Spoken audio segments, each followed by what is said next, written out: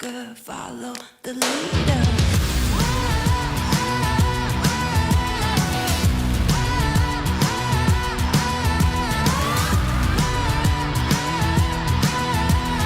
Hook, line, sinker, follow the leader.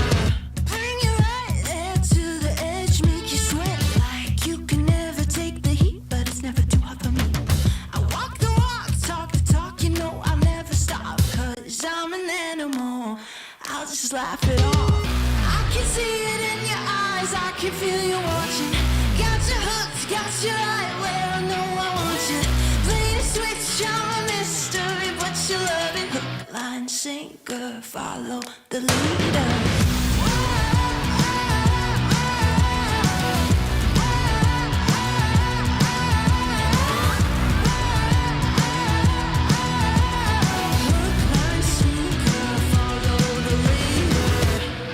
Sitting pretty in the palm of my hand. Got you busy, got you missing me, you can't stand it. Got you desperate, got you wondering where I'm at. If I'll call you again. Got you sitting pretty in the palm of my hand. Got you busy, got you missing me, you can't stand it. Got you chasing, got you wondering where I'm at. Hook, line, sinker, got that. I can see it in your eyes, I can feel you watching. Got you hooked, got you right where I know I want you. Play the switch, I'm a mystery, but you love it. Hook, line, sinker, follow the leader.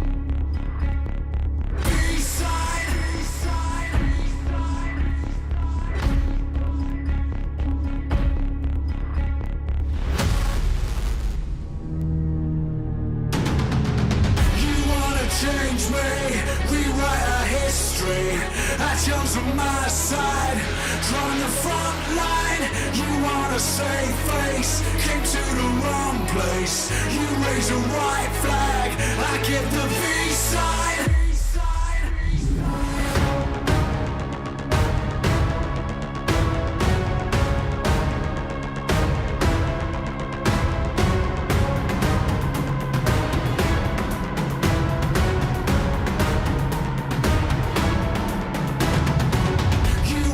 Change me, rewrite our history. I chose on my side, drawn the front line. You wanna save face, came to the wrong place. You raise a white flag, I get the peace sign.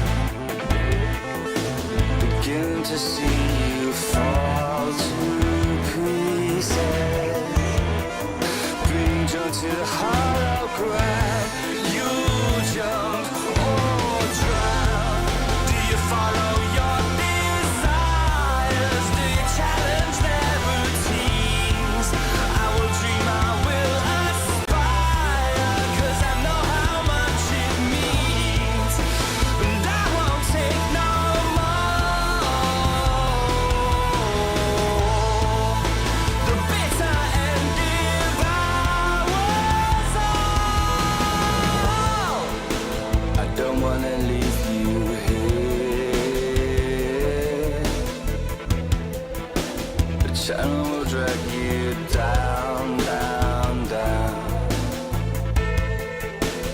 Living with vultures and naysayers.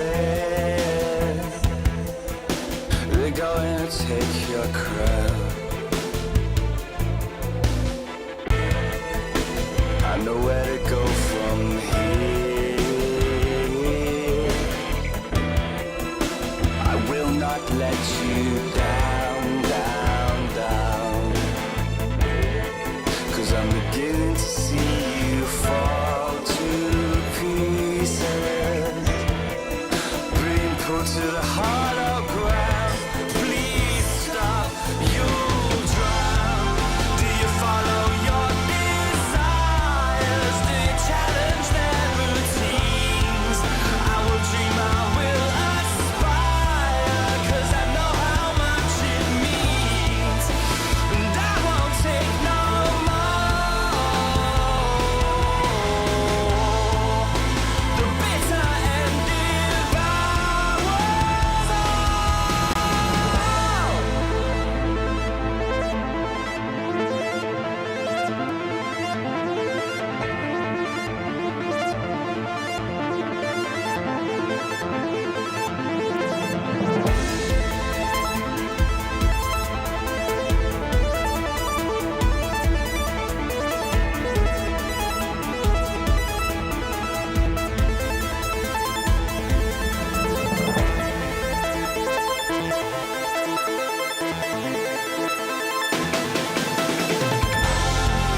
Do you follow your desires? Do you challenge their routines? I will dream, I will aspire, 'cause I know how much it means. And I won't take no more. The bitter and devours all. Do you follow your desires? Do you challenge their routines? I will dream, I will aspire, 'cause I know how much it means. And I won't take no more. The bitter and devours all.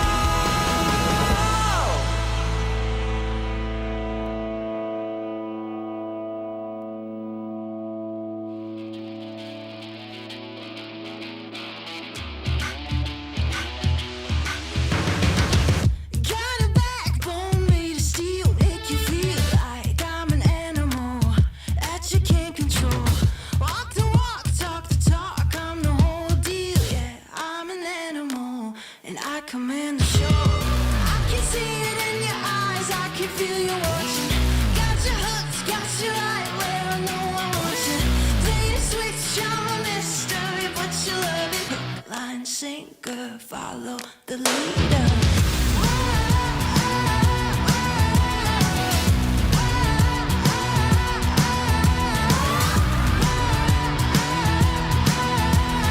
Hook, line, sinker, follow the leader. Bring you right there to the edge, make you sweat like you can never take the heat, but it's never too hot for me. I walk the walk, talk the talk, you know I'll never stop, 'cause I'm an animal, I'll just laugh it off. I can see it in your eyes, I can feel you watching. Got you hooked, got you right where I know I want you. Play the switch, I'm a mystery, but you love it. Hook, line, sinker, follow the leader.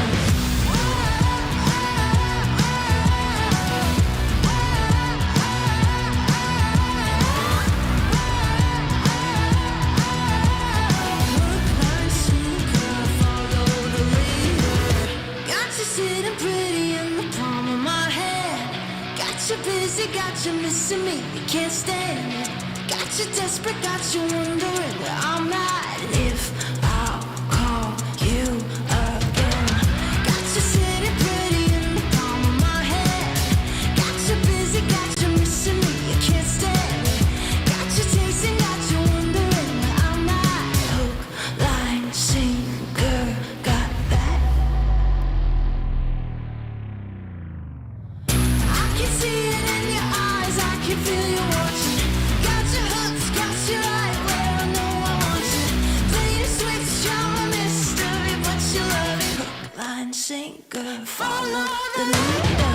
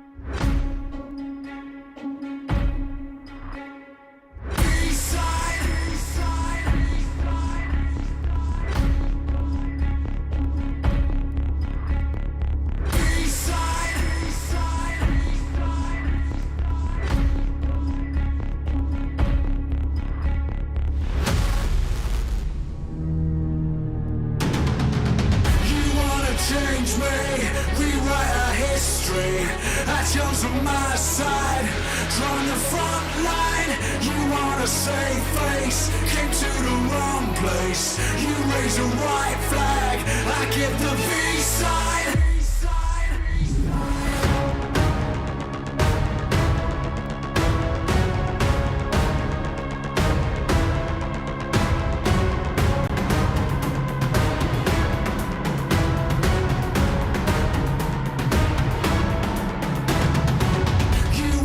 Change me, rewrite our history. That yours on my side, drawn the front line. You wanna say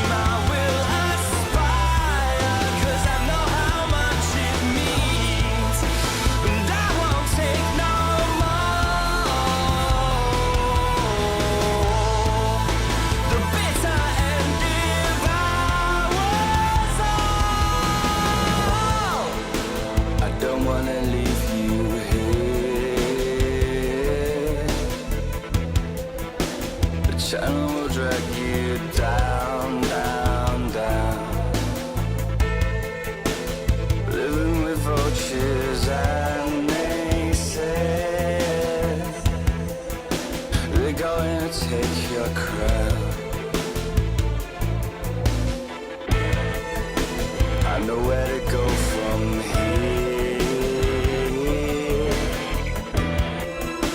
I will not let you down, down, down. 'Cause I'm beginning to see you fall to pieces, being put to the hollow ground. Please stop, you'll drown.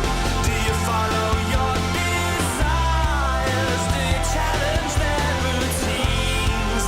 I will dream, I will aspire, 'cause I know how much it means. And I won't take no more. The bitter end devours all.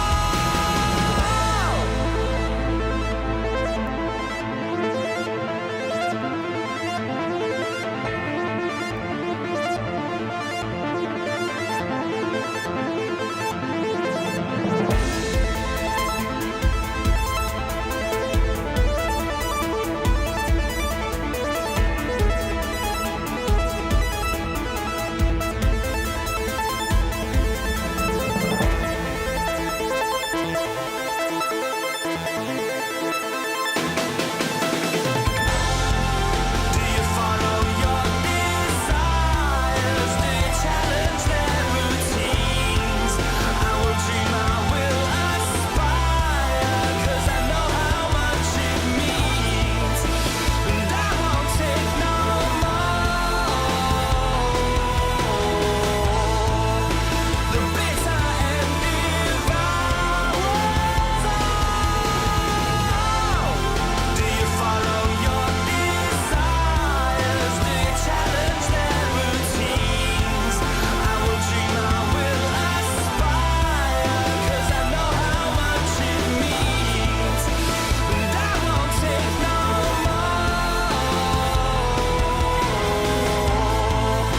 The bitter end devours all.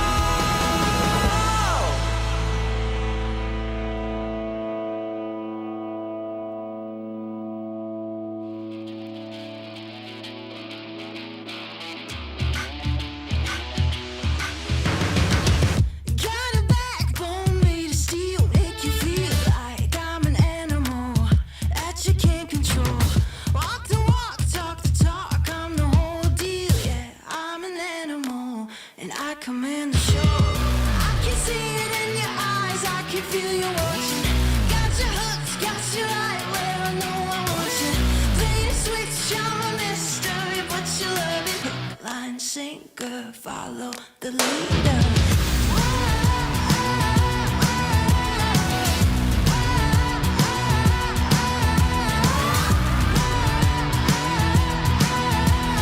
Hook, line, sinker, follow the leader. Bring you right there to the edge, make you sweat like you can never take the heat, but it's never too hot for me. I walk the walk, talk the talk, you know I'll never stop, 'cause I'm an animal, I'll just laugh it off. I can see it in your eyes, I can feel you watching. Got your hooks, got you right where I know I want you. Play the switch, I'm a mystery, but you love it. Hook, line, sinker, follow the leader.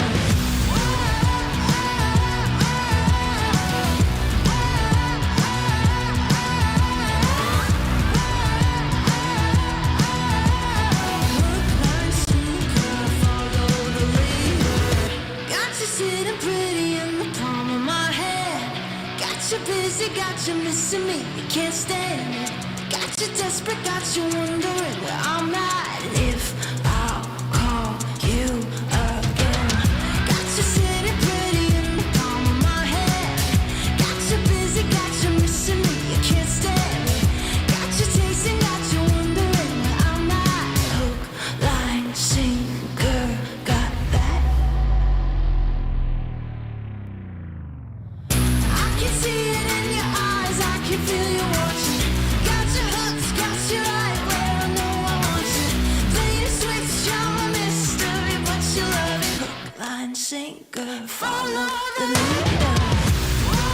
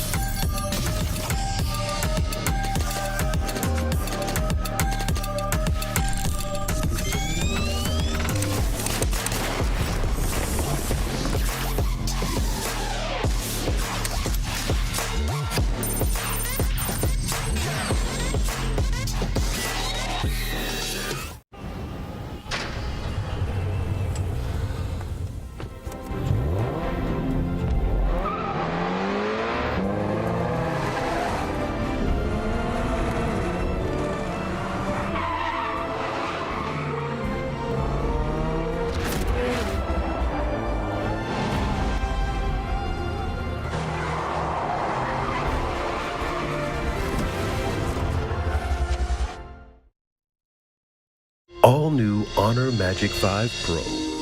Freeze even fleeting emotions in just milliseconds.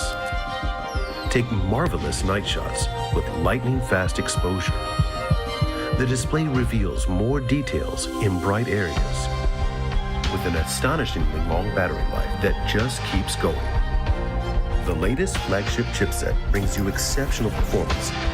Unleash the power of magic. Honor Magic 5 Pro.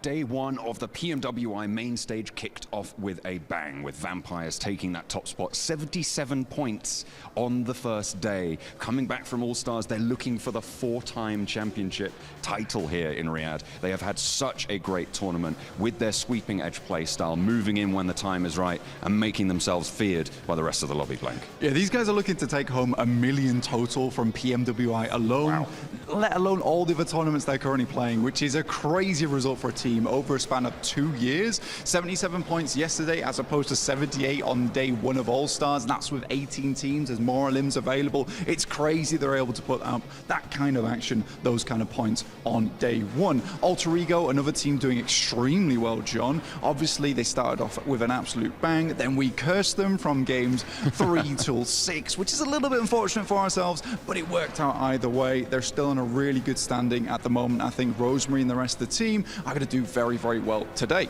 The rotation from Alter Ego looking tidy. A similar story from Box Gaming as well, as they had a great win on Erangel in the previous day's matches, moving through Fire Flux, through the Gladiators, and sweeping around to try and clinch it out. And in fact, they did. Then Miramar to follow that up. Of course, again, only falling in the face of the Vampires, but then again, to be expected. It's kind of expected a little bit.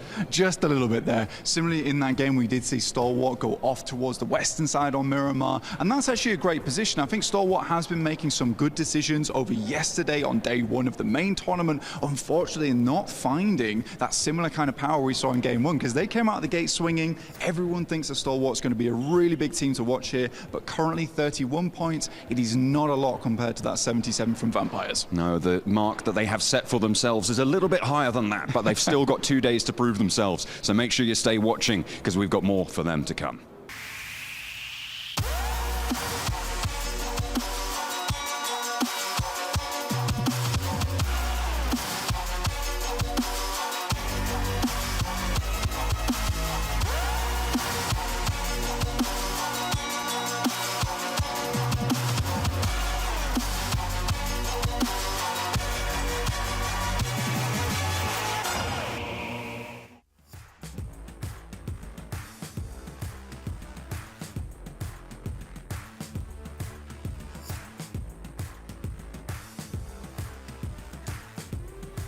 It is time to kick off day 2 here of the PUBG Mobile World Invitational live from Riyadh, Saudi Arabia. I'm your host, Jason Kaplan, and I've got 2 gentlemen to my side to help break down what's all been happening these last day. Makes no sense, but all that we need to know is that Vampires, you heard from John and Blank, have been decimating their opponents. 77 points, averaging 9 eliminations per match. This team, they're looking for the 4-peat. The fact that they were able to maintain their performances of the All-Star Stage is for me absolutely insane, because this is an even higher, tougher lobby to play into here, Seven. And the fact that the players are doing so good on an individual level and able to make into the late game and just pick up so many limbs, and as you said, get 77 points on the first day, even if it's just remotely close to those performances, they should still retain that first place. And that's so scary, right? Because that team, you know what, let's not deep dive on it too much, but the elims, the amount of elims that you just mentioned, 9 elims per match, 54 ridiculous. on the day. Gosh. Ridiculous. We'll talk about it a little bit more later, but yeah, that's ridiculous considering what happened with them. Some teams didn't even put up 54 points in the entirety of the All-Star Stage, I feel like. That's how insane. Yeah. Right? Right? Yeah. Yeah? Yeah. Yeah. Well, I think maybe Vampire actually need to look at something a little bit important to them, because they're playing on the Honor Magic 5 Pro powered by Snapdragon 8 Gen 2 and Honor self-developed GPU Turbo X. There we go. You guys can't see it. White shot. Hold it. Come on. You're going to hold it. They're going to get to the white shot eventually. Anytime now. Because they are kicking some serious butt here. So big shout out to them here for sponsoring this event. And of course, this is our Savvy pre-show to start get you guys up to date and get you ready for our next 6 matches to come. So gentlemen, we've had good start by some teams, a slow start by others. We can start by taking a look here at our overall, not our overall points. What are we going to look at here? We're going to look at our points per match, or are we going to look at overalls? What are we going to look at, Mr. Production Man? We're going to look at how they get points. Oh, this is the favorite point system for Vampire Esports. They're loving it. It's fantastic. But yeah, I mean, they got themselves 2 second places and a chicken dinner, so they're loving the points coming their way so far. Actually helping for the most podium finishes in the main tournament. Those awards also going on, so pretty decent to get those top 3 positions every single match here, Seven. Yeah, and I think we're gonna be seeing some records broken today. Today? Oh. Today. Which, you know what? Yeah. Well, we'll get to those in a second. You can tell us which ones in particular. You can tell us which teams in particular. If you take a look here at all of our participating teams. Now, I know if you looked at the overall leaderboard, some of them didn't seem like they're participating, but I promise you, they are here. They are playing, but it has been tough for certain teams out there. Now, I'm not going to say who in particular, because I don't need any more angry messages in my Instagram, though you can follow it at jkaplan, but the L is a 1. But what are we going to talk about here? Which teams, beyond the fact of overalls, disappointed you and surprised you? Come on. But I mean, disappointing you? There's one few. team that comes to mind right away. I was going to talk about Star Wars later. Did I Yes. talk about them now? Okay, I talk about Do Star it. Wars now. I'll do it now. Yeah, Star Wars do it Esports live. very clearly their first win on Sanhok clearly was, I would say, because of their drop on boot camp. The game finished right next door from where they initially dropped. So it was pretty easy transition. Really good execution, holding on to that road trifecta compound. Good job on that. Not a good job for the rest of the day. Unfortunately, way too slow to rotate. We know on the Erangel, more specifically 7, they drop in Novo, and they are on every single map on the Erangel, I believe, the last team to rotate, and they have to cross the river, cross the bridge, which is even tougher of a transition. We need to see them be much quicker because teams love to play edge. And because of that, they're always going to be gate-kept. Yeah, and something that we're able to identify while looking at the matches from yesterday, right, is that they're having to fully send it into compounds. And that's just something that you don't want to be able to do, especially with the fragging power that they have. And I feel like that was the main thing yesterday.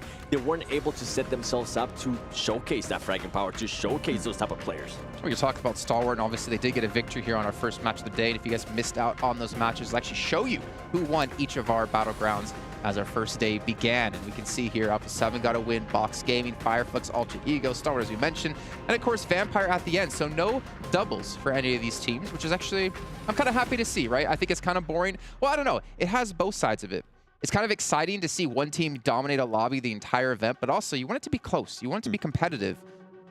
But we can see here, it's been pretty competitive so far. Yeah, it's good to have different contenders for those chicken dinners every single time, though. Now that teams have adapted a little bit to this lobby, where that typical feeler day, especially for the main tournament teams, right? This was their first 6 matches that we had unfold for them yesterday.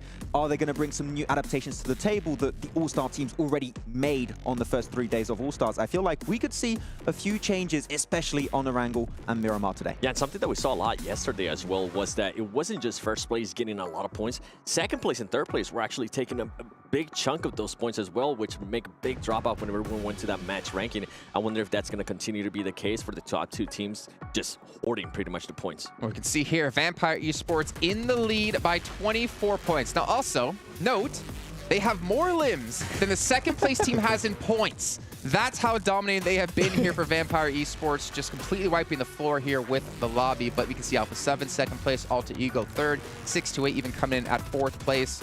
And 7, we have to keep in mind, the winner of this event gets an extra slot for their region in PMGC. And I was actually going to say, I was impressed with 628 because that team is currently being able to maintain themselves within the top 5. And they were a team that didn't get any chicken dinners yesterday. And now I'm going to be looking at some of the other teams, right? We're talking about disappointments. Well, guess what?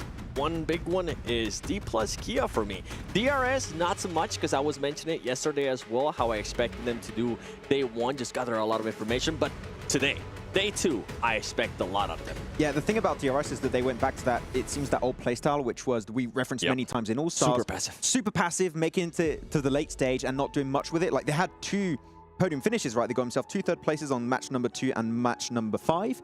And even then, they didn't get a lot of eliminations because I feel like they're still trying to adapt to the lobby a little bit, feel how the teams are reacting to their very passive playstyle. But we need to see eliminations coming in. If we don't, making it to that first page is going to be tough in a lobby like this. I mean, we have been saying, like, can you really have a slow day here in an event like this, especially at day 1? And I mean, 7, I can see you shaking your head, and I think we're kind of seeing why. I mean, a Vampire, actually, well, to be fair, we talked to Sertani before we came in at the hotel, and he was saying, for some reason, our day 2s and events are always cursed. And I'm curious to see if that curse will live on as we get into this day.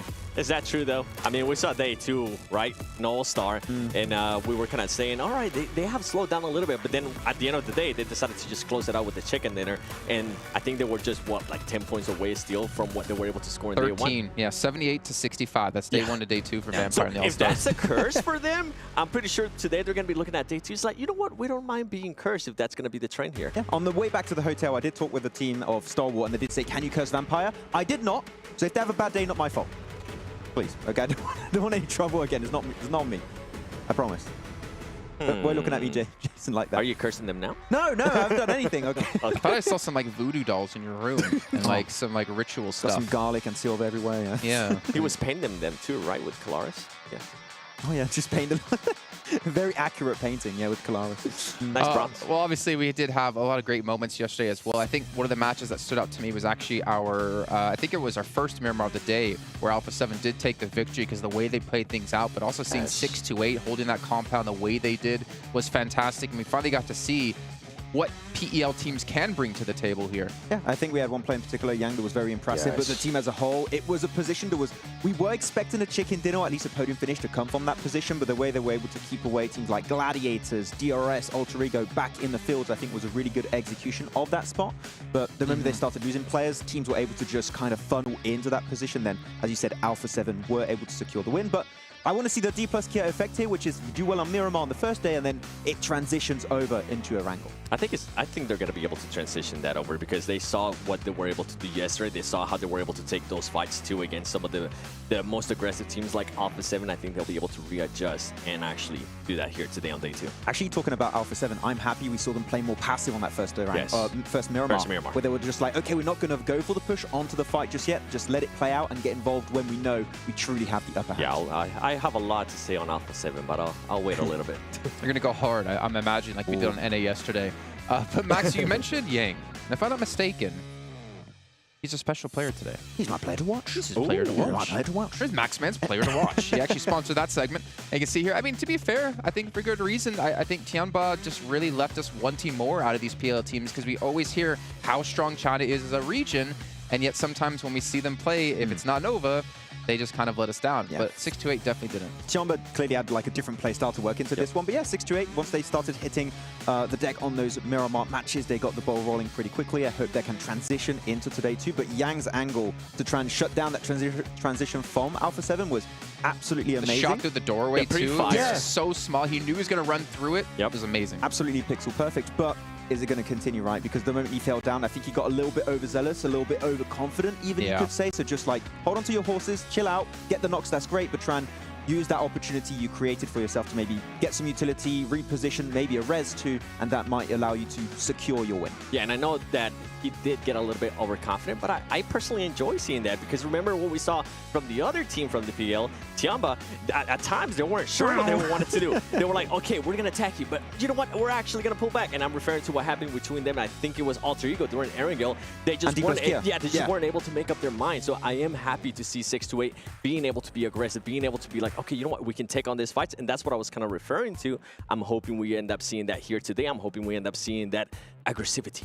Aggressivity, yeah, I love that. I mean, I think I never saw a team regret a push as much as that game in particular from Tianba. Hold up. Dplus KIA, come over here, and they couldn't escape. Yeah, great. Well, at least some teams did commit. They hard committed for a game-winning play. It just didn't result in a game win, unfortunately for them. You guys who are watching at home, though, make sure you're paying attention to chat because like always here at these events, we love to hear your feedback about the show. There'll be a survey linked.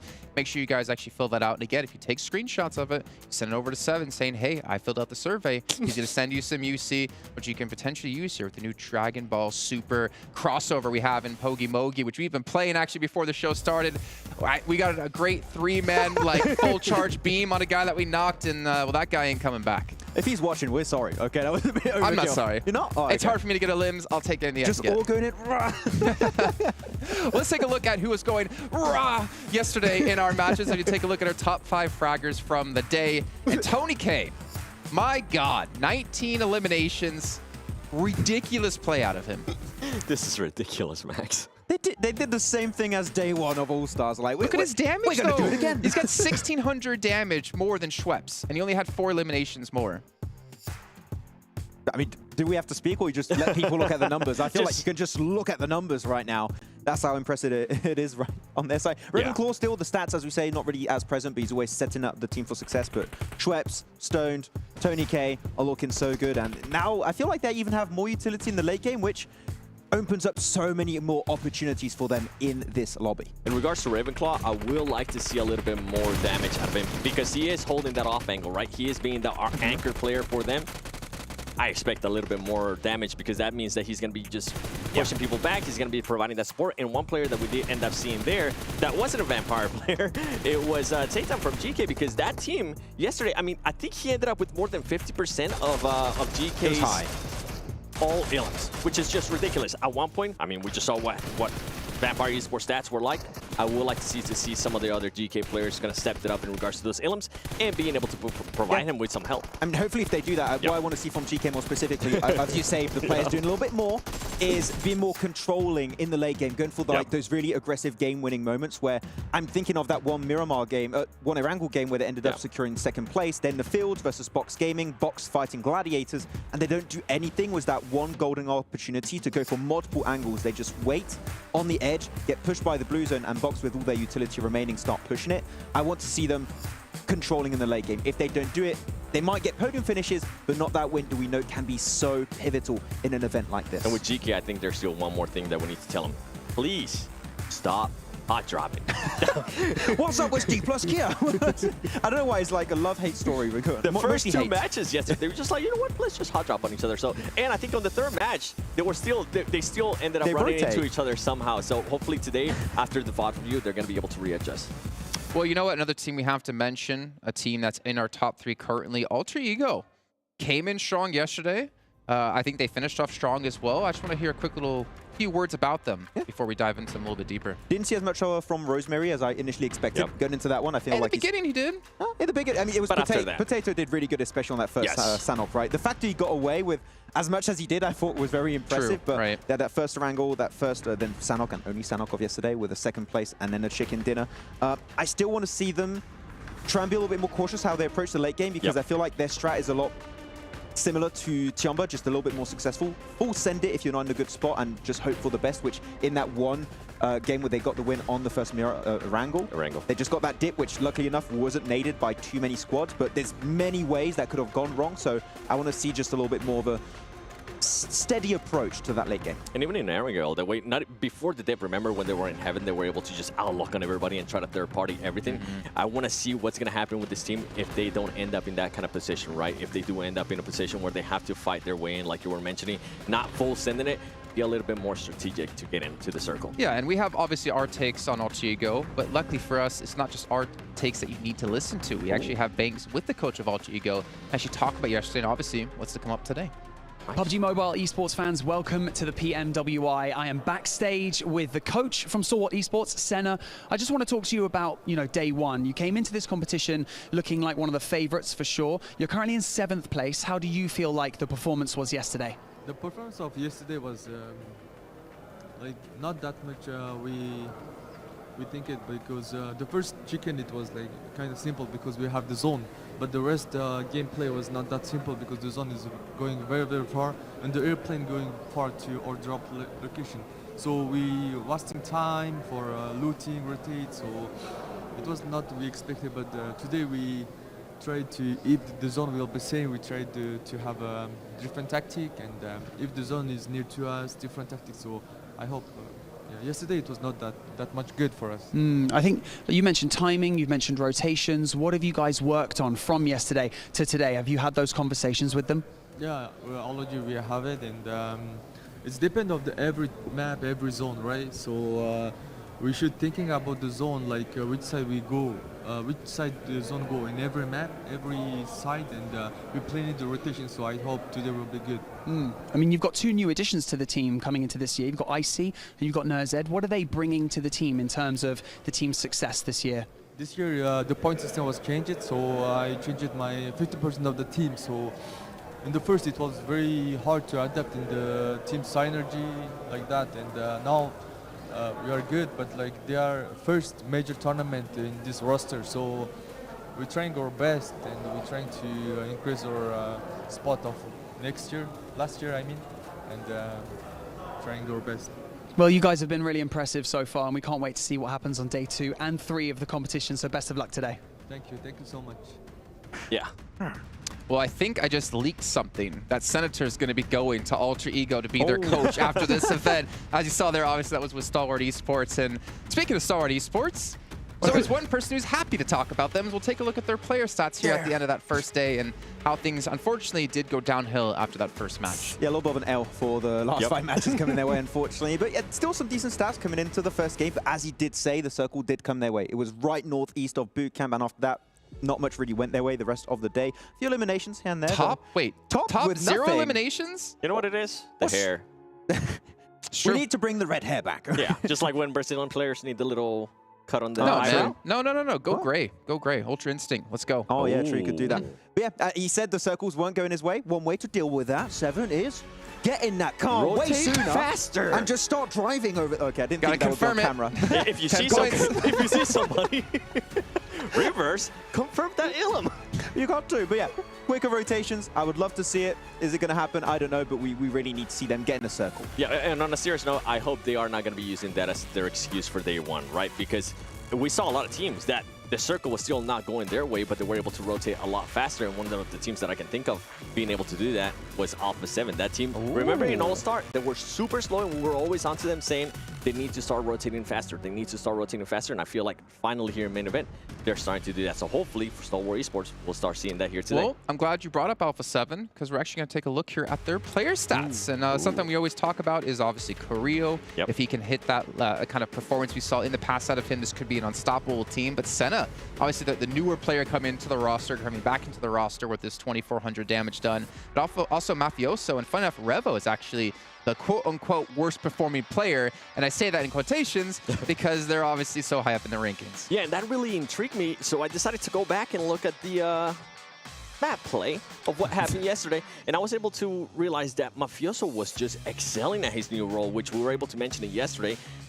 That is the anchor point, being able to hold those off angles. And I was actually getting a chance to talk to them. I was like, are you guys going to continue to do that? And I think they are going to continue to do that because it's currently benefiting them in such a big way. And talking about Korea, we're always talking about how he was being sent to be the scout. Well, guess what? That was not the case yesterday when they actually started performing really well. He was compact when they did the 3-1 splits. He was not that one player that was out in the middle of nowhere. He was actually with his team. And as you mentioned earlier too, Max, they slow down the play in a big way. And I feel like that's becoming a big part here for the PMWI as well. Yeah. You gotta pace the game your way. That's something that Vampire Esports is being able to do really well. Alpha7 was able to do it really well yesterday on the first Miramar. I would like to see more of it. Maybe not on the first Sanhok because it's always madness, but once we get to Erangel, I would like to see that pacing. Yeah, I mean, you said it right with Korea just not going out early. I had so many flashbacks of like the previous years where he just kept dying early. Yep. I'm like, he's such a great fragger to have on your team, so it's good to see him actually make it to the late game a little bit more, but the anchor point strat has been working great. Hopefully we can see more of it here. And we saw them rotate, and I think that's one of the reasons too why Rebel might not have the highest damage and might not have the highest illims is because he was being that scout as well, so he might be getting a little bit used to that role too, and he might have been getting caught a little bit sooner, getting eliminated. So I expect to see a bit of a change from him today, maybe not being so far away from his team. Well, to be fair though, I mean, the switch and roll has netted them a second place at the end of the first day. Yeah. And one thing we always criticize Alpha7 on, I don't know where I'm getting these like cat sounds from, is how slow they are to start events. And obviously they did have the All-Star Stage leading into this. They got 3 days to play under their belt, so you can kind of question, does that technically count? But maybe this is a new strategy that they're going to be going with here. I wouldn't hate it. No, I wouldn't hate it at all. And I think after yesterday, I'm hoping Red was a little bit more comfortable with his current role. And I do hope he doesn't go too far away from his team. My objective for today, I don't want any more excuses at the end of today from any team. Oh, yeah. We've had way too many, 100%. okay? If you had a bad day one, make up for it, do good, get good, and do better. Twisted Minds, we're looking at you. All right, well, ladies and gentlemen, let's head out to the stage here so we can kick off our first match of the day.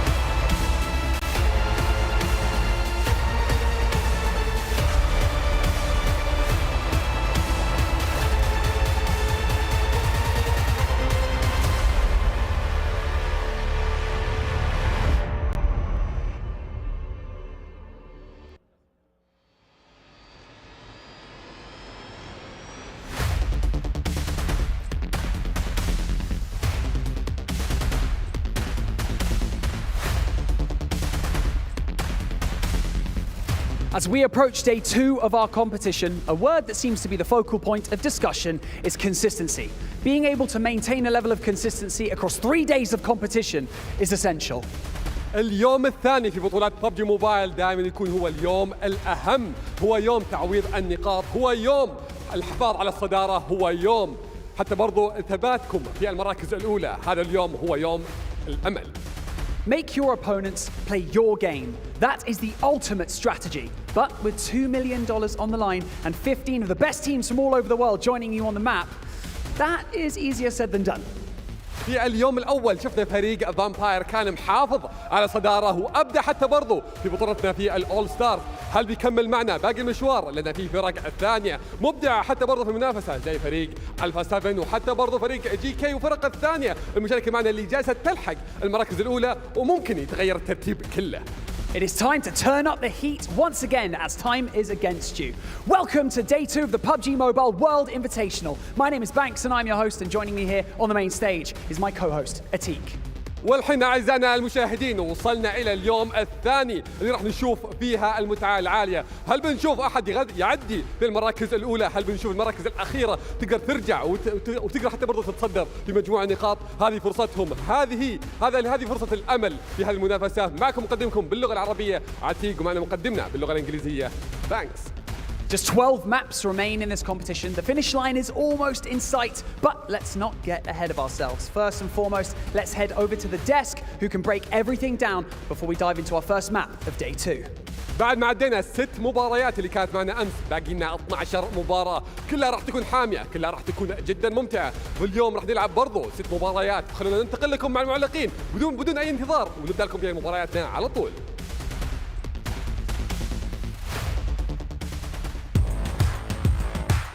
I could have sworn, Banks, we broke everything down, but he wants us to break even more down here on the show. Reverse so we'll do... Careful, if you step any farther back, you're going to fall off your box. You guys can't see this on air, but he's about to fall off his box. So maybe we should start talking about Alter Ego, since we did touch on it a little bit here. 3rd place so far. They've had a strong start. You've been hating on some people, Max. What? Have I? Yeah. No. Yeah. I want to see more from Rosemary. You've been hating on Rosemary. I don't think it's hate. You're jealous. In my... He hangs out with the coolest dudes, goes to the chillest restaurants, and wears the flyest clothes. And you're like, I wish I was Rosemary. I do. I wish I was Rosemary. I think he'd be more like Basil. What? Rosemary's an herb. Oh, okay, you go in that direction. Oh, okay. I was a little bit slow on that one. Okay, fair enough. But I think it's fair to say here the grand final. 3 times 4. No, not again. 16. But Octa stepped up. Yeah, Octa stepped up. It's good to see different players. I feel like the team was lacking fraggers in the PMGC Grand Finals of 2022, something that we mentioned a few times as their major storyline. But Octa stepped up and Rosemary had some good moments too. But we want to see them, as we stated already a little bit earlier, right, just be more cautious of how they approach those late game pushes into those POIs to try and secure those wins, because sometimes it's a little bit all over the place and the indecision does seem present. Yeah, and same kind of feedback that I had with Ravenclaw, I'm going to have it there for Pantic. I think that was his name. I got to go back and see it. It was too low for my liking. Whether it was the Elims it was only 2. The damage wasn't really that high. If you're going to be playing, you got to go back and watch it. But if you're going to be playing that support role, right, it's got to be a lot higher than that. And I think it might have been because of the pushes that they were doing yesterday. So I'm not going to fully go into him, but I would like to see a little bit more. And it actually takes me on to another team where I feel like all the players are somewhat playing support is Gladiators. They didn't have a great day. They're so split, and we keep mentioning this so many times by now, is that they need to regroup a little bit more. And one game in particular that comes to mind is that chicken dinner from Box Gaming, where they're so split, trying to get so many angles, information, which is great, but we're just not seeing any conversion from those massive splits. If you just regroup when you're getting breached, your chances of success are so much higher. So Gladiators are a team in a similar sense to repack, and you'll have a way higher chance of defending positions when you get into the later stage. With GG on the first Sanhok, I kind of want them to get the circle because I would like to see what this... No, man. They've had 2 tries and they didn't get the win both times. But now we're seeing it's even harder team 7. I know, that's why, because I want to see what's going to happen with this harder teams. I want to see if they're actually going to be pushing on Vampire and if they're going to be able to crash on them whenever we have that 4-player split. And I'm hoping it happens because it's going to be such a good learning lesson for them if they keep getting away with it. Let's reenact the Sanhoks out of Gladiators on All-Stars. I'll be Gladiators, you'll be the good teams, okay? Oh, okay, The new teams I in thought lobby. we were going to be teammates. Like, you're play from Gladiators, I'm going to play from Gladiators, and I'm going that way. You're just gonna See ya. I'm Gladiators, right? And you're all the good teams, right? So I'm on top of the mountain, I'm spread out, I'm looking for people. Go. Dead. It was supposed to be better than that. I was, yeah, okay. Well, that's fine. You're right. Gladiators are just gonna fall over, and I didn't want to commit to it because it's very hard for and stuff. Yeah, it's fine. that as well. Yeah. And this laptop here, which is an upgrade for me. Yeah. But yeah, let's take a look actually at Gladiators player stats because they've currently sitting in 9th place. And Kitsune, this is what worries me. But at the same time, I kind of hate myself for saying it because I always want to see more of Kitsune. But to see him as the top player for the team so far, when Tixie typically fills that role, it's not bad at eliminations. But the fact is that they have 17 of their total 31 points for eliminations does worry me.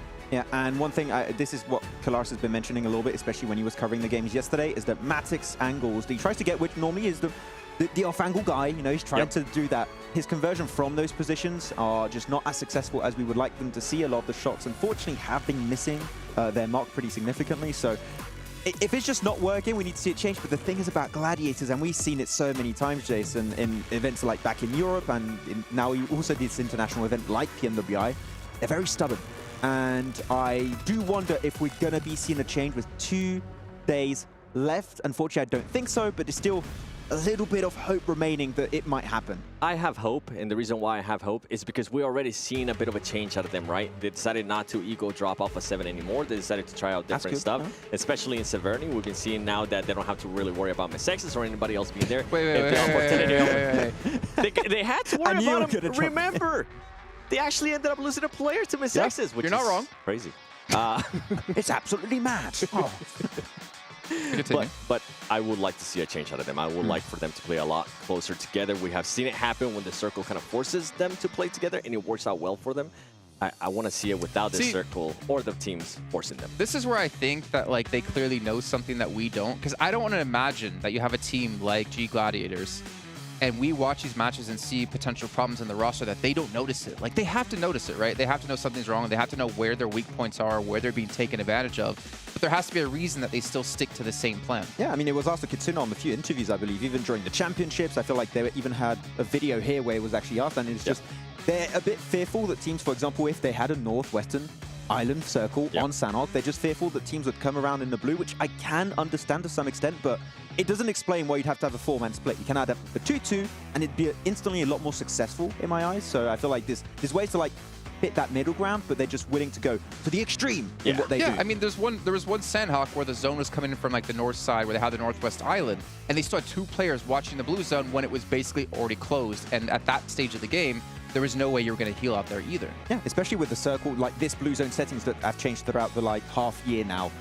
It's not going to happen. So just regroup when you know that the chances are very slim of you getting third party. Yeah, and I got a chance to ask Kitsune the same thing, and he still answered the same thing. Even after that match, I was like, wouldn't it have been better to just kind of leave it alone, considering that the blue was literally right on you, and it was one of the later circles? He was like, no, we wanted to make sure we watched our backs. I was like, okay, well, you keep doing you, and we'll see what happens.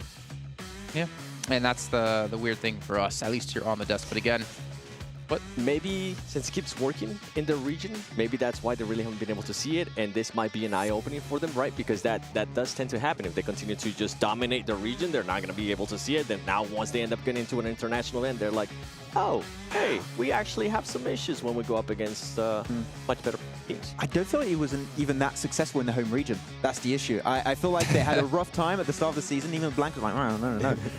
But they started changing the way they approach, I think, like in the last 2 weeks of PMPL Europe, and they started regrouping a little bit quicker, and weirdly enough, they started getting more eliminations, reaching late game even more every single time. So they are willing to make changes on long tournaments. Like, we're talking a month-long tournament, 3-day main tournament. It's not happening. I think a good point was brought up. Like, maybe not necessarily be Gladiators in this situation. Maybe it works in your home region, but like, do you need a completely different skill set to play in these international events? You can't obviously go into an event like this playing the same way you would have in your own region. And obviously, when that kind of stuff doesn't work, but you have teams like Vampire who can come in and set the pace, playing maybe the way they would play in their home region, you have to adapt to what they're going to bring. And that's hard to do in a short form event. We saw that from Chamba, right? Just like full send it playstyles not been working out great. Send it. Gonna full send it, and I'm gonna run away. Never mind, because it's clearly not working out. Yeah, we need to see changes. I feel like you would be crazy to think that your home region playstyle is going to work on the international stage. If it does, you're lucky. Keep it up, but you need to adapt to your lobby a lot more. I think that's kind of like a barrier of entry then for some regions, because we see a lot of like teams will come in from weaker regions. Fair to say, very PC way to say it. What's that? Were you whispering to say? No. You come in as a team from a weaker region, you learn this like new kind of form of play when you get to these events, because you're obviously having to play catch up. But then you go back to your own region, and if you can't execute this or execute, it's a word I swear in French. That's my excuse. You can't use that. If you can't execute that like new kind of meta or strategy that we see these teams like Vampire be able to do, if you can't execute the way they do it, it's not going to work in your home region. So then maybe you default back to the way your region plays to stay at top. Seven's looking a little bit unhappy with this little bit of analysis / podcast. Well, that's when champions are able to readjust, and they're able to play differently depending on which tournament they're on, right? And that's kind of something that we're seeing, especially here out of Vampire Esports. They come to an international event, and they're able to switch it up, and now they're able to use that fragging power that they were able to add with Tony K and showcase a different playing style than what we might have been able to see in Thailand. Even though they won Thailand, you have to be able to readjust. You have to be able to switch it up depending on what some of the other teams are doing. Yeah, I mean, back in Thailand, you could clearly see they were a lot slower in how they approach these games, and they would just play the edge of the circle, try and go for strong positions. Here, they're just a lot quicker because they're trying to react to the lobby. They put the prep in, they did the scrims, and saw what was working, what was not working, and being fast was something you definitely needed to make it work out at this stage.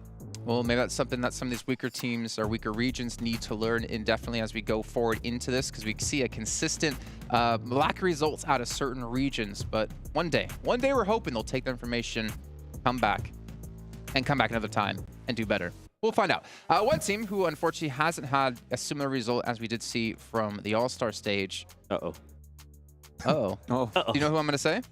I kind of have an idea. You ready? Ready? On three? Yeah. 1, 2, 3, do it. Okay. 1, 2, 3. Dplus.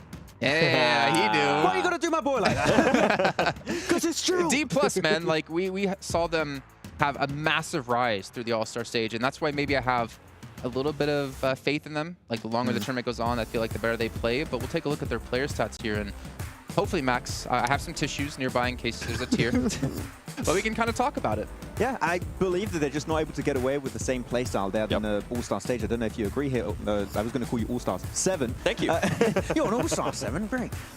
They're just, teams are in center positions a lot quicker, and they just go for similar rotations, similar scouting styles, and teams are just gatekeeping them a lot more. So because of that, you're losing players, and especially they're losing players to GK, which I don't know still what's happening on that side, but things are definitely not working out on their side. So I feel like they're just maybe a little bit more emphasis around scouting here, 7, and seeing where teams are positioned could allow them to play a similar playstyle while being also more aware of where teams are around the map. Yeah, you said it perfect. Being able to go from plan A to plan B, right? They got to be able to readjust, especially with what GK's been able to do, being able to hot drop them back-to-back matches. And then on the third match... Is that going to happen today again? I don't think so. I really hope it's 2-1 for GK. That's why. I don't really think it's going to end up happening. And if it does, then that's kind of Dplus KIA just shooting themselves in the foot and saying, you know what? I think we're going to have a bad day today. Sounds like your math grade. Actually accurate, yeah. Well, if we're going to obviously talk about Dplus here, we have to be fair and talk about a couple of other teams who have let us down a little bit, I would say. Twisted Minds, another team, obviously having a little bit of a fall after Saudi E-League, but I kind of expected more out of them here, and especially out of a certain couple of players as well. Yeah, I mean, I think everyone's looking at Crypto right here, 7, right? Looking at the player that we were expecting to see a lot more from this guy in particular. Dammy, that's been a true OG of Twisted Minds. He's been with Twisted Minds since, what, 2021? He's been here forever, pretty much. But yeah, he's seen players come and go in the roster. But the thing is, it's still a really, really recent team that's been put together. And building synergy for an event like this takes a long, long time. And unfortunately for them, this might be a little bit too soon for them to perform at this stage. But at that kind of point, right, we usually give teams an excuse like that, but if they were able to win the Saudi League, if they were able to showcase that they had what it takes. Saudi E-League, PMPL, you know, I feel like PMPL is a bit of a rougher event, and they did not do well in PMPL after, so it was a tough time, yeah.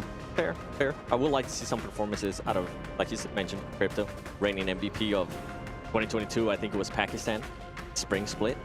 We want to see those performances, and as I was mentioning yesterday, I feel like he's going to start feeling that pressure on his shoulders, which usually tends to happen with MVP players, right? If they are not performing well, I feel like they always feel a little bit more pressure than some of the other players that have not been MVP, because they are expected to be that fragging power. They are expected to be that star player out of their team. This is why I don't ever try to beat an MVP. I don't like the pressure. Weak back, tall guy, I'll crumble. You did good on your Can't make game a diamond earlier. out of me, though. What Yeah. MVP in your game earlier you were playing? I did win the game. I mean, Hey, you know, no hey. pressure, 8 eliminations, you know. Hey. That's the last player alive. Almost was able to summon Shenron. Needed 2 more Dragon Balls. Unfortunate. Yeah, one of these days, maybe in the rehearsals, we'll actually get that done. But a couple other teams here we got to talk about, obviously. And I kind of feel bad bringing them up. Uh-oh. Every team you feel bad for bringing No, actually, I them don't up. feel it bad. feels. DRS. Tiampa. Oh, Gamba. Yeah, because we have to touch on them. Like, again, they're coming from such a strong region. They have a sister team of 628, able to do pretty damn well. I'm not sure exactly why. I know we talked about it a little bit. They've been kind of just like sending it and hoping for the best. I think in some of those situations, they made the best move they possibly could, but it's not working out for them. And I'm curious why. Maybe we can take a look at their player stats so we get an idea of exactly why that is. Because when you come in from PEL, you have a stature on you, have a lot of pressure on you. And we're seeing, I mean, some decent damage across the board, but they're not able to, I think, convert it into too many eliminations. Yeah, I mean, we said it already, Jason, on this team, is that they just full send it into positions with limited information, and unfortunately, it seems like the gunplay is just not on par with some of the top teams. I don't know if you'd agree on that one, Seven, but it seems like that when they go for head-on-head clashes 4v4, a lot of the time they just don't come out on top. So maybe a more passive approach, similar to a DRS or like a change of pace from an Alpha7, which is just playing edge of circle, being aware of strong positions and just moving away as a smart boy around them is the way to go. yeah, what we're hinting at, right? Being able to put themselves in a position where we can actually see their skills of the players and not being able to just fully send it. I mean, if we look at the stats from yesterday, they ended up with 18 points. 14 out of those 18 points came from elimination. So we know that they can get those elims. They just need to get themselves to the actual, at least top 5 situation, because we've seen it over and over again. I mean, it happens during All-Star Stage with DRS. They were able to do that. It happened with Dplus KIA as well. Maybe it'll end up happening here on the day 2 of the main event. Yeah, actually, do have time to go on another team, Jason? I got one I really want to talk about. You have so much time, Max. Feel free. I'm loving this great long death segment. It gives you so much time. We're going to hit literally every team at this rate. Oh, Don't yeah, worry. We're going to go back to all-star teams after, guys. It's going to be... We're going to start diving into like PMPL Europe and NA. 2021. Oh, gosh, yeah. no. Yeah. We already did. No, I want to touch upon Falcon, actually. I feel like they're a team that has good ideas and approaches to the game. I feel mainly, I think it was the first Miramar where they sent it to center compound that was, if they stay there, a really strong spot. But I do believe they maybe get a bit too much in their own head and they see where teams are positioned, thinking, oh, the circle, what if it goes there? Let's try and get into a better spot. I feel like just going for a more streamlined approach to these late game circles is what Falcons need, because the moment you start to think too much about it, sometimes you become your own worst enemy. I think I'm so glad you mentioned that, because it reminded me of something we were talking about with Falcons yesterday. It was that they didn't want to hold a strong position in one of those Miramars. They didn't want to be up on the mountains. They decided to just fully back up, and we're like, why? And You they were go to just already 6-8 there. and die. Yeah. I don't know. It might be a confidence issue at this point. Yeah, Especially with the current teams. I mean, look at Teak. TQ. Yeah. There was the damage. Where's the limbs, my man? Yeah. I mean, to be honest, they have done a lot better than I initially expected, because coming from Africa, which is a region typically that tends to suffer a little bit more of that transition into international play. Max is going hard on Africa now. I mean, come on, they're still a fairly new region when it comes to PUBG Mobile Esports as a whole, right? We'll convert them. We'll get into talk bad about a region eventually. Say it, Max. Say how you really feel. I don't like NA. Oh, it's a tough region. It's not doing great. There you go. Now Happy? look at the camera. Switch the camera, Addy. No, don't, no solo Focus it on Max. No. I don't. We're going to get an going on article NA. written up again, like Max Man says, I've NA had is the 2 worst region. articles. I've had 2 now, okay? Maxman confirms Indian team going to PMTC. I didn't even say that. Confirm. Well, you're talking about Team Falcons, and guess what, Max? Yeah, what?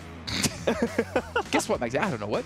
We have an interview actually with Team Falcons. We'll take a look here, and hopefully when we come back, we'll be a couple minutes closer to starting the first match.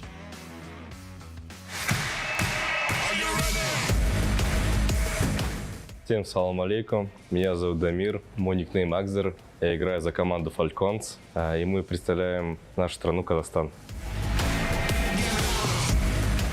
Я себя чувствую очень хорошо, тут очень круто, здорово, организация турнира на высшем уровне, а наша команда готова, и мы покажем хороший результат. Мы готовились очень долго, потому что мы прошли через голосование, и у нас было достаточно времени на подготовку.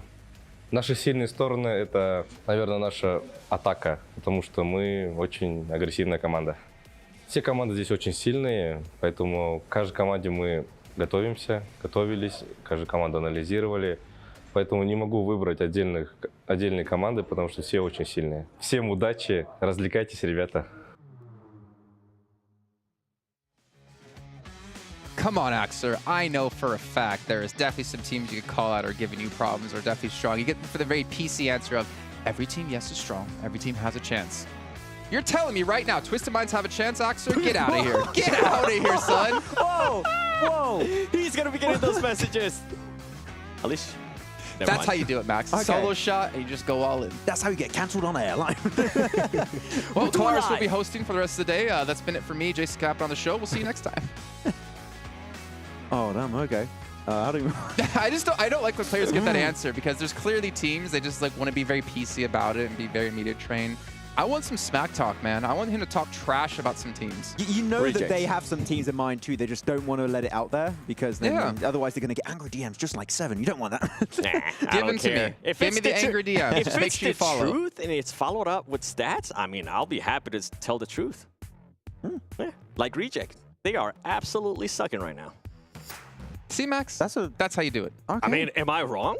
What was it? They ended up with 17 points yesterday, 15 of them being out of elims. They're currently in 15th place. And this is a team now that's in the second international event. If we go back to PMGC, guess what? They suck there too. I like this 7. What is this new guy we just got? Am I wrong? To be honest, back in Japan, they dominate, but the thing is...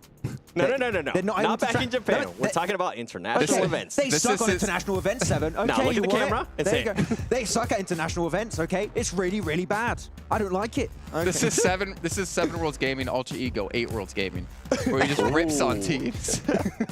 I mean, to be fair, as we'll take a look at their player stats here for Reject, I think it's kind of true, though when we look at PMGC like in years prior, they did have some success, though I think the roster unfortunately has shifted since then. Yeah, you had some players like Divine. on Blue Bees and all that. Divine, yeah. my man. I love Divine. Oh, Falcons again. That's not the team we wanted. That is not That's fun. We can talk about Falcon. Okay, no, we'll go back to Reject. We're going to see their stats.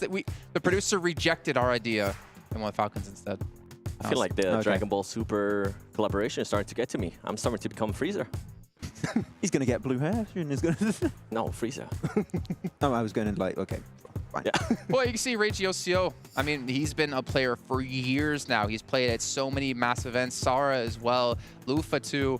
Like this roster has so much experience behind them. Yeah. The problem is, like, they dominated their region too going into this. They were over 100 points ahead of anyone else who could have qualified into this. And then they go here and just for some reason, at least on day 1, not to be too harsh, they can't keep up. And that's what it comes down to, right?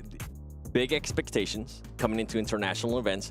We always talk about them. We always hype them up, how they are dominating their region. And then when we get to this point, it's just a complete downhill. Yeah, and you would really expect so many more things from this team because they've played internationally so many times in the past. Maybe not as like this exact squad, but at least the individual players have played like PMGCs, as you said, Jason, so many events outside of their home region. So you would expect that they can get all that knowledge and experience and normally perform here, but it seems like when they make it back to like your PMGCs, your PMWIs, or like other events outside Japan, they just revert back to like the default playstyle and then slowly try and improve, but it's just way too late every single time. So I don't know. I don't expect anything here. If we can get a surprise, great, but I don't expect it. I'm hoping we get a surprise out of Reject today. Like right off the bat too, and Sanhok. Use the madness to your advantage. Yeah, I want to see one good Erangel. If we can see one good Erangel, I'll be like, oh, who knows, maybe, why not, but no. Yeah, I expect them to be at least, and I'm being hopeful here, top 8 after tomorrow. That's your threshold, yeah, like for them, yeah, top 8. Okay. Because I feel like they have that power, right? I feel like they are going to be able to get themselves there.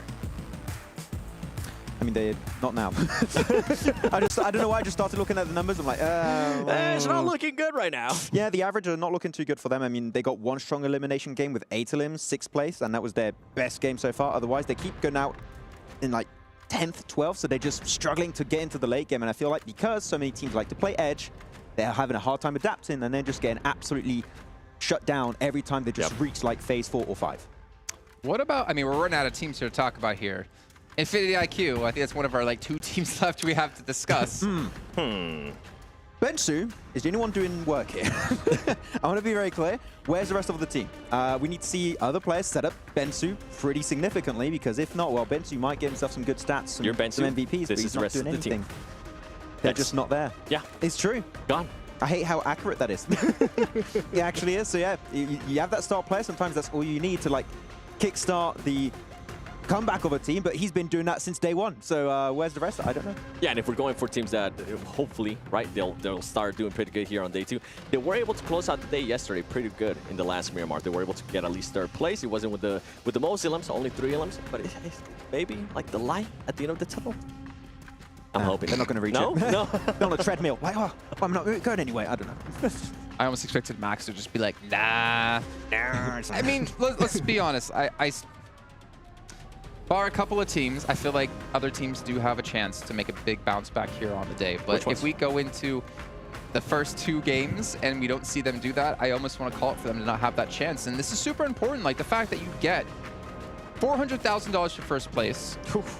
You also have the records to break. We can earn even more money. Yep. And then more importantly, you go back to your own region as a hero because you get an extra slot for PMGC, which is huge. I would like to actually see those records because I want to see, as I was mentioning earlier, there might be some records broken today. I want to see how far away some of the players might be.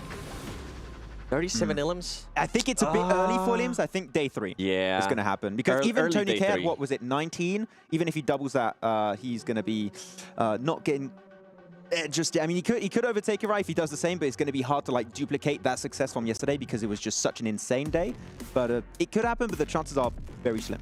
Yeah, and I feel like most rescues, I can see that one happening, right? I have to go back and look at Twisted Mind's healing, but I feel like they might be able to go for it. Do we have a top 5 healers? Yeah, do we have a top? Even the Turkish group's laughing about that. Most elims, I feel like, you know what, with what we were able to see. Is that 19 out of 20K? Yeah. I mean, no. I'm talking about the 24 for the team. Most elims. Oh, I feel like yeah, that's hard. I still think that's hard. We had 22 from Egg on IA on All-Stars. Yeah, it is, but with the way Vampires is playing right now, with all the at least 3 players just being in the top 5, I feel like they definitely have a chance. I think actually quite a few of these are quite difficult. Like looking at the fact that we had 8 top 3 finishes over the course of the event. I mean, right now Vampire have 3. They're actually tied with Gaming Gladiators. Yep. And also a couple of teams have 2 in there. So it's getting, I would actually have to average like 3 a day, considering you only have 3 days of action. Yeah, which is doable, clearly, I would say, for, I mean, Vampire, right, has been able to have such a successful moment here in the main tournament and All-Stars with their macro rotations getting to those POIs. So I think it could happen. But yeah, again, 3 winner-winner chicken dinners on a day in a lobby like this, 7. I think that might be a record that's going to be tough to break. That one, I don't think is going to happen. We're talking about records. Why don't we actually just take a look here at last year and how these records were broken. A little video for you. We'll be back here in about 3 minutes.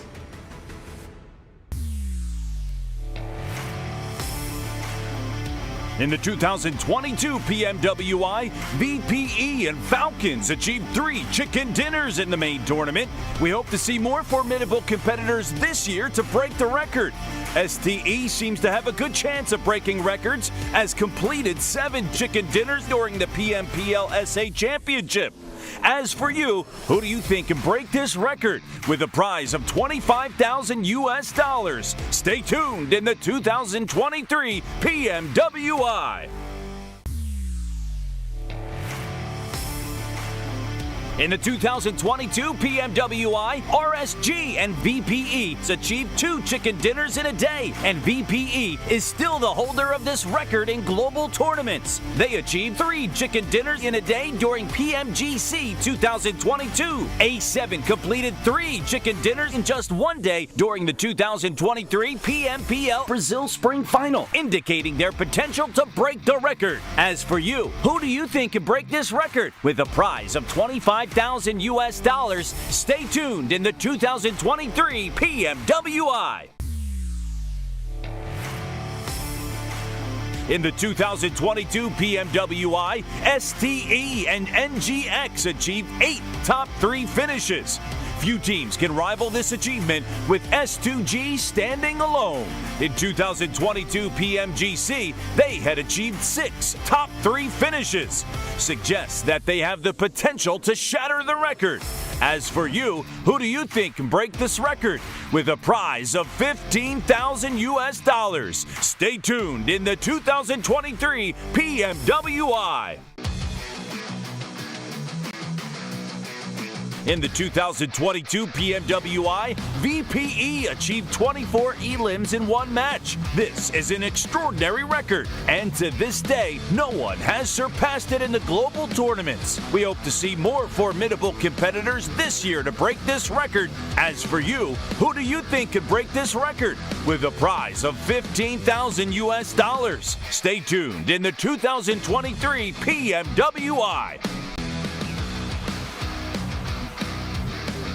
In the 2022 PMWI, GZ from RSG achieved 14 total rescues. This record represents the ultimate limit, posing a significant challenge to be surpassed in global tournaments. Potato from AE seems to have a good chance of breaking records, as he achieved 18 rescues in the 2023 PMSL Finals. As for you, who do you think can break this record? With a prize of $10,000 US. Stay tuned in the 2023 PMWI. In the 2022 PMWI, Action from STE achieved 38 total eliminations. We hope to witness a player with even more power, capable of surpassing this record. Ragnar from DRS Esports seems to have a good chance of breaking records, as he achieved 37 elims in the 2023 PMPL MEA Championships. As for you, who do you think can break this record? With a prize of $10,000 US. Stay tuned in the 2023 PMWI. A lot of records to be broken, a lot of money to be won, but it's still going to be difficult because obviously your main focus as a player and as a team, it's not on winning that. It's on winning the whole event here. $400,000 for first place, not to mention get the extra slot for PMGC for your region. Welcome back, Max and Seven. How you guys doing? Good. I think we've broken some records too. Which one? Most screen time. Most screen time, yes. Who will break the record of fill time from PMWI 2022? The desk. The desk. Yes. We did it. We actually do have another way teams can win money if you didn't know about that. It's the player intros. Now, we didn't talk about too much yesterday. Hopefully you guys watched it. You can win $10,000 for the first place team who has the best intro. Now, we've already kind of done our picks, but maybe you guys at home missed out on that yesterday. So what we're going to do is we're going to replay them all for you to watch. And let us know in chat, who do you think has the top 3 intros? And we'll come back and hopefully have the next match started.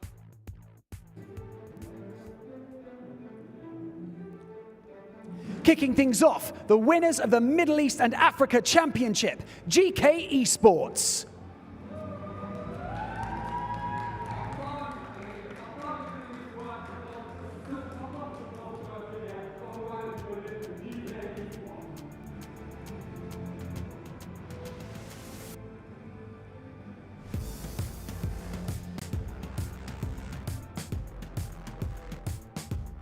Stepping onto the stage, right here, the winners of the European Championships, Flux.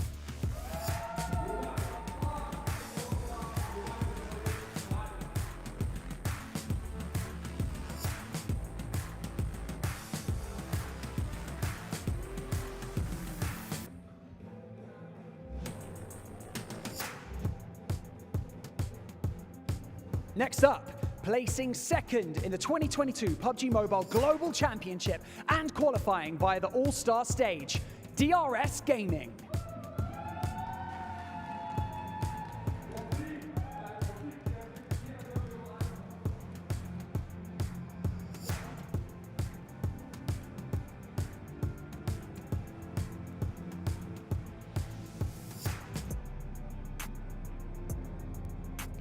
Winners of the South Asia Championships. Can they continue their dominant streak? Stalwart Esports.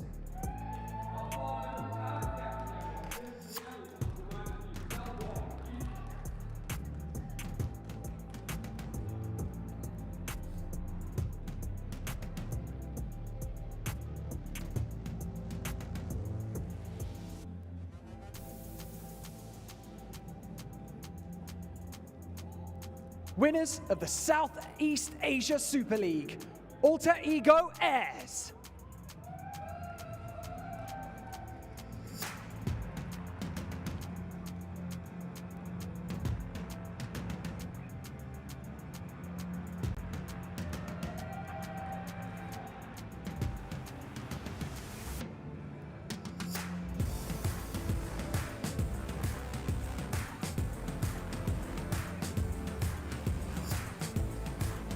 Winners of the 2022 PUBG Mobile Pro Series Fall Finals and qualifying via the All-Star Stage, Dplus KIA.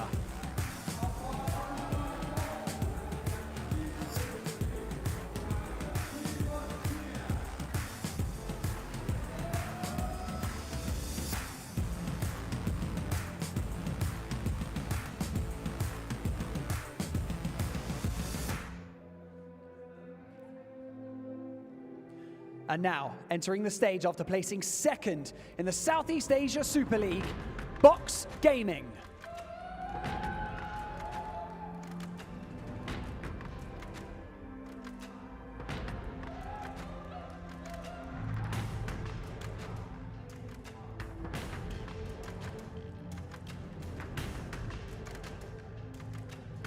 Stepping on to the PMWI stage for the first time, winner of the PEL Spring Finals, Tianba.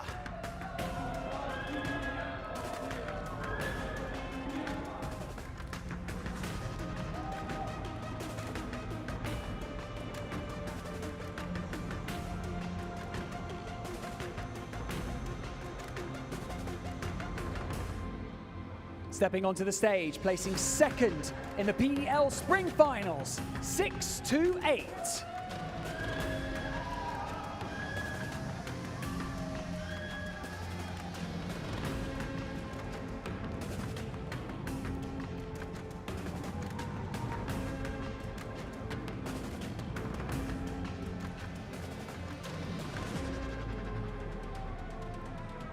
Please welcome to the Gamers8 Arena, winners of the PMJL Season 3, Reject Tokyo.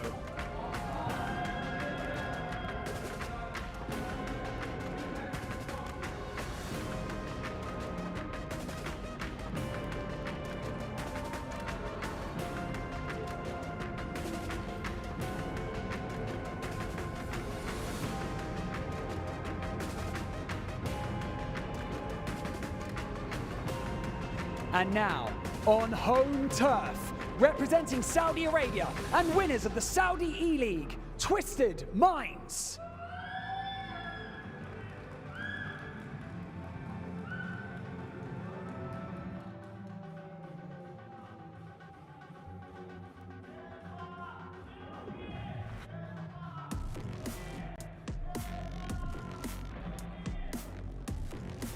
Placing second in the PUBG Mobile World Invitational last year, our All-Star Stage qualifiers, Team Falcons.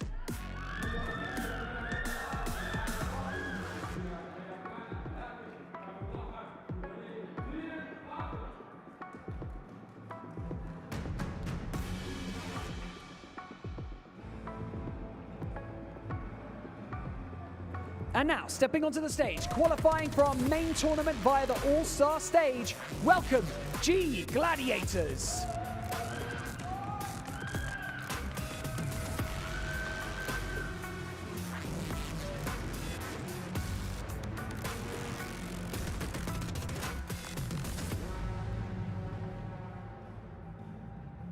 Some familiar faces about to take to the stage. Third in the PUBG Mobile Global Championship. Second in the after-party showdown last year. It's Alpha7 Esports.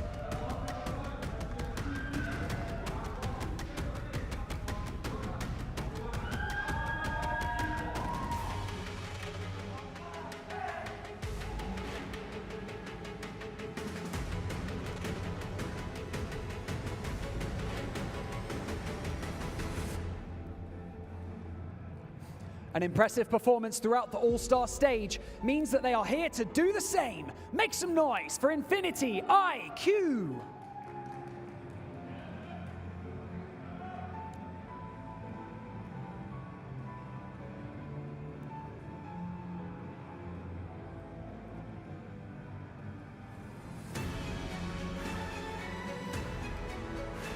And now, your reigning champions of the PUBG Mobile World Invitational and the After Party Showdown. Welcome to the stage, Vampire Esports.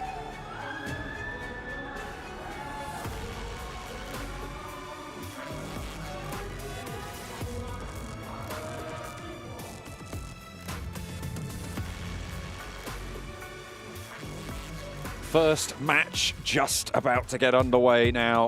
Hopefully all of the issues fixed. Sanhok, the first on the cards. My name is John Allen. Blank is with me as always. We are so ready for this game. Probably the most ready I've ever been. I'm unready. I don't think I'm ready to go yet. I don't think I've had enough time to prepare myself. Do you not? To be quite honest with you. Okay, another hour. Let's go. I think I need more time. Max is shaking his fingers at me, shaking his head as well. Jason wants it to go back towards desk. He's ready for more. He's got some more material planned. I'll tell you right now, for nothing, as per usual, you get free information from old Blank over here. You're not that old. I'm getting on. What's the information? The information is that I don't have a load of new material. So they very comprehensively covered every team playing in this tournament. Yeah, and to be fair, it was all very relevant you know to what? this game. Hats off to them. Yeah, the desk has done an absolute shift this morning, but they still have more of a shift to go. Yeah, unfortunately for them. They have 6 matches of hard-hitting analysis that they'll have to bring to us later on. But yeah, we are still just waiting to get into the game. We do have a packed crowd with us here today on day 2 of the main event, John. Very cool. Ready and raring to go. You can see they're all getting sat down. They're all ready for the start of their match, as everybody else is, I'm sure, as well. We can see the plane path. As long as the lobby goes ahead, we can see the plane path here from 60 seconds. Charlie up towards Hartin. Sanhok, though, you should be fairly open. Only playing one of these a day as well, Blank. So it's important to have that Sanhok strategy, but not as important maybe as the other maps. No, probably not. It's still very important. I don't know what I'm getting at with that. You can certainly pick yourself up a lot of points here on Sanhok, right? It's weird because we usually like sandwich this bad boy in between our Erangels and our Miramars. It comes around about the middle of the day. I say it's a little bit of a refresher where you can pick yourself up some big points, but I think starting the day off strong a lot of times is fairly important for a lot of these teams in terms of momentum. I think Alpha7 benefits from this type of thing a lot. You know, back in the day, interviewing Scout, he was saying that, you know, if you get that good start to the game, they were just going to do very, very well from there onwards. So I think Sanhok, although it can be very unreliable at times to get yourself a fantastic win on board, some teams are just born suited to this kind of play style. Vampires really have that ability to go for some of these amazing pushes towards the end. I sound disappointed because I am. We do have a rehost coming straight through, so we will be back to lobby just for a little bit longer. It was only a Gamers8 prank. It was only just a dream. That match, oh, it got you good. Got you good, didn't we, Blank? They waited until 5 seconds. They did. Yeah. That was the best part for me, honestly, is we got 5 seconds beforehand. And I honestly thought we were going straight in towards the jungle. I was lied to. I was just lied straight to my face. All right, which team should we start with? I think if we go down, if we go up from the bottom of the standings. Okay, then all right. maybe we have some different insights. Twisted minds. You know, I think the problem the desk had, right? Yeah, okay. You know, they didn't really prepare for this very well. Is that they should have known that it would be an hour-long desk. They should have known that. Yeah, in the why first wouldn't place, you expect that? And gone through it systematically, realistically. Why dramatically? Ooh, maybe. Why is well, they were high dramatic with it because they were going with the flow.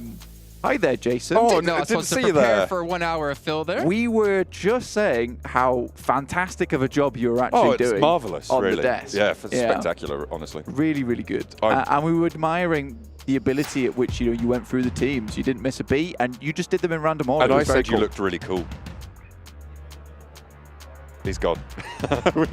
We pushed him out the door. He's gone. He's not allowed. He's not here anymore. Okay, we can continue. So basically, the desk Can't was believe just they did that. terrible in their approach. Oh dear. No, for real. They have done a fantastic job to basically lay down all the work. And Barney asked them to break it down, and they certainly did. They nearly had a breakdown as well. I feel bad because I did reveal my secret right at the start that I had no more new material. Yes. So I am doing this thing, I don't know if you've heard of it, it's called improv. We'll do it live. We'll do it live. I'll write it. We'll do it live. Yeah. Oh dear. Oh man. What do you think of Tiamba? Probably about the same as most other people right about now, Blank. It's not been the best of starts to their tournament, coming in obviously for the PEL region. Let's just say what the desk said before. Max is... What's Max making? Max is folding... Oh, he's folding a paper aeroplane out of his cue cards. Yeah, it's a cue plane. Is that what's going to take us into Sanhok? Can you put the players on that? Oh my god. I think he can. Max has made an actual plane. That thing went quite far. That flew very well. Yeah, that went very far. That was good. I'm actually really sad that you guys at home didn't get to see that. Oh dear. He made a cue plane. Oh, yeah, they're just going to have to miss out, man. Jason is looking very happy. I would be as well. That's true. He's not filling anymore. Should we have a race from one side of the room to the other from the desk, and we'll cast that? You want to race? Oh, that's actually good. Okay. Right. They're getting ready for it. I was only joking. Oh, are you all wearing laces? They're doing rock, paper, scissors. Oh, Jason loses the first round. Paper thrown, and Max cuts him in half. Best of 3. Okay, there goes the call. 1, 2, 3, go. Ooh. Max wraps him back around for a second on the paper. That is unbelievable. He psyched him out. So now I think that Jason will have to play 7. And it will be the winner back to face off against Max. Oh, double scissors. Double scissors. No. Hang on a minute. Referee's inquiry. Referee's inquiry there. 7 through gun on that one. Oh, okay. The next throw. I think. Who took that one through? We need a repeat. We need a repeat on that one. Yeah. 3, 2, 1. 3. Oh, double rock. They're both as idiotic as each other. It makes sense. That's true. Double scissors? This is spectacular. Never in the history of rock, paper, scissors. They're telepathically linked. 3, 2, 1. Let's go. Oh, finally.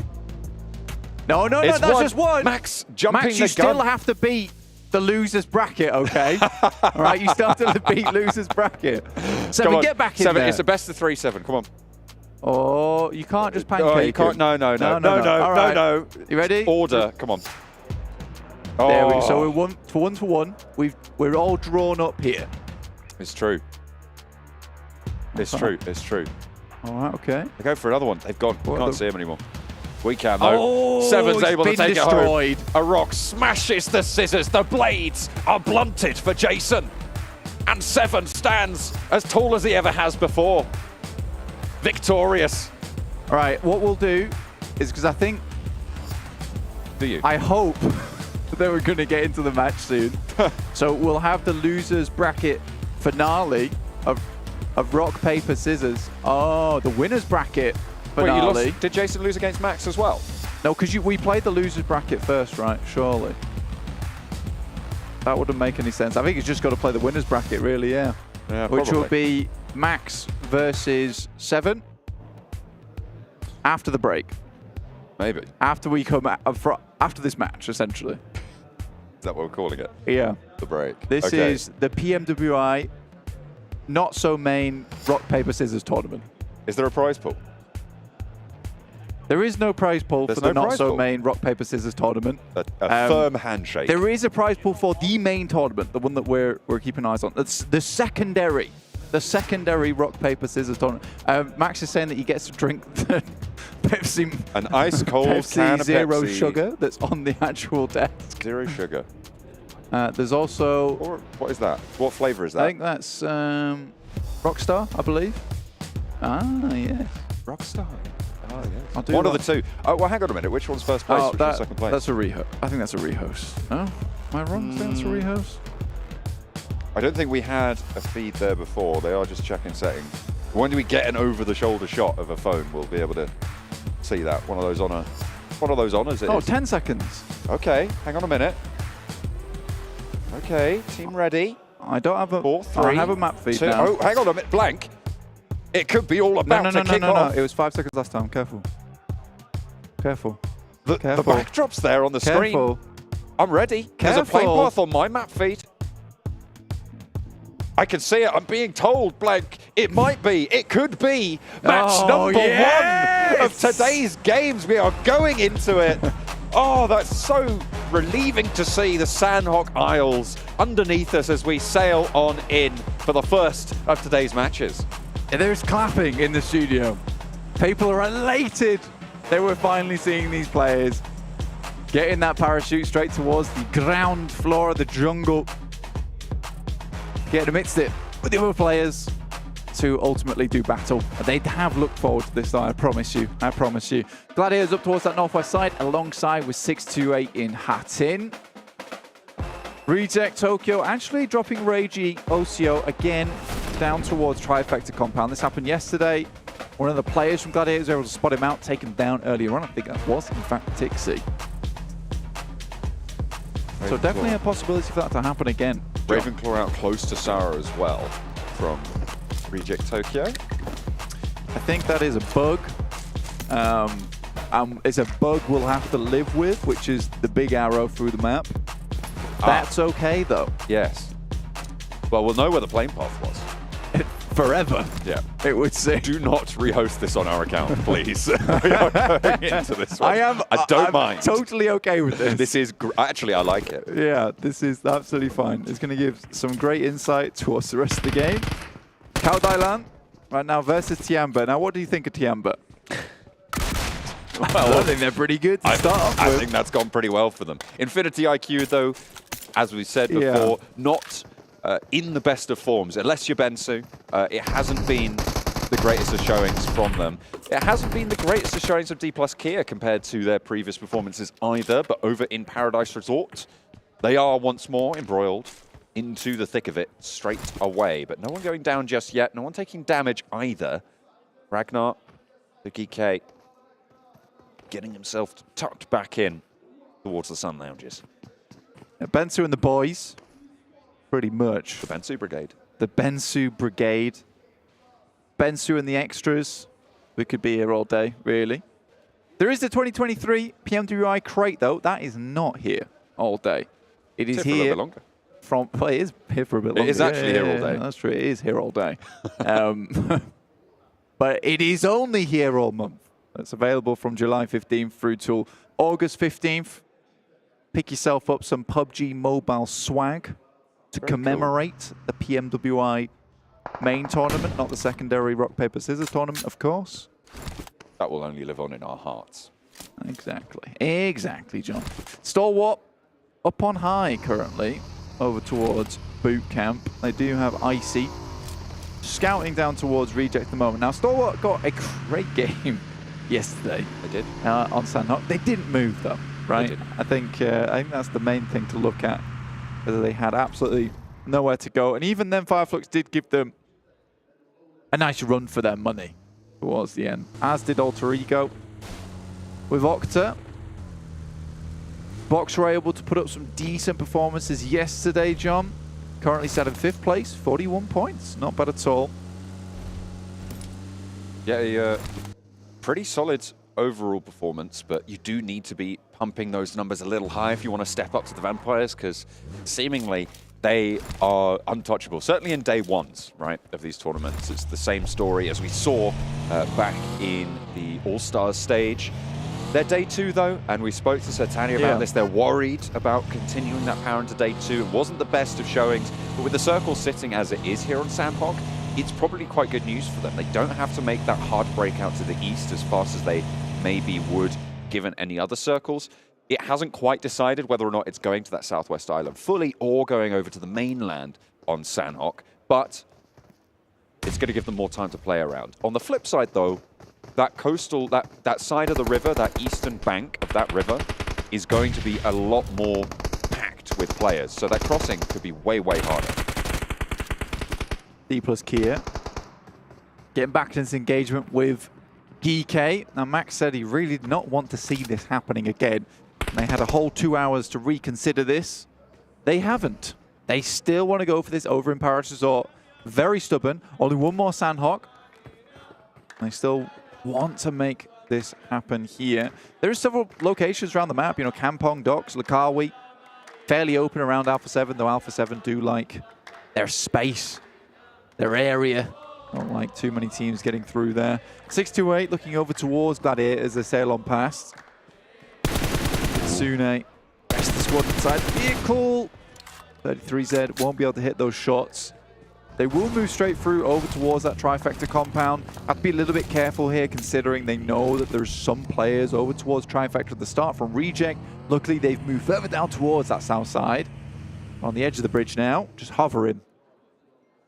There have been some scenarios where Gladiators have held on that northwestern island and just sort of stayed over towards that hilltop and Camp Alpha late into circles where they know that they will eventually need to leave. This time is not one of them. Even Matic has regrouped with them, which is good news for what we wanted to see from this roster. Ooh, a little knockover towards Stalwart from Reject Tokyo. That is not ideal, but that does look, yeah, that looks resable for Icy. They can drop that smoke and be really quite safe. Long-range shots from Reiji, just keeping that suppression onto the position that they have on the hill south of Boot Camp. They will be able to maintain that, however. So just stay head down, nice and safe. Will reduce the pressure, actually, from the east side onto the Gladiators. Yeah, Regioso probably the most standout player to emerge from the Japanese region.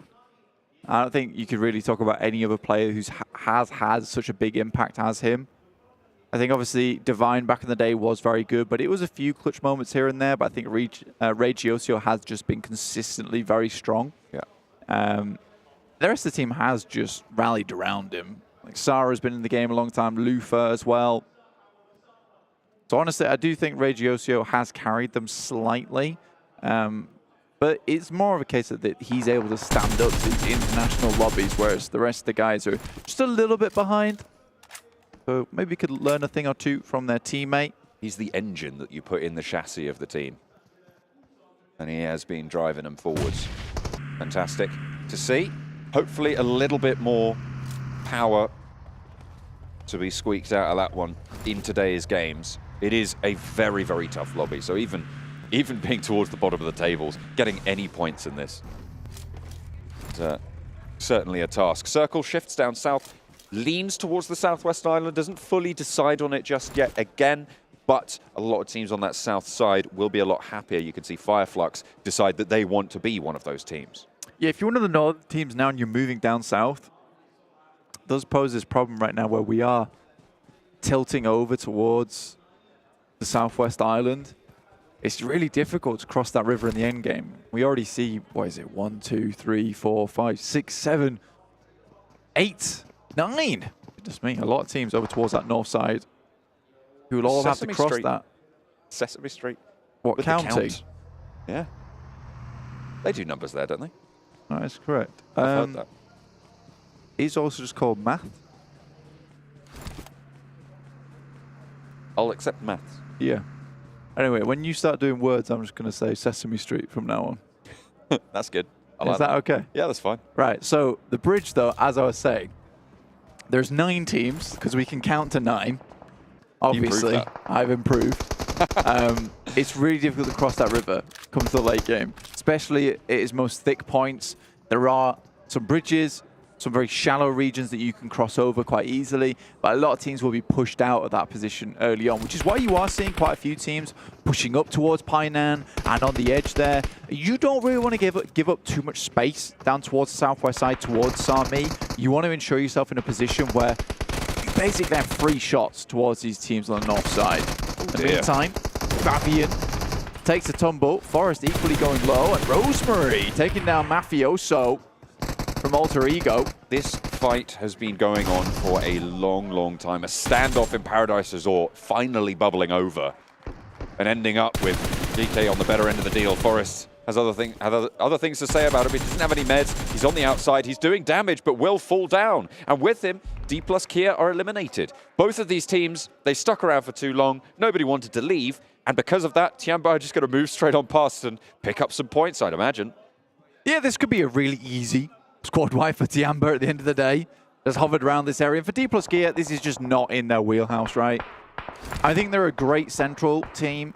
They play very good. They take excellent angles, have some amazing sight lines, and some players with unreal aim on their side. So the fact that they're just holding out Paris Resort, a Southwest Island finish, doesn't make too much sense to me. Now, Tiamba's coming through, drops some Molotovs down.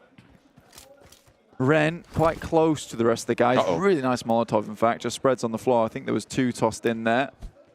Now Satan left remaining. Big hit. We'll find at least one.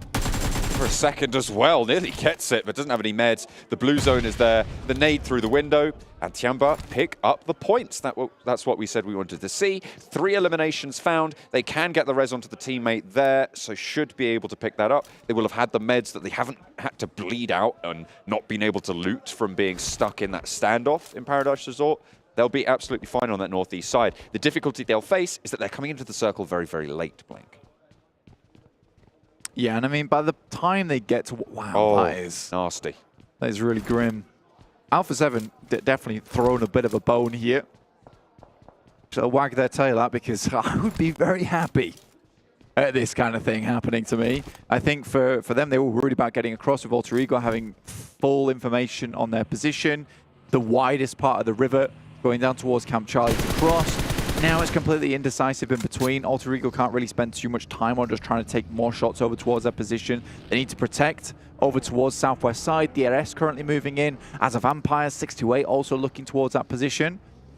And the Gladiators have waited a long time for something like this to happen, and they've finally decided they're going to head towards the north side. And I think that's a smart decision, right? Yes, they were lackluster on the approach, but you wait, you're patient, and you know the north side is going to be far more clean than down towards the south. That's where most players would have assumed this was finishing. So there should be some compounds available for them to pick up. Because Tiamba's not here. DK and Dplus KIA have been locked in combat for a long time. Practically thrown away their Sanhok because of this. Bad luck on that one. Stalwart. Spot Kitsune. He's taking a tumble in the buggy. He needs to be very careful here. Gets the acceleration from the hill. Gravity playing on the side of the Gladiators. Seeing them safe a little bit longer. Top. Or Stalwart playing in one of the hardest compounds to move past, to move in towards, should you need to. But it's right on the edge of the circle. So not really on the cards for Gladiators to push straight through.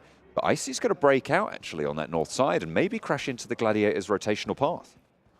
Yeah, Icy swinging out like that. Get some good rotation done. Just tries to figure out whereabouts these guys are playing. But the 3-man squad already and outside the vehicles take shots. That could be a bit of a dangerous opposition to take there. There is a compound up towards that northern side. I don't think Gladiators are going to take that one. They'd rather just pick up the high ground over in this position within the tree line. If you do play this spot, though, you have to be careful about players like this. Just snaking their way up the hillside. They can get so very close. And there's only so many positions you can play up here anyway. Between the rocks, this is one of the most common positions. Up towards one of these Simba perches. On the east side, this is a little bit further southeast of the Gladiators' engagement. Tiamba pick up one and maybe a second as well over towards Bensu on Infinity IQ. Now just Ferrari remains. Tiamba all still alive. Playing on this east side, they've managed to march south effectively. A nade from Ferrari does the job for one. Onto Tianyu as he launches a second, looking for YDD, and he gets it done as well. Can lob this Molotov through, and there's no one from Tiamba now looking to go for this res immediately. The circle pops and it heads up north. Ferrari on the hillside, and Ren tries to pick up the shots, but Ferrari gets a third. He's getting the knocks done, and he's making it work. Now it's just over, and he's already low. The rollover from the vehicle sends it out wide, and now he's really left wondering what the hell just happened. Ferrari taking them for a spin. I mean, a 1v3 already. Over, gets the heel off, moves round. Gladiators off in the distance. He's trying to spot this player. Alpha7 also making their way in to steal up the remainder of these points. A nade in hand. It looks like Ferrari's actually trying to finish the job. He does hear the shots though, and Carrillo sends a pretty well-placed grenade. Ferrari has complete information of Over's position, already done a little bit of damage towards him. I think Ferrari would like to finish off this fight. Certainly would. I mean, we thought it was only Bensu on this roster, but no. Seemingly they got some power in back pockets they haven't been able to dig through just yet. And there it is. Tiamba are going to be eliminated. It's a 1v4. IQ. It was a 1v4 with the assist from Alpha7. I'll give him the caveat on the end. No assist. No assist. He actually took down Ferrari all on his lonesome before he got taken out by Alpha7. So it's just a classic 1v4. Oh. And 628 comes through to deal with Reject Tokyo. Sara moves out from the side, and 33Z with low HP. He's got the Berserker mode, running strong. Moving through. 628. Want to keep up the pace from yesterday. Sunan chunking away with that DBS. Into Painan they go. And a statement they've made as well. Sunan can get res there. They'll be happy on that one. On the south side in the meantime, Alter Ego, who have lost Potato already, playing as 3, facing off against DRS, who are on 2 with 1 knock. Rosemary, though, gets a little bit bold with a nade, and Delta changes the tune a little bit too fast for their liking. Gianti bleeding out, not going to be resable now. Delta and Killer, kind of the 2 players you want from DRS to go ahead into the game. Fnatic and Octa for Alter Ego on the south side, just trying to get out of dodge. It's a good step up from Rosemary, but an even better one coming through from Delta. That stand-up there, it comes out so surprising to Rosemary as he crawls his way into position. Alter Ego down towards his southeast compound to keep him safe for the time being. We got the box formation down towards that central side. We saw them moving around a lot yesterday, which is a little bit out of character for Box Gaming, but this time around they're heading over towards that compound, which is now dead set one of the best places to take the win on this game. It is down towards the low ground though, so right now Gladiators have a little bit of advantage in terms that they have all this high ground ridge to play around with. Action very close towards their position, as are Alpha7. Vampire still going strong. They take down easy from Twisted Minds. Never count the Vampires out. Schweppes launches the DBS to easy. And picks up the point. 2 eliminations found. They've been crunching in from this west side, playing together nicely. That route out of Painan, though, we know how dangerous that's always going to be. The Gladiators on the high ground.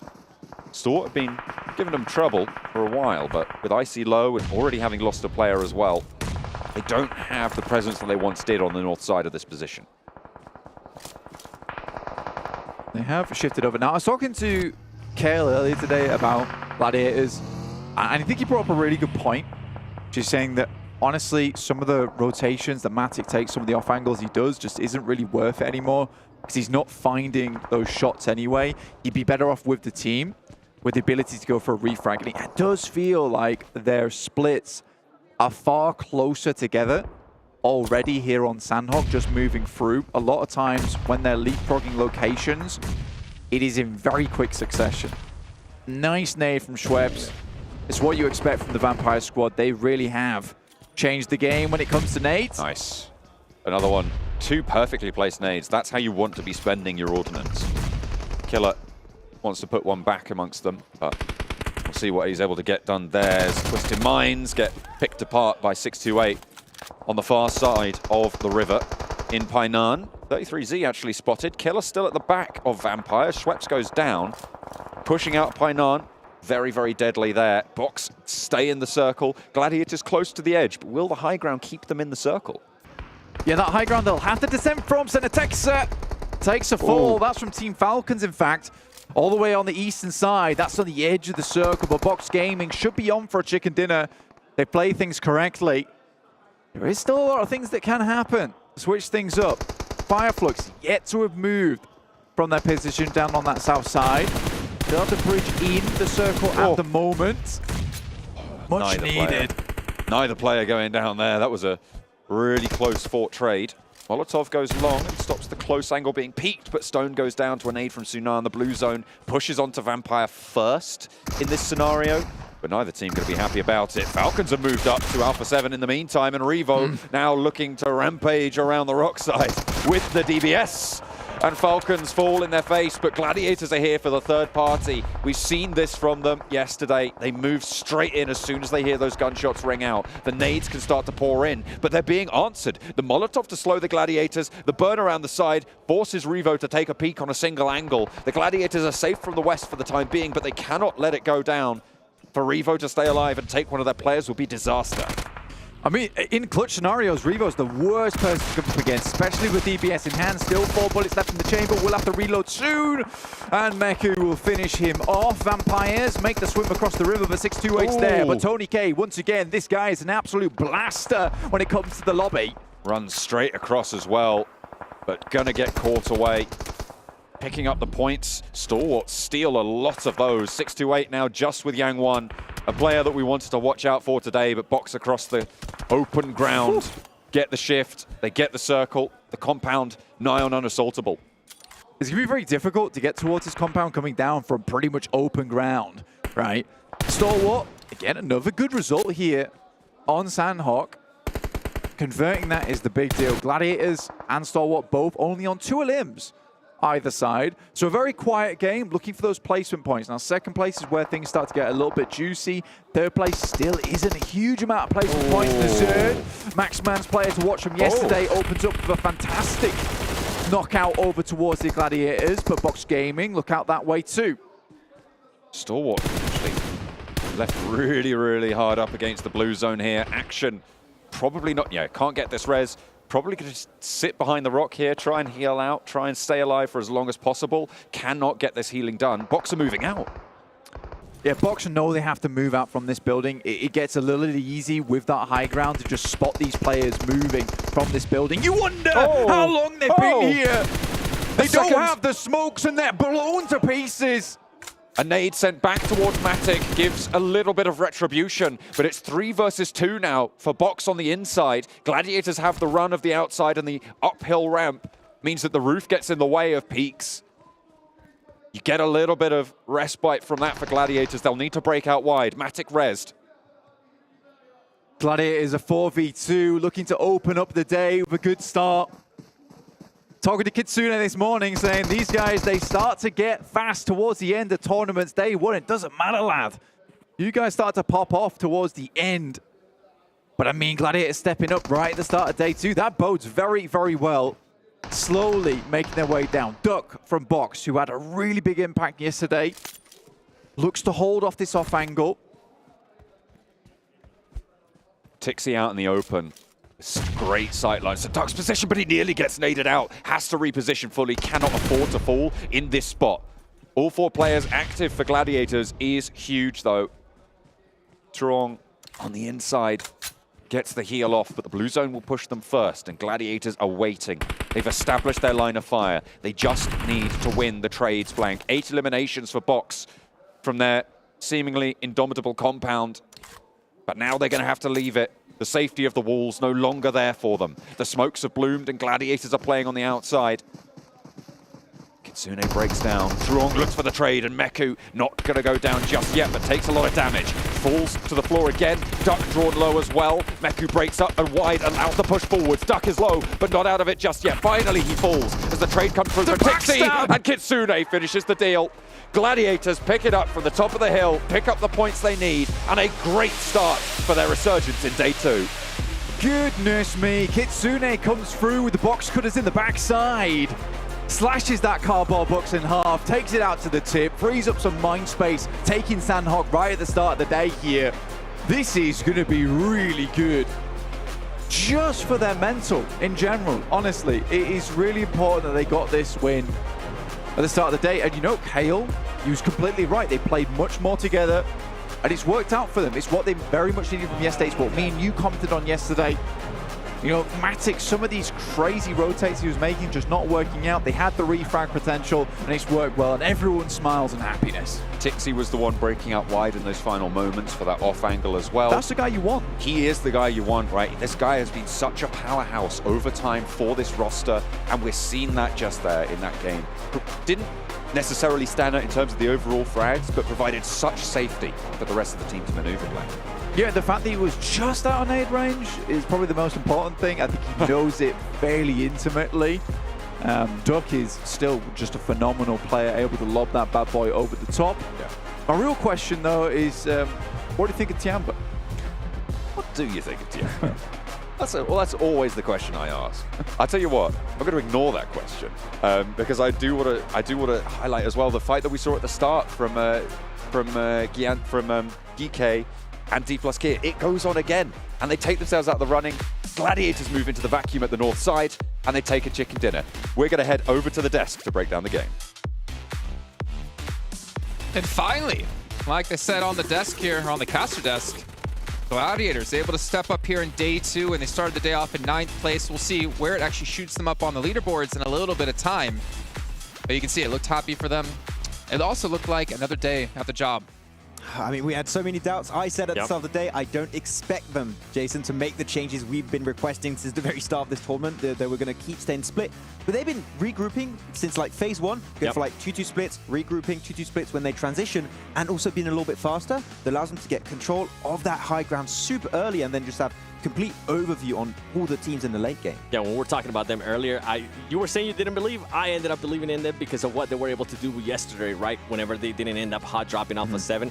I did enjoy, you mentioned it too when we were talking about it, the 2-2 splits. Nobody was super far away from their teams, and they were very patient too. They didn't take any unnecessary fights. They didn't try to third-party any fights, like for example, Falcons or Alpha7. I felt like they were very, very patient in that, and it ended up working out for them because Box Gaming had no idea they were there. It feels like they put Matic on a leash this game. Like, no, you stay in like a 50-meter radius of our team, otherwise you're getting in trouble. But hopefully that can transfer in the next battlegrounds. Let's take a look at our match rankings so get an idea of how many points they scored compared to everyone else. As you see, it's going to be 16. Only 6 eliminations. Box going to be right behind them at 15. 6-8. Again, we're talking about them before. We're talking about them now. Then again, we talked about every team as they had 13 points for themselves. And Alpha7, still a lot of eliminations here with 7. That was a big one for me. And to be fair, I mean, it wasn't Mafioso. It wasn't Senatexa, which we saw was actually the leading player coming into today. It was back to Rebel. Rebel being able to showcase those skills, being able to showcase those MVP. Yep. Yeah, and actually third party from Gladiators right after. So timing once again really good. Falcons took way too long to try to take on Alpha7, and I felt like it was because at one point Alpha7 was able to knock one of their players, so it made Falcon think about it. And then by the time they decided to push on, I think Rebel was ready, the team was ready, and Alpha7 was able to come out on top on that one. Back to the point that we made about Falcons on the pre-show, right? That doubt sometimes, a little bit of in their own head kind of situation where they're like, oh, we lost a player, do we fully commit or do we just wait? And unfortunately, waiting when the blue zone is right behind you, sometimes not the best call, so they just kind of cause their own demise. And Alpha7, as you said, Revo with the DBS, able to pick up a few extra elims. Well, there were a pair of teams that we've been... Wait, what's that game? I think I've never heard that sound out of you before. I have an idea of which teams you might talk about. Vampire and 628 over on the... No, not those teams. Actually, it was, of course, Dplus and GK going head-to-head again for the longest time. GK up now 3-1.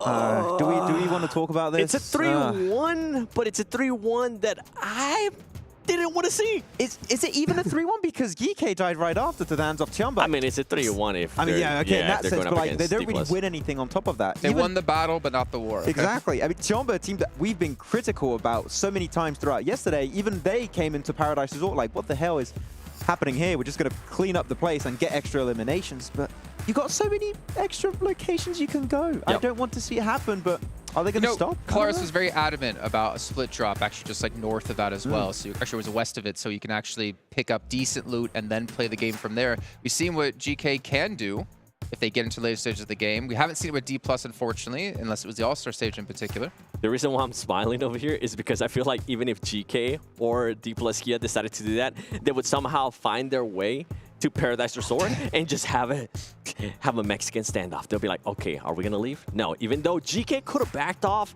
a long time before even Forrest went and got an angle on them.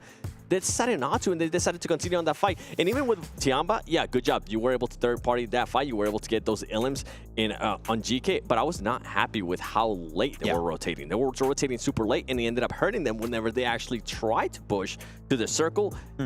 They got destroyed. Yeah, I want to refer actually to the point you said that Kalaris made, right? There was the split drop. You can go onto the western side of Paradise Resort. You got multiple compounds, they're a little bit split. You can just drop there, split up, regroup right after, and I think it's even a better position than Paradise Resort for the simple reason you avoid all that horrible terrain south and west of Paradise Resort, so it's a little bit of an easier transition. You can get to that hilltop that's next to bootcamp northeast of it.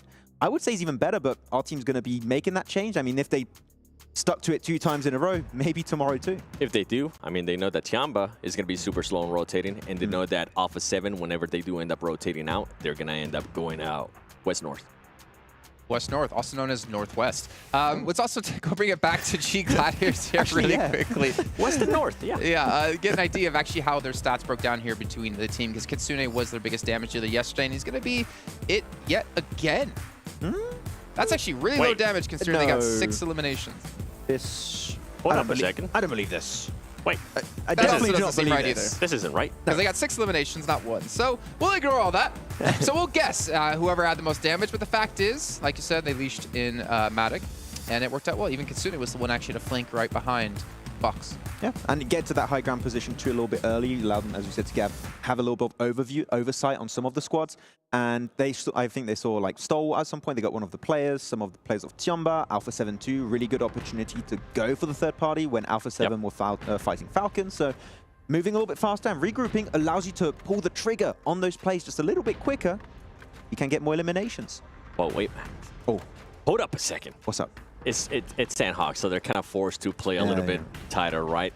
I'm a little bit scared that when we go to Erangel and they have a little bit more freedom, Magic's going to be like, all right, guys, peace. See you whenever you guys end up getting eliminated, and then I'll try to come back in time, but it's not going to happen. I said I had no hope going into this, that they were going to be changing their playstyle. This one gives me a little bit of hope. As you said, so there's are they going to chance. be... You're telling me there's a chance. Are they going to bring that to Erangel? Are they going to bring that to Miramar? If they do, we can start seeing eliminations that we needed to see from them in day one. They were just very placement focused. So I feel like this is the start maybe of the change we needed. But as you said, other maps, we need to see it there too. Yep. There's a lot of things we could actually talk about. I know Hot Jukes, we talk about Claris's opinion about Falcons not getting aggressive enough and pushing quick enough, but we're going to hold on to that here really quick as we do see the overall rankings. So Gladiators have moved up 3 placings into 6 as they started off the day at 9th. Box Gaming you can see in 4th place, but there's still that gap here over towards the top of the table. It has gone down a bit, but not much. 22 points at the moment for Vampire ahead of 628. Yeah, this team can still very easily make it up there. I actually... A lot of those points, how many of those are actually from Dplus KIA? I do what, like half possibly? It's actually an insane ratio. What do you think about it? But yeah, they could breach up if they just make their life a little bit easier here, 7. But the second page, still a lot of teams that can initiate that comeback. There's still a lot of time remaining. Going into next Erangel, World Esports, where you at? You guys kind of got lucky still there in that last match. Circle was fed, didn't really have to fight anybody. Not that many elims. I want to see more out of them, Max. Stop reminding me. I'm sorry. Stop it. Oh, okay, we're gonna game. I was actually just looking at, I was just staring at Max, hoping he had something to say about that. But you know who I do know who has something to say about this? It's our commentators, John Allen and Blink. That's right. It's me, John Allen, and with me, Blank. Hello. What do you think about Tiamba? So playing path actually is heading down from the northern side to Primorsk.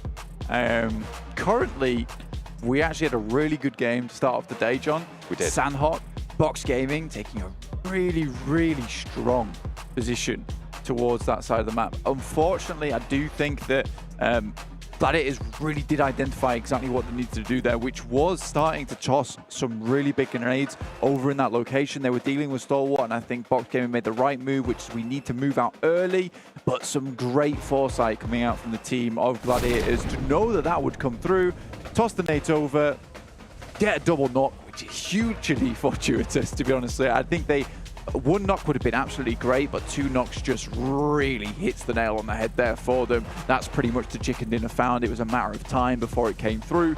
So I imagine they were very happy with that game. Obviously, didn't get a huge amount of elims. They just went through very, very slowly. What do Gladiators think of Tiamba? That's the big question. Tiamba are currently in Severny with Gladiators. Now, Gladiators have really struggled throughout the All-Stars and Main Tournament dealing with hot drops. Even versus Mazexis over in All-Stars. In Severny. Who were the 16th place team, end of the day. So I think for Gladiators, they've had practice versus some teams like this. You'd hope. Looks like they've got some decent weaponry on board. Hopefully they've got the armor to back it up. If you're a Gladiators fan, hopefully Tiamba do. you're a PEL follower, watcher, enjoyer. A little bit of damage sent over to actually quite a lot of the players on Gladiator, and not really too much to speak of sent back the other way, which is really not ideal, because at this early stage it's unlikely that you have too many meds on board. Meku, the Western outpost, looking to try and control these crosses, but he hasn't managed to stop Over or Tianyu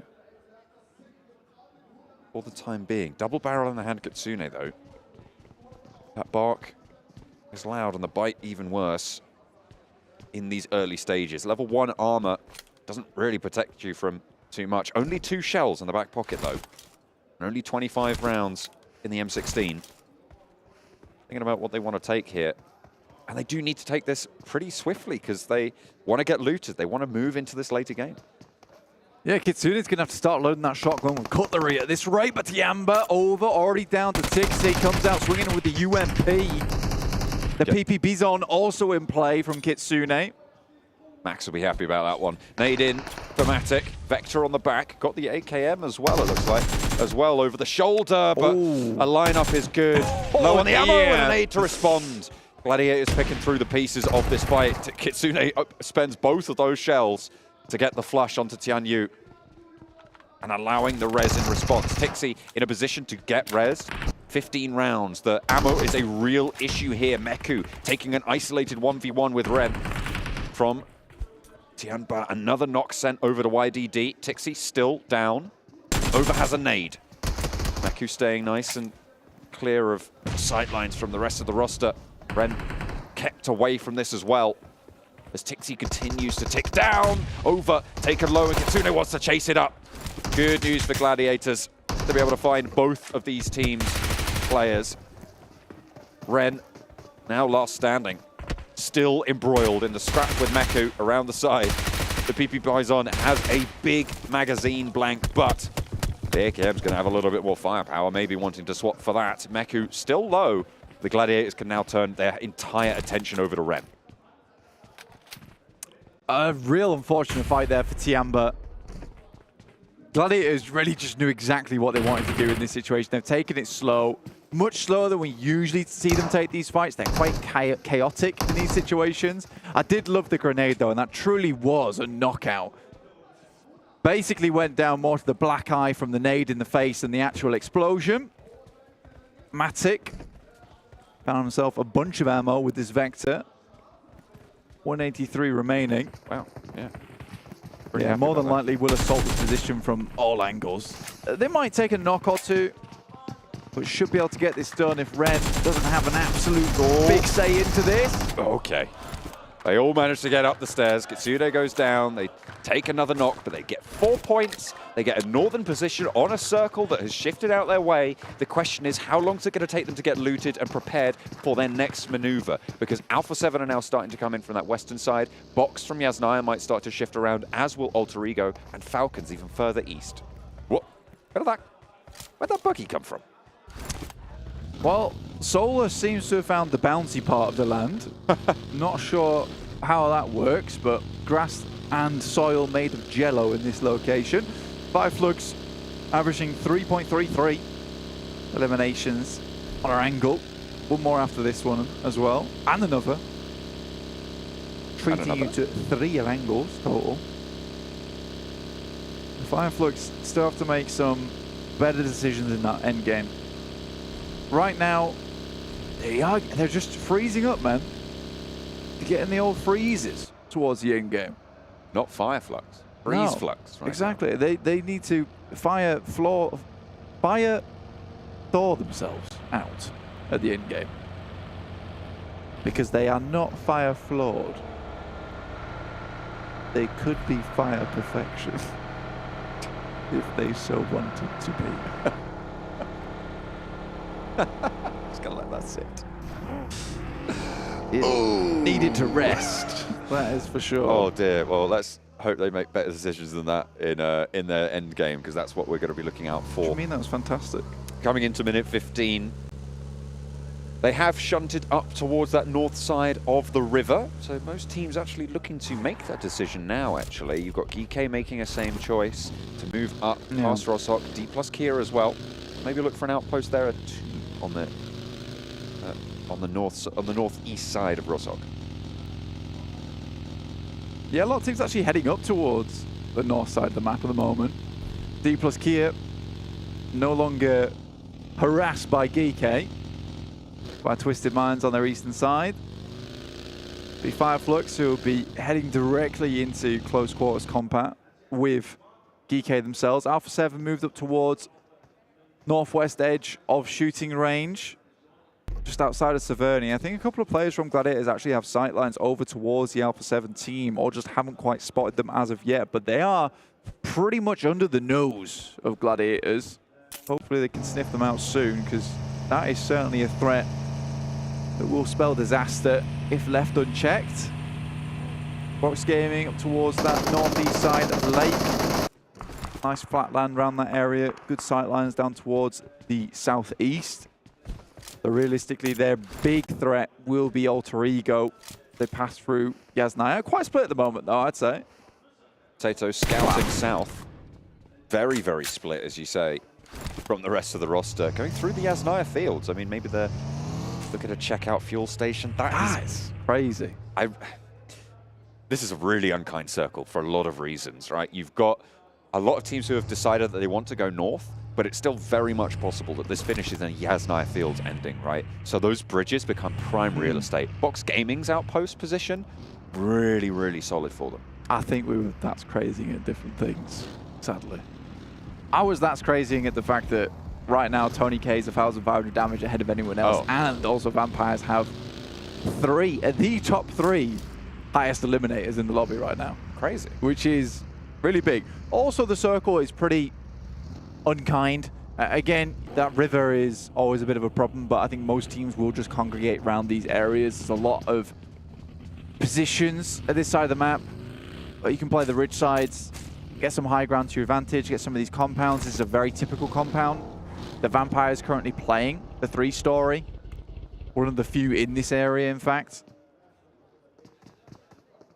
Obviously, it's a little bit further down in terms of elevation, but made up for the fact that Schweppes can get on the roof and have a peek out, pull out the telescope, get an idea of what's around them. In the meantime, this will give more time for teams in the lobby to head over. Gladiators have yet to push in. I think being very cautious of Alpha7, who I'm sure they noticed around their area earlier on, John. But I like Fireflux's position. I think they have pushed it a bit further than we've seen before, which is really important. You've got Dplus KIA right next to the bridge as well, in a really solid spot. Very, very difficult to move past that area without their say-so. Unless you're just going to crash straight into them and try and take their compound, it's pretty hard to move around. And that could be very, very troublesome if the circle breaks down southeast side. If it shrinks on towards them as well, it's a great fortress to be able to hold out in. Team Falcons, one of the few teams, in fact, one of the only teams outside in the blue, passing Mansion itself over towards the fielded region. 628. He were on a real tear yesterday, actually. And some really good work. Max highlighted Yang 1 as his player to watch today. Hasn't done too much so far, but they certainly were a team that started blasting out towards the end of the day. 2 really high elimination count games in a row. Miramar to Miramar, and that might just be, you know, their playground, which is Miramar, where they have the most success on it. But we'll see as we head further into the match. Gladiators doing, Matic. They've got overconfident after their last game. I hope not. Matic's leash has been completely let out. The circle does isolate a little bit to the northern side now, Blank, so these teams all playing up towards those Yasnaya fields going to have to make fast moves. Stalwart, Twisted Minds, DRS, Reject Tokyo, 628 as well as Falcons. I mean, they have so few choices, few options in their arsenal to move through, and all of them are very, very dangerous. Yeah, the pizza slice, man. An interesting place to finish. I think if you're Fireflux right now, though, you do have a big responsibility for the western side. A lot of other teams are relying on Fireflux to actually take down the teams who are floating through that bridge. But yeah, you're right. There's really not a lot of opportunities to get through. This is one of those weird circles where there's Rozhok Bridge, there's Yaz West Bridge, and there's also the offshoot just underneath Stalber. But these are all very, very close quarter situations. Okay. Dplus KIA got down towards the south side of Fireflux. They regroup. Now Seyden will have to face off against Easy, not able to do it. The crash starting well for Twisted Minds here. They managed to get a knock on the opener. Satan falls next as well. Only Rolkis falls in response. And now it's just Fabian and Osal to try and keep themselves in this one. But Twisted Minds have other ideas. Rolkis down and flushed. Dammy also knocked, but with Fabian out of it, the heal needs to come through for Forest. Has that first aid, not really too many stims to worry about. Fireflux are chiming in as a third party. Vampire have rolled up close as well. Not right into the fray. The Forest descends from the top. The attic was his respite, but no longer will it be. Twisted Minds with a blinder of a push onto Dplus KIA's compound. Yeah, Fabian there tried to help the rest of his team, and in the end, not able to do it with Forest. And trying to blow the dust off the books, but eventually those books were placed back in the attic to rot away. And we'll see Dplus KIA again in the next game, but not here. And for the Korean team, this is a sad start to their tournament indeed. The main tournament here at PMWI. Vampire, under all that chaos though, we're able to get far in towards the circle. In comes the Infinity action. Takes down Bensu. The big damage dealer. Ferrari though, definitely stepped up on that last game.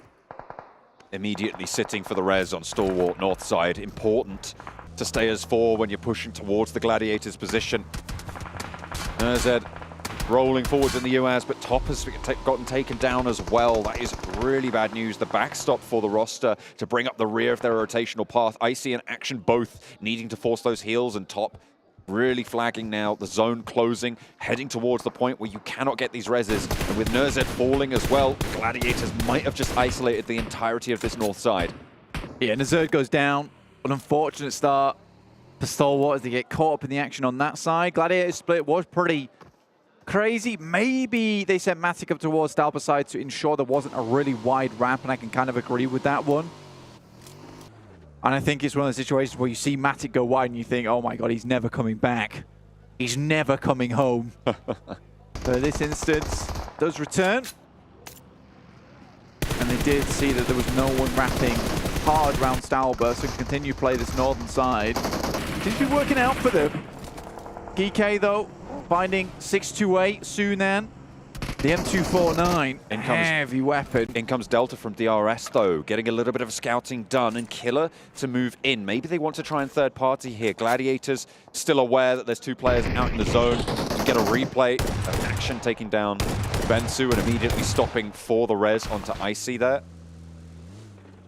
You might have to do the same now, but unfortunately with the blue zone as it is, it's just not going to be possible. The Gladiators, they want to finish the job. They want to get that final elimination, but Action doing his best to deny that opportunity. Moving over the hillside, Matic and Tixie all trying to just be a hasty position where they can spot Action, but he's out of the blue zone and safe for the time being. But for how much longer? Gladiators. They're looking to push further down. Alpha7 have found themselves a pretty neat little spot. First time in a while we do see Fireflux towards these later circles, towards the center as well. I mean, we kept praising them for how well they have controlled late game circles, but they have huddled far too much as of recent. And on our map as well, you can just see that they are practically on top of each other currently. Alter Ego is making their wrap over the lakeside. They passed box game, they were able to make it through, and they were on a really difficult rotate from underneath Yasnaya. The fact that they've made it, it's pretty decent. DRS, once again, they make a good rotate, but it's this push into the circle itself. Oh, which feels a bit difficult. Action gets taken down from Stalwart. A great shot from Rosemary to finish things off. And Sarah actually opens up towards DRS. And this is what I'm talking about. They just cannot find their way into the circle. Even versus a team like Reject Tokyo, just not as free as it was over in All-Stars. They put themselves on the starter block for a good sprint, but They missed the starting pistol, and they just don't have that power to push forwards. They're left a little bit behind. Falcons get overwhelmed a little bit there by Box. Ooh, Zara is into the fray, but Killer, retribution on the bumper as he sails straight on through. Picks up the frag as well. Now just Lufa from Reject Tokyo.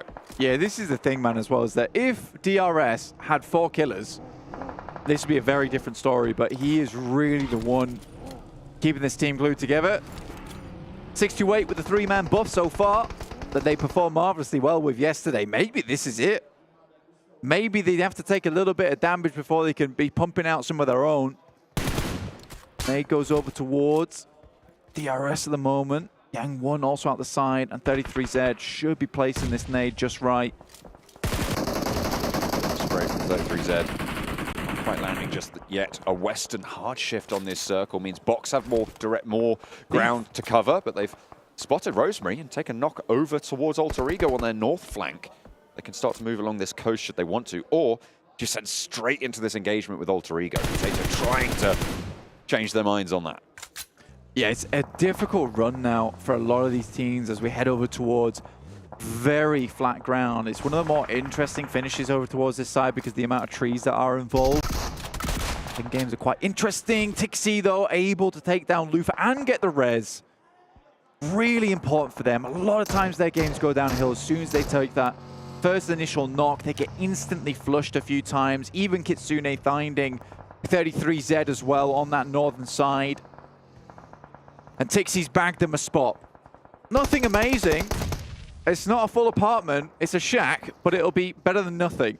And not too many teams are going to look for that full north wrap. I mean, Alter Ego, probably the only team that could do it. Alpha7, not going to leave their position for it. And Box have been kind of boxed in their position, forced to go for a full fight, probably with Fireflux playing as 3. So potential relative safety for Gladiators on that northwest side as DRS are finally dispatched on the west. Octa from Alter Ego. Slipped down the ranking so far, down to 51 points. I think they'd like to change that, considering they had a great start yesterday, and Rosemary opens things up with a nice bouncer of the 1G. But Gosu, goodness! Oh. Some great shots as he scans the open ground. Third party from Fireflux as they spot Kwangji to take it down. Duck and Gosu now riding in the buggy with full broadside onto a lot of players here. This is a mad dash for Box to try and get out of dodge. Trong wants to get in a vehicle soon, I'd imagine, try and back up his teammate. How has his team managed to move forwards and not get shot out there? That was an impressive dash. Maybe a little bit harder the second time around. Alter Ego move in parallel. Falcons a little bit behind and have been beaten to the punch there. Alter Ego being taken apart here just a little bit. A lot of damage pouring out their way, but they have got to the shack and they have got to that cover. Yeah, Alter Ego certainly suffering some scrapes here and there. Pull out the old band-aids, get those covered up. Doctor gets back inside, get back up to pretty happy health pools. Fireflux really have not got involved too much on any of these engagements that we complain about all the time, because we are complainers here on the casting desk. Oh, yeah. I would like to see them take some more shots here, because right now, his injuries taking damage, not dealing much of anything. Tixi also takes a shot of his own. That's from Alpha7, who have found some really good shots over that way, even picking up Meku. Senatexa will finish Tixi in the process. Fireflux have now started to hit some shots of their own over towards Team Falcons. And to keep them at bay as much as possible. Next circle to shift. Alter Ego with 2 players on the floor, Fnatic and Potato, trying to keep them in the game. Twisted Minds are eliminated in the meantime. Rosemary close to Fnatic, but Trong is there as well. 2014, so no DBS in the back pocket. Alpha7, they move out of their safety over this hillside. Should be able to clean up this third party relatively easily. Duck spotted as Senatexa unleashes the entire mag their way. Doesn't get the knock for it, though. A nade over the top to the position, looking for that final blow to be dealt. Duck does get knocked. I think that's coming through from Vampire, who are playing from the southwestern side. They're still alive, by the way. We haven't really talked about them much, Blank, but tournament toppers, Vampire, just keep going. Yeah, they've been hitting some real brutal shots this game. Side swipes, been cutting teams in half. Flux still has their vendetta though versus Team Falcon. Seems to be the only team they're currently focusing on. And Alpha7 takes down Box Gaming, and it's a sad and sorry stage for Box to find themselves in, because 1 minute they're looking at an injured, very much injured Alter Ego, and from the smoke does not emerge Alter Ego. It's Alpha7 at full HP. Kitsune tries to take some shots, but Alpha7 are just moving in. A nade's dropped on the side here, but it looks like they're going to head over towards Matic's position. He's doing a good amount of damage in the process. Mafioso very low. Not going to be taken down, though, and it leaves just Kitsune for Gladiators. He'll have to move further south and away from the shack. They know he's there as well with the shots that he was able to take out their way. 9 eliminations for the Gladiators and already a 4th place. So a very good result. It started off very hectic for them as well, so they were delayed in their leave from Severny. Alpha7 were able to move past them, in fact, earlier in the game. And take that position that maybe could have been Gladiators. I mean, Alpha7 play a very similar play style to Gladiators, right? They're both sweeping teams. I think at the moment, if you just look at Alpha7, though, the confidence is through the roof for these guys. And they just have these players with the mechanical skill to back it up. And Gladiators are making the right decisions a lot of times, but I just could not see Gladiators taking that same push over towards Box Gaming. Leaving Revo behind there as well for this off angle. I mean, it's great information gathering they're pushing through, and great manipulation of the lobby, which is the main thing. But Vampires, you see them in a circle like this. You see the split come through like this. You think it can only end with a Vampire taking more names off their list. Kitsune giving up the ghost on this one. I think they'll take the 4th place with 9 eliminations off the back of a chicken dinner as well. Gladiators have had a very, very good start to today, exactly, right? They have put themselves very much back in the conversation for the top of the tables, but with Vampires playing as they have, I mean, there's just seems so hard to catch up to them on those overall tables. Yeah, the Vampires are just crushingly difficult to play against a lot of times. They just come into PMWI with this attitude that everything is theirs to take at the end of the day, and you see it with the way they play these end games. Stone, though, again, really nice angle on the back. Schweppes goes up to meet him. Ravenclaw and Tony K up front. The circle heads over towards this western side. Flux still have not moved. And I need to get through to customer service for Flux because we have the same problems every single time. And they get lost at this point. I think someone needs to provide them with some kind of GPS. I mean, they are in 3rd place with 5 eliminations, though. So this game, not a bust for them. As much as the mistakes that they seem to make. But they were here very early. This is exactly, the thing. Yeah. This is, as you've highlighted rightly so many times. They won't be punished for it this game, but that doesn't mean it wasn't. It was the right play necessarily. Yeah, because they were just sat inside this building for a long, long while. And this is the first time we've seen the circle go away from them. What do we immediately see? Flux's health bars start to dwindle and diminish. Now, this is a fight I do want to see, though, is Vampires versus Alpha7. This is going to be one hell of an engagement. Oh, it's 4v4. And that's them down. Revo picks them apart. That was disgusting. Can't be doing that. It's a one-man army. Not live on broadcast.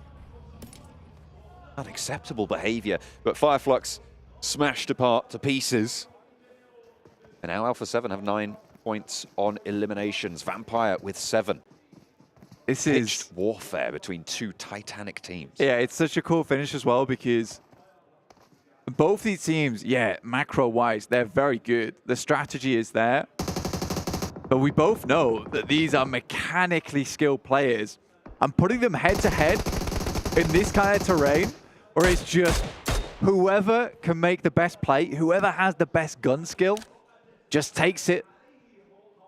And we'll get the chicken dinner. I mean, this will really say something. And for either side, knowing that Alpha7 is only a little bit behind Vampires at the moment, they can beat Alpha7.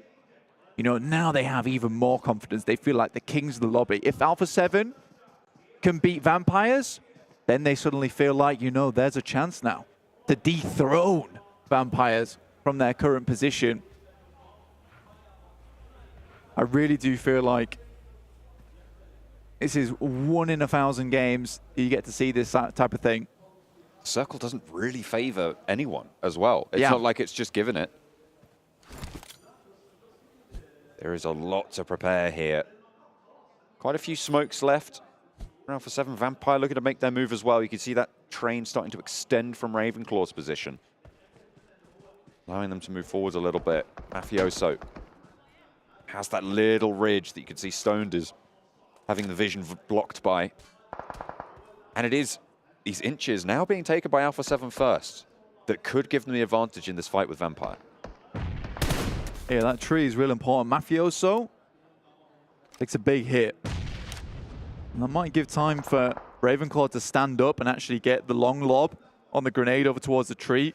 More than likely where Revo is headed towards. They want Revo up close and personal. They know that you put a shotgun in this guy's hands and he becomes one with a shotgun. Let's put it that way. It's an extension of his own body. I think Alpha7 have marshaled this terrain better over the last 30 seconds. With Mafioso breaking out as wide as he has, they now have their strong, solid position in this circle. I like the spot better than I like Vampires. I think they were close enough to the type of terrain that allowed you to move up with relative cover, but wow, Tony K! What a shot, that's so important, that's the off angle. Really incredible play, and he's actually gonna move around in the buggy, reposition instantaneously. That is so mega. He moves to the other side, understanding the off angle's gone. Now him and the rest of the team can focus on the main squad. It's the great Stormzy once said, way too big for your boots there, Mafioso. Gets sat back, humbled on the off angle. And what an opener to find for Tony K on Vampire. They started the game for Alpha7 13 points behind. It's not going to change too much on that differential here, but an aid over the top and Revo's next to fall. Ravenclaw wins his trade with Carrillo, and the Vampire squads bite back from the marshalling of the terrain. Humiliation! The last to go down, 11 eliminations, and that was a masterclass of open terrain warfare. Alpha7 move through, they establish their lines, they get their positions, but at the end of the day, Blank, you called it. Gun skill. Tony K lands that shot and they move perfectly. What an incredible addition to this team Tony K's been so far. They already have some standout players, but Tony K, it's not often that you see an addition come through and instantly prove his worth time and time again.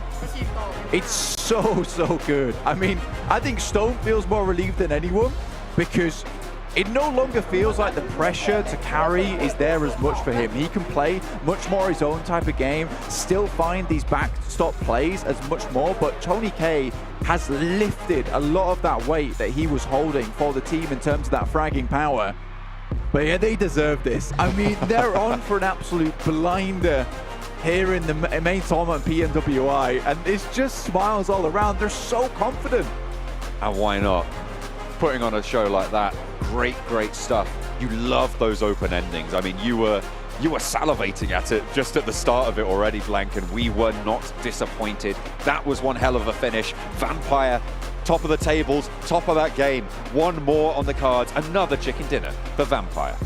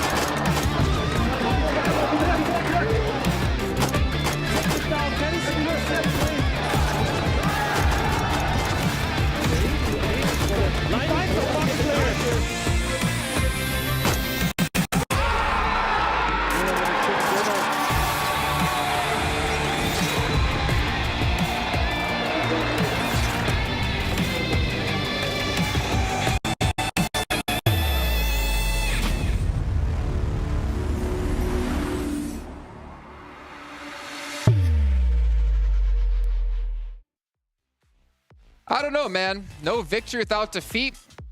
I don't think Tony K lives by those words because all he does is win, win, win, man. Vampire, another victory under their belts. That's 2 in total in this event.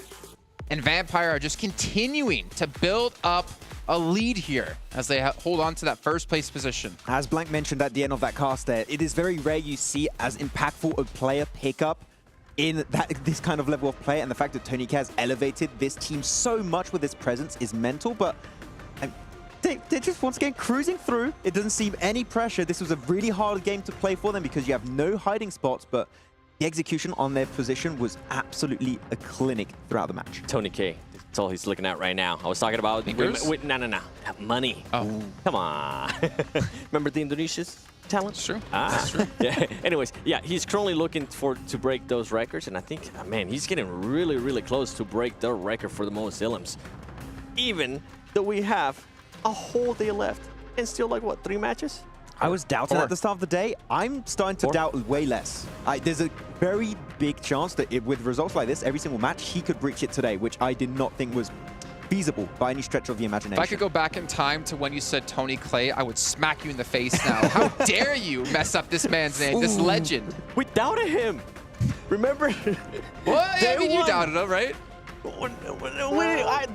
You know what? Let's back it up a little bit. We didn't doubt him. We were just wondering what was going on through his mind when he was the support role. And he was like, you know what? I kind of don't want to be a support role. I want to be a fragging role. And it worked out. He's clearly not a support. Yeah, definitely not. I'm not going to question his decisions. And he actually might pick up one of these sweet devices he's using. The Honor Magic 5 Pro powered by Snapdragon 8 Gen 2 and Honor self-developed GPU Turbo X. Because, I don't know, get this man that phone because he is playing so damn well with it. All of Vampire have been. And you guys can obviously pick one up for yourselves as well. But no. You're not allowed to touch it, 7. Please. Stay away. I want to be like Tony K. Ooh. Ah! I don't think it's going to make you as good as Tony K. Unfortunately, you're just washed. Max, actually. Well, you know what?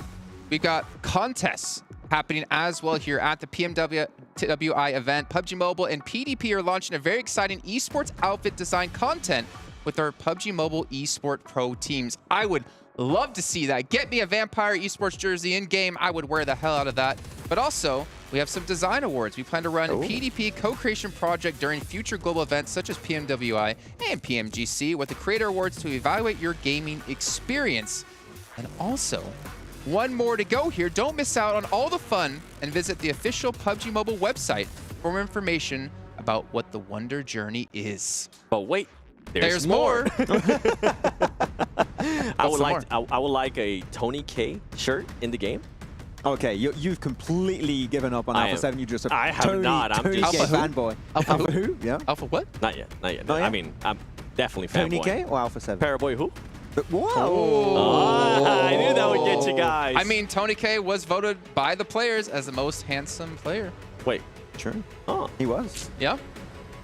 That PMWI was. All right. Well, we got about 3 minutes till we hop into our next match, supposedly. So let's actually take a look at the match rankings to get an idea of how many points they got for themselves. 21. 11 eliminations.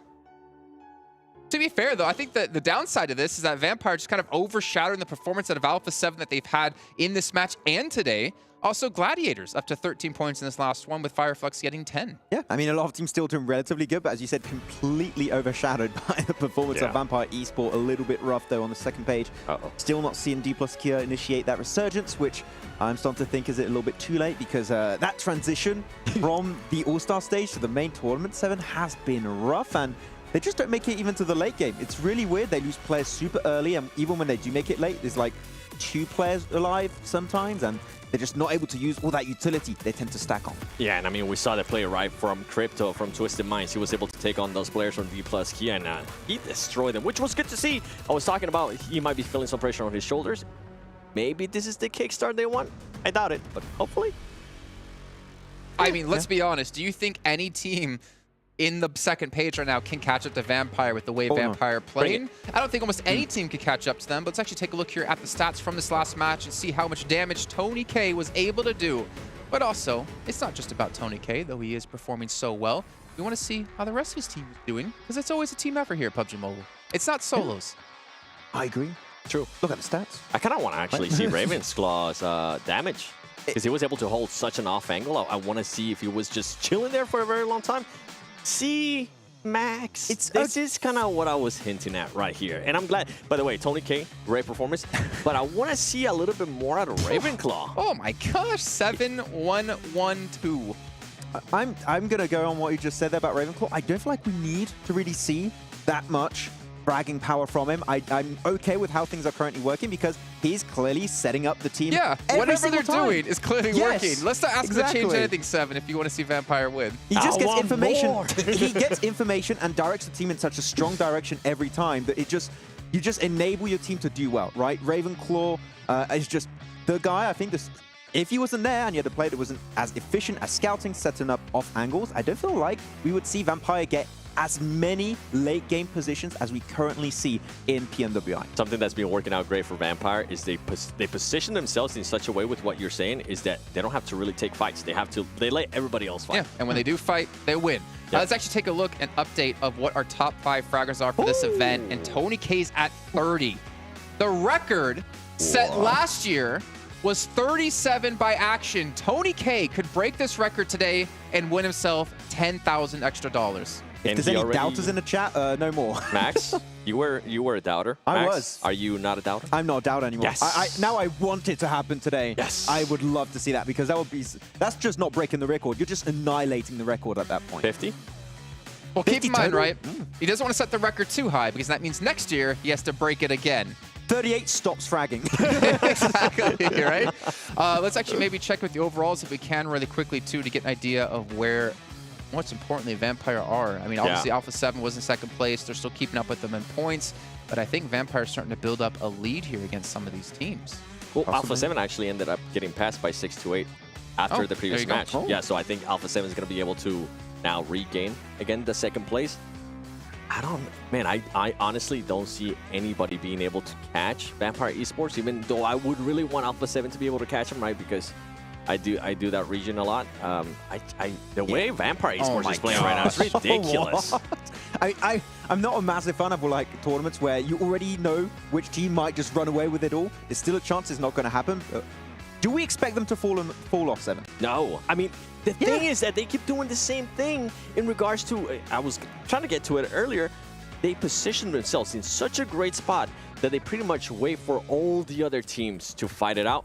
And then at that point, they're like, okay, I think it's time we want to involve ourselves. The pacing, once again, it comes down to the pacing of the game. And now going over to Alpha7, I do have to give them props because they were able to implement something really well yesterday.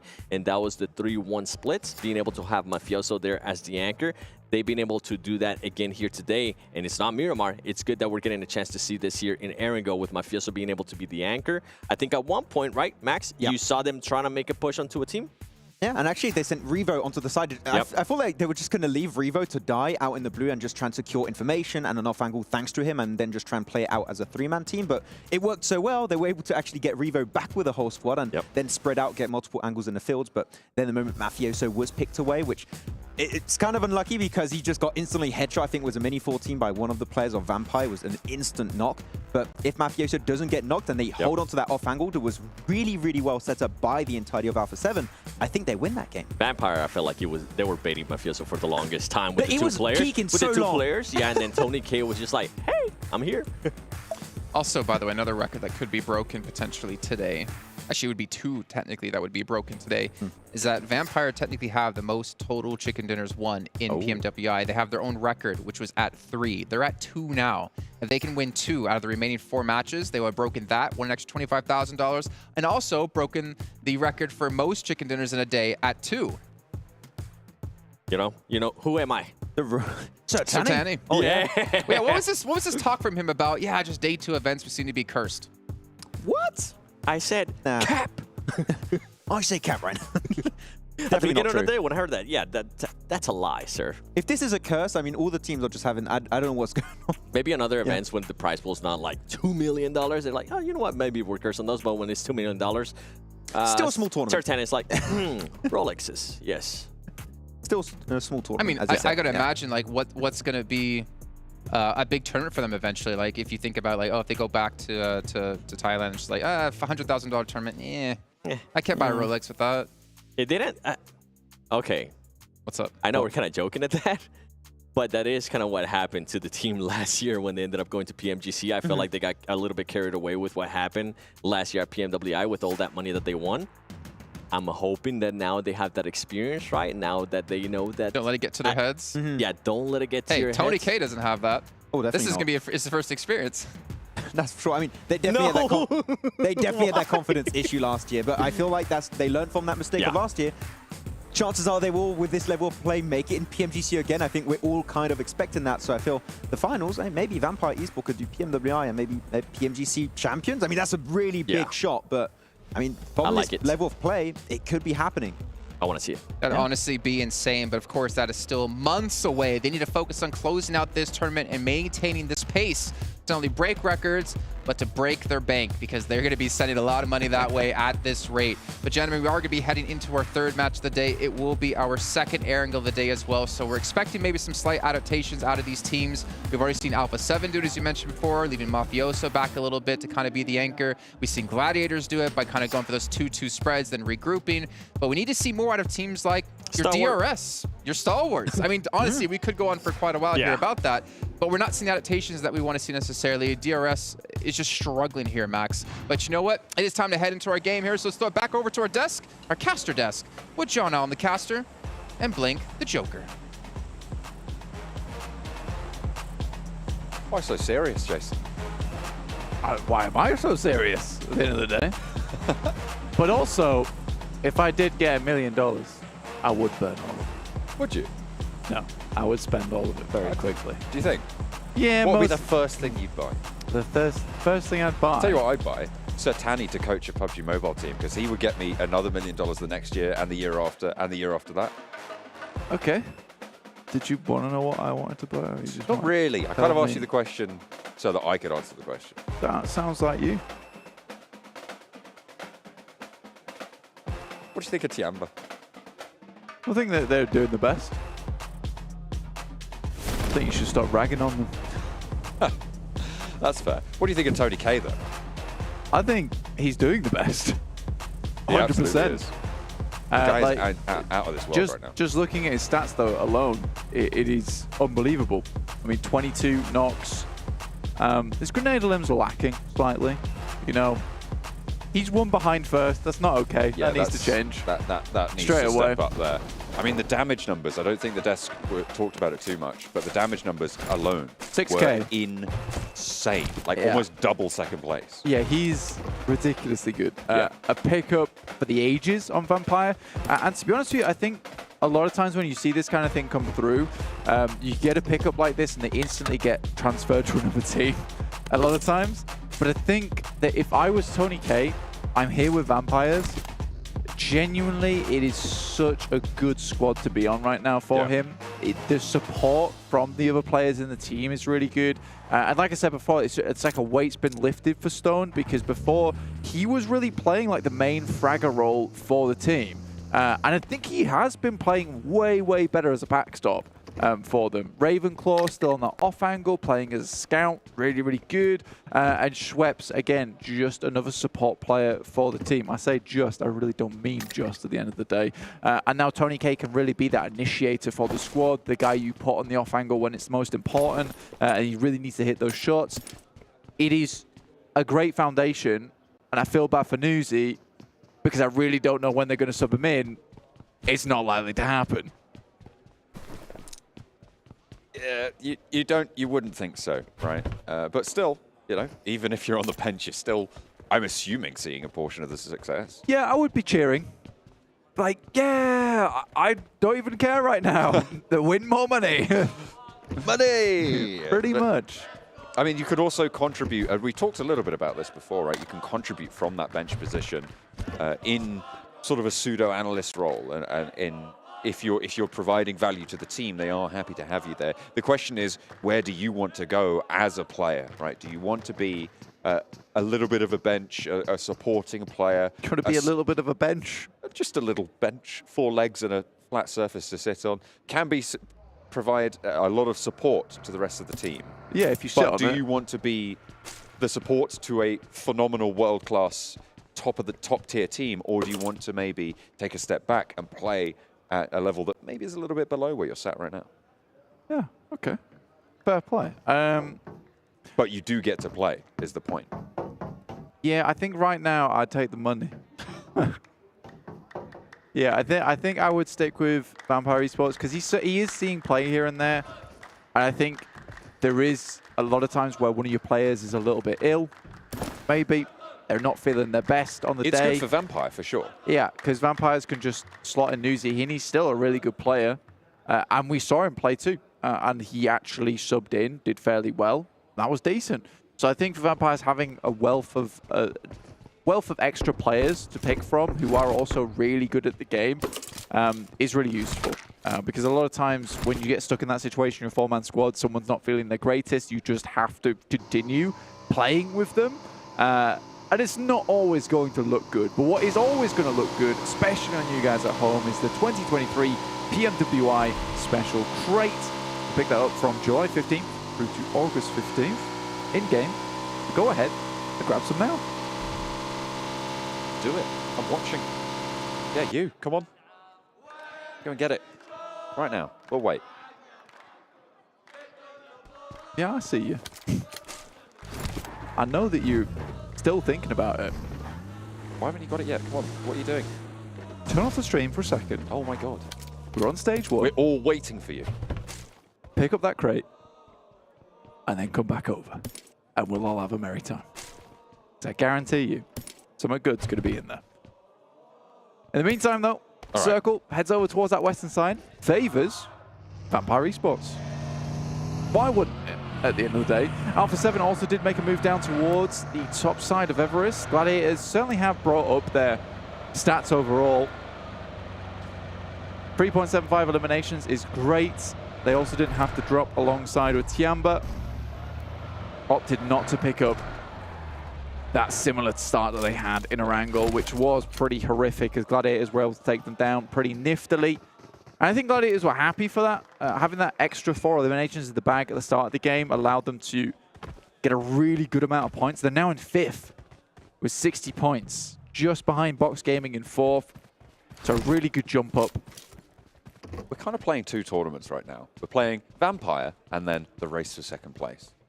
And actually, the 2nd place position is really interesting. It's very closely fought here between 4 teams, 5 if you want to go a little bit further down, and maybe you throw Flux in there, but I feel like Alter Ego is probably a much more likely candidate for a 2nd spot than Flux, given current performances. Yeah, I mean, 100%. This is probably what you could be aiming for, is to try and beat out Alpha7. And I think Alpha7 is deservedly right now in 2nd place. Yeah. They have been playing a strong game. But honestly, to catch up with the counts of Thailand, it's going to be quite difficult, to be honest. And I think that with this particular circle, it's lilting towards Vampires, which feels scary. Basically means they win it, right? Basically, yeah. Are they in the circle? Okay, they win. Are they outside of the circle? Yeah, probably still win. They have that factor. I'm in the circle, therefore, most likely, I will be taking home all the money of this tournament factor. I'm here, therefore I win. Yeah. Although, to be fair, they vote that this is their 2nd chicken dinner this season. We're speaking of them as if they are indomitable completely. Yeah. But they have been beaten before. We've seen it, actually, quite a few times. Yeah, in PMGC, before they decided, actually, guys, we're good. We're actually good at this game. Before they decided, actually, guys, we'll pick up Tony K. Yeah. Well, the last day of PMGC, it was an absolute slobber knocker. Picked up a load of chicken dinners on that day, able to get up to a pretty reasonable result. I think it was 6th or 8th place. I'm pretty sure it was 6th, though. And again, Vampires, although they were beaten, certainly felt like a switch was turned on at that point, and they have just gone on to do extremely well this year. With 6th in PMGC. Yeah, 6th. And some really good results. But we are harping on about Vampires so much because they are so good. You know what really interests me, though? Is our PEL resident, 628, 66 points. Really well done here in 3rd place. Feels like a team that's got under the radar a little bit today, but they're certainly still putting up points. especially benefiting from the amount of eliminations they were able to pick up yesterday. Yangwon, a standout player on the roster for 628. He was so... I mean, we go back to that Miramar a couple times for this player because it was such an important off angle in that engagement with Alpha7 that they did end up losing, but Yangwon was still standout in that, and that is, I think, demonstrative of his position within the team and his prowess in general. Hasn't had the best day today, as you say, but still very much possible for them to pick things up because this is only match 3 of the day. Yeah, and I think that these points are a bit skewed because of the amount of points that Vampire has stolen. True. So far. So I still think that 628, 66 points, 3rd place. Great news for them. Box Gaming also losing a player right off the get-go will just extend their lead further. Also allows Gladiators to potentially ladder up a little bit here. Alter Ego, although have dropped down, have not dropped off as of yet. They're still putting up points here and there to hold on. Although compared to their yesterday start, it has been quite lackluster. Stalwart, on the other hand, what are they doing? It's not ideal. It's not, and I'll put it that way. I think we can comment on this the way we currently are. Yeah. Which is with a little bit of fun and poking, because this is not Stalwart at all. It's either the competitiveness of this lobby is so incredibly high, or Stalwart has really had a bad tournament so far. There is only 2 answers. I think little column A, little column B. Little column B. I mean, it's a little bit of both for me. Obviously, we've talked a lot over the course of the last year and a half or so about how much these teams are starting to step up in terms of their rotational awareness, in terms of their positional control, in terms of their gun skill as well. I mean, it's incredible to see that development come through. And of course, that's going to be shown here at the highest level of competition, at the PMWI, where these teams are the best in the world right now. Yeah. But then you look at what Stalwart have been able to do in the past from these players specifically, their trajectory as well, where they have also seen that improvement, but it just isn't on display here. Yeah, and I think there's a really interesting thing to talk about in that sense is that we heard from Senator at the start of the day saying that he'd picked up 2 additional strong fraggers for the team. Back when Scry and Pika were playing as mainstays, I think although, yeah, they weren't performing to a point where they were blasting out their minds in tournaments within their region, they still did very well on an international stage. And I think the difference is that you have these players that are more orientated towards eliminations, but maybe don't have that support role that probably Action and Top desperately need from Pika, from Scry. Scry has taken some excellent off angles in the past. Pika's done very good as just a survivalist to get them towards that end game and pick up some placement points. And I think that when you come to these international tournaments, you do have to play on the defensive sometimes. And Vampire certainly have had to play to that tune as well. Why they've got Ravenclaw, it's why they've got Stoned on the team, right? Just needs a little bit more from Stalwart. That is the bottom line. 4 of our talent team predicted this team to win the whole tournament. Yeah. Right now. And this is just not the same team. They are, as you say, a completely different roster seemingly in this tournament. He's teasing him. He doesn't have the team shot right now. Waiting for team. Yeah, you could see the 2 players from Falcons cresting that summit there to try and get in position. If the shots landed, to just roll straight on down, but didn't manage to land too much and they divert instead. Falcons looking to back off Alter Ego, but Alter Ego ahead on this rotation. Just to the north side of Pachinki. Falcons trying to skirt away as well. Through the compounds, into the rolling headshot fields. These hills provide a little bit of cover, sure, but you peek them and you're going to make like Mafioso against Tony K. Rosemary tries to take some shots backwards with the Scarel. Has to send away though. The thing with these fielded areas is that a lot of times, yes, they do give you some good little bits of cover here and there, but you really have to be on the swivel. A lot of times have your team split up to watch several different angles. Right now, Octa takes a couple of shots his way as they whiz past him like a couple of angry bees. Falcons, though, swirling in the distance. Infinity IQ, all 4 players had nades out. That is not something you want to see come up against. They're all over this one. But Alter Ego with 2, actually holding off fairly effectively, playing split. Rosemary crests the ridge with the Vector, swaps to the Scar, and they don't seem to have paid attention to it. Tries to go a little bit further forwards, but gets backed off an octaful second. Potato there, looking to try and get some answer, some revenge. Will be able to find one. Now needs to turn the corner and get another as well. Bensu with an aid in hand has a teammate forwards to take care of Potato. Just Fnatic left standing now for Alter Ego. The flush confirmed, and Bensu now up to the fight with Fnatic. Nade in hand, has to duck back, and nade over the top is so close to going down. But with 2 players alive, res is available. Alter Ego are flagging. It's just a bit of over-aggression there coming through. Wow, Fnatic finds Bensu on the top side. That's really big. Might be sending another nade, goes a little bit too far. Has the UMP, but versus 3 to do the work all over again. That is not going to be easy. Fnatic, one more nade, but the UMP as well. Axa from Falcons have been pushing in behind this engagement. Fnatic goes down to the DBS of Ferrari, who was able to 1v4 in the previous matches that we saw. Now wants to keep his team alive, and Infinity IQ get everyone back to their feet. They have a path into this next circle, but it's treacherous open ground, and Falcons are right here as well. Yeah, I think you saw it from Rosemary. I mean, we've all been there where you see a squad all lined up. You take the initial, you find maybe one knock, and you're like, I could go for the 4-piece. It will look amazing. You don't find it, you go for the repeat, and you get knocked down. I think Rosemary could have waited for the rest of the team. Kaldailan finds one. Huga's down, and just Ferrari remaining now. Needs to repeat performance here. Bensu flushed away as well.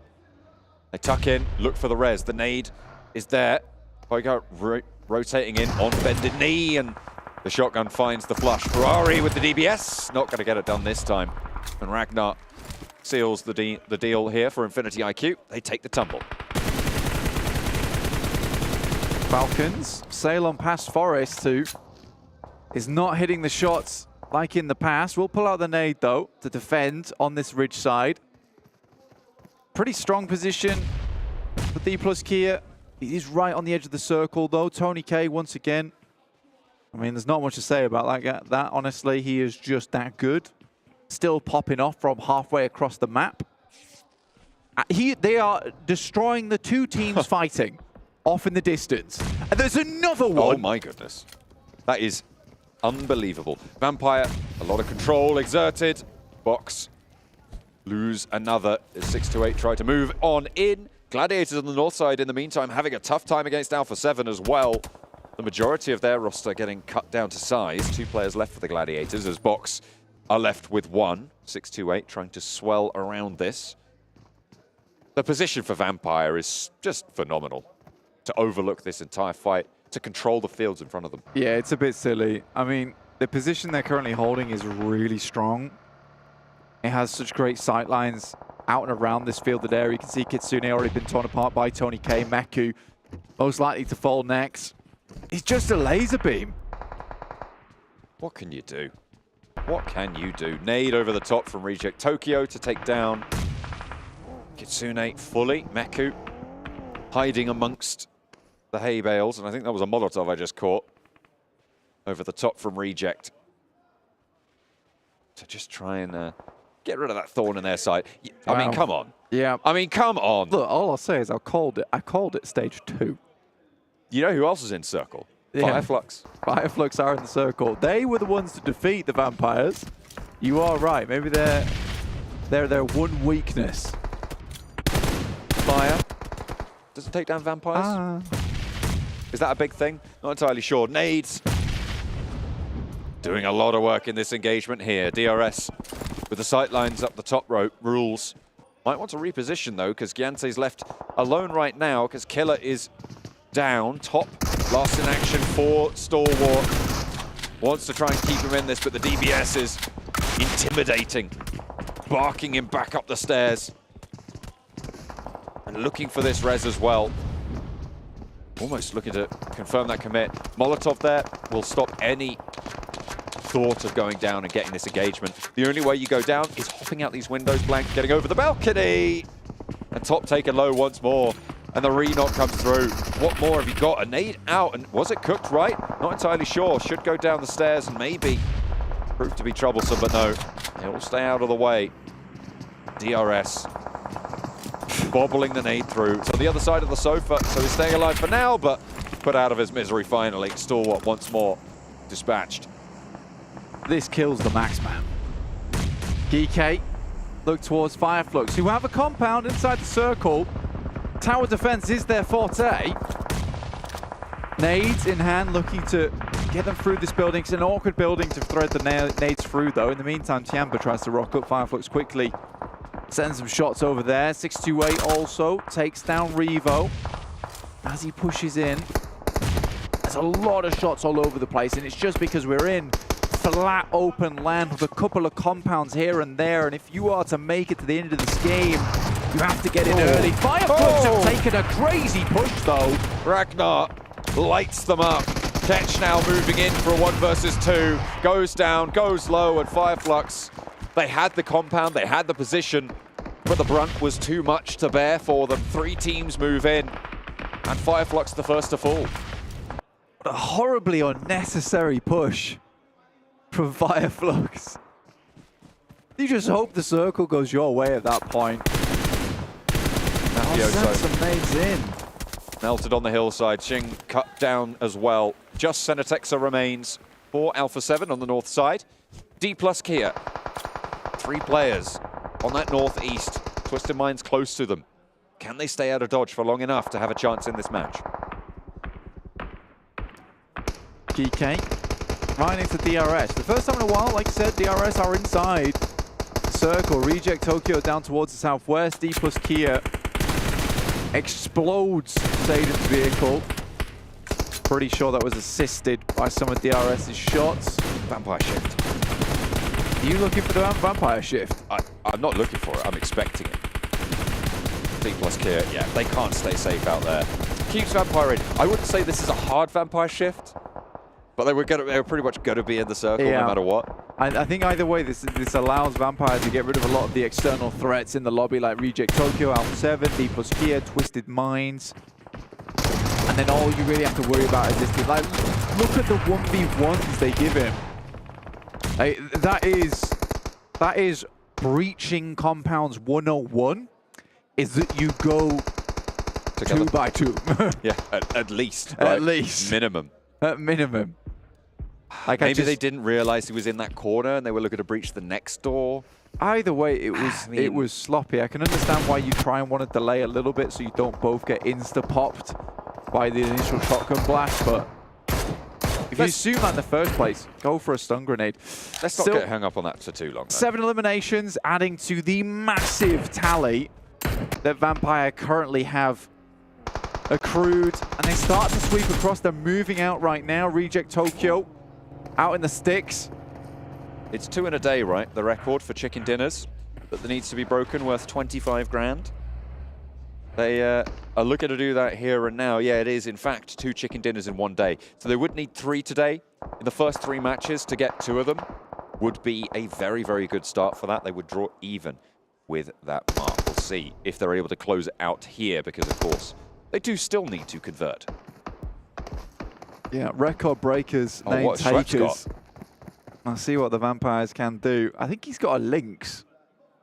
I think he does have the Lynx, actually. He's managed to pull that one out. Which is a real nasty weapon. The claws from that bad boy is going to be slicing through you.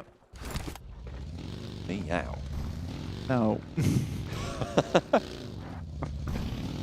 What do you mean? Although my cat certainly does give me something to think about. With his claws? You do. He's got a very big cat. Yeah, it doesn't make me think in a philosophical way. You know, it's not. He's not the next Aristotle. I wasn't expecting your cat to be Aristotle. He's got big claws, that's all. Oh, big claws, very sharp. Yeah, very sharp. Rip, rip. Vampires still on this western side, though. Reject have done a pretty good job to get far into this game, obviously taking advantage of the chopsticks itself. Sanhok are still going as well. And I think for Alpha7, maintaining this second place spot, I think when you get down to this position where you're like, it's going to be very difficult for me to get through this game, I'm just going to have to go for a survival play. Yeah. You know, already in towards that top 6, the top 4 finish would be beautiful. And he's completely out the way. It's more likely that GK, Tiamba, as well as DRS are going to explode in action, as opposed to Sanhok getting involved in any of this. The next minute or two will be decided in 10 seconds time, because Blank, the circle shift here is probably the most important for this final phase. Does it go towards the setup with Tianba, with GK, with DRS, or does it go towards Vampire? There's your answer. Over to those east compounds. Vampire are going to have to move. Yeah, so now we need to look at this sweep come through from Vampire. And it gets a little harder the further they get down this way. Obviously, first they have to face against Tiamba, then GK, and then DRS. But I think as soon as you take down GK, you're kind of fine. Here's the thing, though. Do they need to go for the sweep? Can they not just break out, clear Sanhok and play on the open field and allow these teams to fight off against one another? I mean, if they want to be aggressive, get as many elimination points as possible, yeah, go for the sweep. They don't really need points. They don't really need points at this point in time. You're 100% correct. They could quite easily head north side, and it's something they're more than likely a little bit more comfortable with, which is just playing out in open area, taking refrags, instantly popping heads as they appear in the windows. And with them being directly on the edge of the circle as well, could work out very nicely. GK, though, do take down Ravenclaw. Nasty little spray through the smoke. Might be pretty important to get Ravenclaw back up, but no other team has 4 players alive either. Reiji does go down. That will allow a little bit of maneuverability to go for the res. I thought he'd gone down already, but no. Ravenclaw was actually flushed away in the meantime. And Schwepp's taken low. However, playing on with 3, 11 eliminations for Vampire. 12, sorry, eliminations for Vampire. What was I thinking? I mean, you know, Tony K, the fact that he's able to spot Sanhok out in the field like that, he's even thinking about that in this situation. He's got some very good game awareness, this lad. Mechanically wise, Tony K might be one of the best players we have seen since Ryzen, when he was good. Oh dear. Well, Vampire, with Tony K, the powerhouse that he is, trying to move through with the rest of the roster. Playing as 3, though. They have been taken down a little bit lower without Ravenclaw. Shift away from this compound. The circle goes a little bit further out. We'll cut DRS out of the fold here a little bit, Blank. So can Vampire control this open ground around them? Or are they going to have to just sweep through like you were talking about earlier? Exactly. Now, Vampires do get the chicken dinner, as you were saying earlier, John. If they can grab that, they're a little bit closer to getting the highest total chicken dinners at the end of this tournament. True. To which would break that record. But if someone can get more chicken dinners by them at the end of this tournament, they'll break that record on top of them. So they still have a while. Get 2 teams at a total of 3 chicken dinners in one day. It will be still that final day to close it out. Vampire break out into the fields. This is what you said they would do. And you know what? I agree. This is probably the better play for them, just in terms of what the players like to go for. They can control now. They can create that firing line. Just give Tony K a shooting gallery. He'll do the rest. And this is what he's got. Oh, look at this. What do you do? What do you do? They've won. They've won already. We should stop talking. Is this just Tony K's day out at the range? They're just... He's bringing his nephews to the range. Oh, this is amazing. Look, to see it, Rules moves up, though, through the window. That's how you really want to clear out this building. And I think for the Vampires, they're going to get a little bit closer. Oh, he's still in this corner. And he's still got more in the back pocket. Fireflux fell victim to it. And there's more to go. DRS try and get through one by one. And it goes the same way as Fireflux. Badly. Honestly, Ragnar's probably wondering why this is still working at this point in time. Tony K tries to get Tiamba out this building. Giante on the outside. Nade blows up just inside the window. Very unlikely that he'd be getting rules up at this point in time. As soon as he gets that red off, he'll die. And that is a gorgeous Molotov. I love that. Burns them out the lobby. Geometry for days. Knew the spread was going to be good. They move through. Geek trying to move through to Tian Yu. The Molotov is there. He's burning, but he's still shooting. He's shooting time after time, and Geek full. Vampire with 14 eliminations. They're looking for number 15, but it will be denied them, but not the chicken dinner. This is a team to fear. Nobody standing in their way. They move across like a hot knife through butter. Fields or hills, it does not matter. The buildings fall. And it is Vampire to cinch the lobby shut. It's no big deal. I mean, turn the lights out at this point in time because a shadow has descended upon this main tournament. And it's going to be a difficult one to get rid of because these guys are out for blood at the moment. And it really was just Tony's day at the shooting gallery. Nosferatu, Dracula, Tony K, the most dangerous vampires in the world. You don't know about Tony K? Well, you do now. Absolutely. Plenty of victims falling to the cannons that Vampire have brought out today. Who said there was a day 2 curse for this team? They have absolutely broken the back of that. Bane could never. What a ridiculous tournament this has been so far. Vampires on for 4 for 4 at this point in time. If you didn't know, you know now. They won last year's PMWI. They won the first tournament PMWI last year. They won the second tournament PMWI last year. If you weren't tuning in for All-Stars, they won All-Stars this year. And at this point in time, it's looking very likely that they'll win the main tournament too. And at the start of this game, we were saying, maybe we shouldn't say that too early. I don't think it's too early anymore. I don't think so In the meantime, we'll head to a break.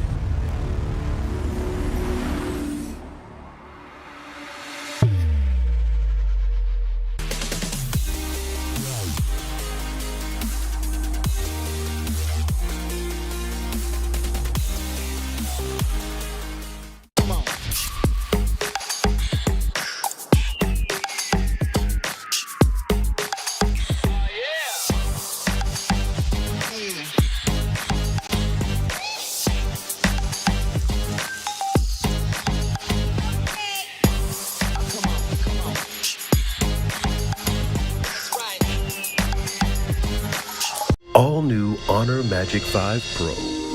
Freeze even fleeting emotions in just milliseconds. Take marvelous night shots with lightning-fast exposure. The display reveals more details in bright areas with an astonishingly long battery life that just keeps going. The latest flagship chipset brings you exceptional performance. Unleash the power of magic. Honor Magic 5 Pro. Open your eyes. When you look into my eyes, Tell me, what do you see? Tonight, I'm gonna show you the wonders of them all. Hey, I got nothing to lose. I got nothing to lose. I need warriors.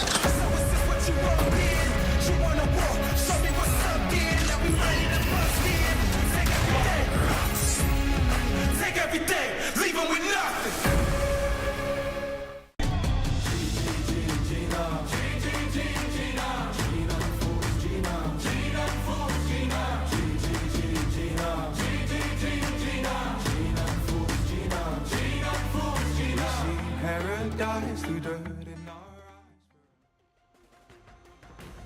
I can see it now. Vampire Esports just doing that. My lord, what is going on with this team? They take home another chicken dinner. So not only 7. Yeah. We brought this up in the green room because I completely brain farted. That they have tied the most amount of chicken dinners in an event here at PMWI at 3. And they've also now tied the most amount of chicken dinners in a day. So basically, if they get one more chicken dinner today, they will have broken 2 more records, and you know your boy Tony K is going to break the record of eliminations. There's a chance that they can break, what is it, 3 records? In one Next game? Match. And we still have 2 matches left. Actually, we still have 8 matches left, so... We have 3 today. True.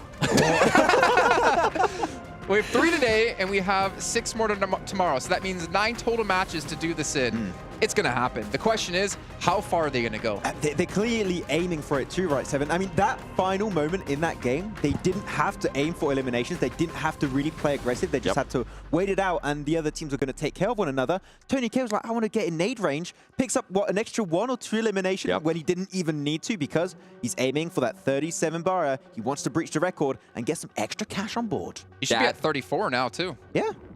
Man.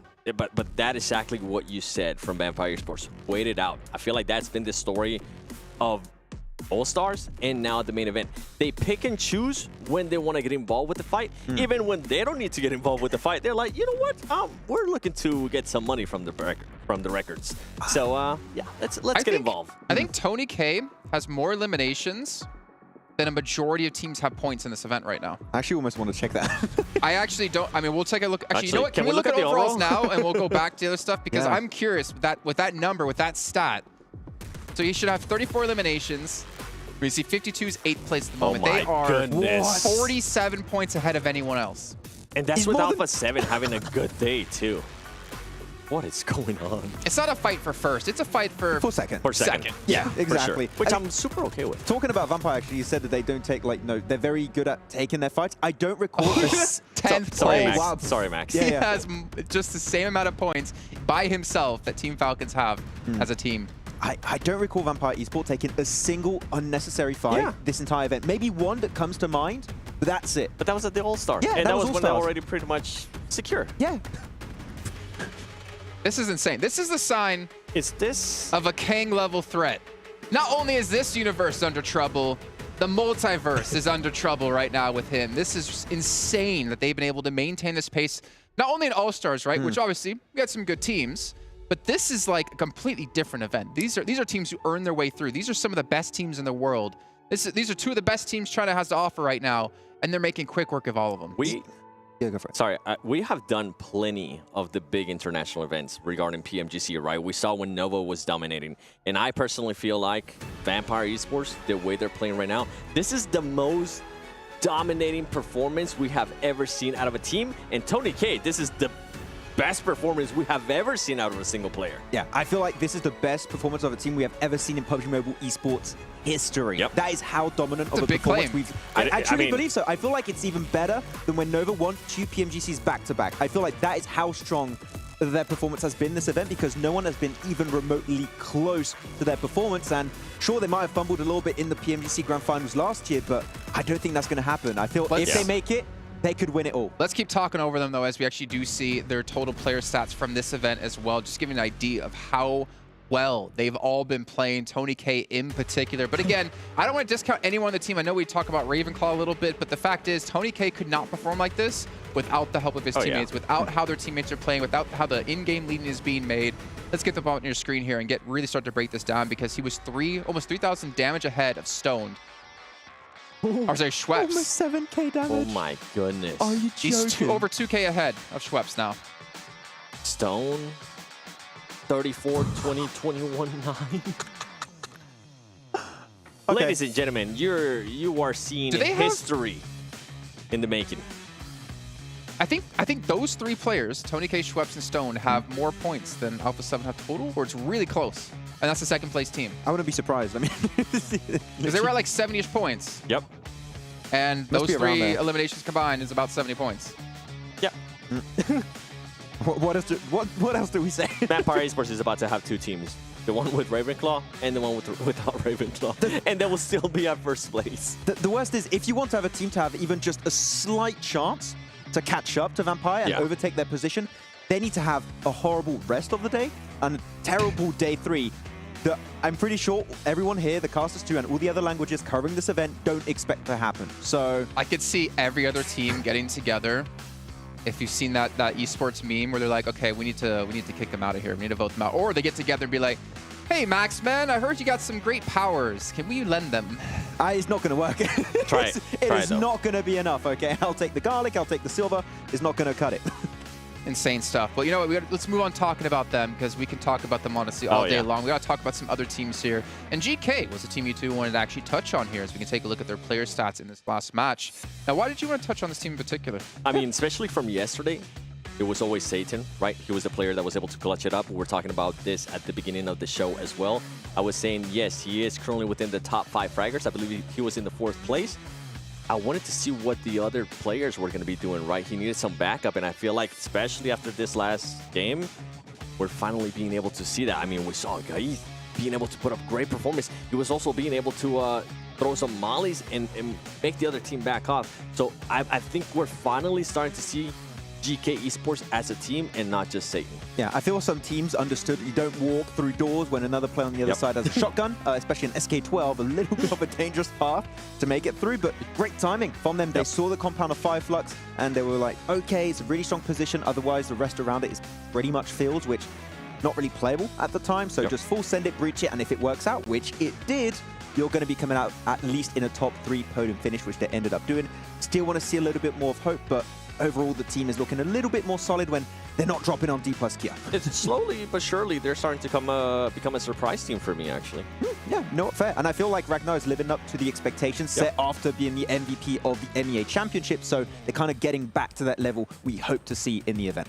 You know, it's kind of a shame, too, because I feel like we have seen a lot of really good play out of some other teams. It's just that it's been overshadowed by how well Vampire have been playing.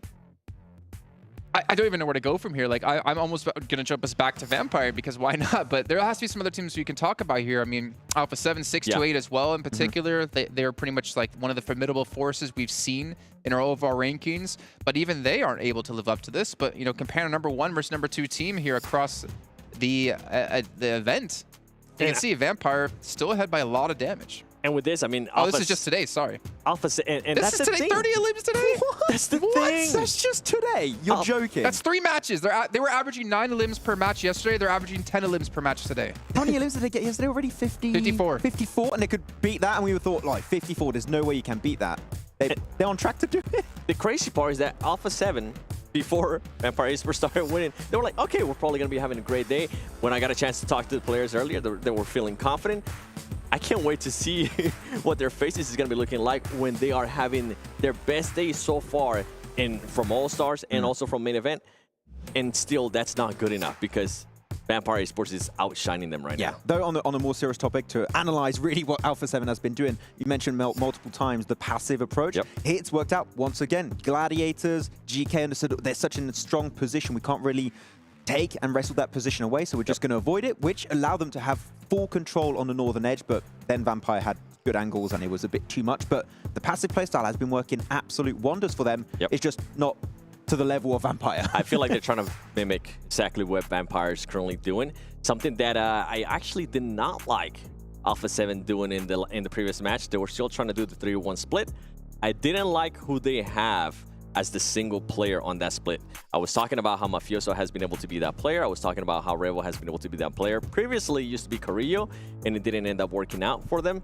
Once again, They had Carrillo being that single player, being that solo player with the other team separate. I want them to go back to either Mafioso or Revo. I feel like that ends up working out better for them. At one point, I think I saw Carrillo being a little bit too eager, getting hungry for those illims. And I like it more when it's Mafioso or Revo being the single player from that 3-1 split. Okay, well, you know what? I think it is time for us to talk about something else, though. Can you guess what it is? Not sure. Where are you going with this? The records? Where do you think I'm going with this? The records, maybe? No. Oh, okay. Maybe our honor phone? No.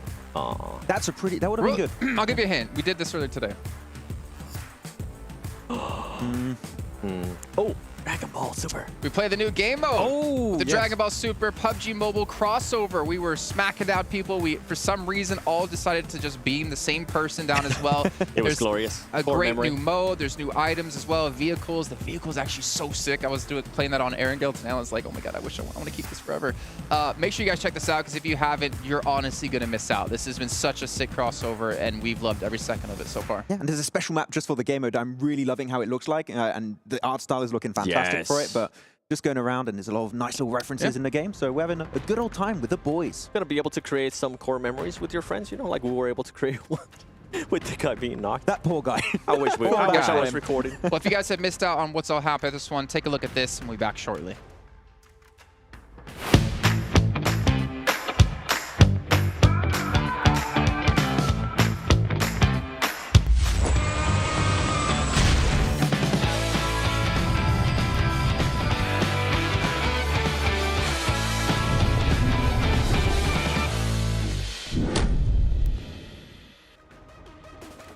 I don't know, seeing Shenron on there just makes you think of a great meme that was posted by, was it PMKill Updates over on Instagram, talking about you get one wish, and the wish is getting one of these teams into the main event, and he's like running away like, no, I can't do that, bye. It was like Aegon I8, S2G. No, BTR. BTR. I saw the meme. Shenron not powerful enough. What would your dream be?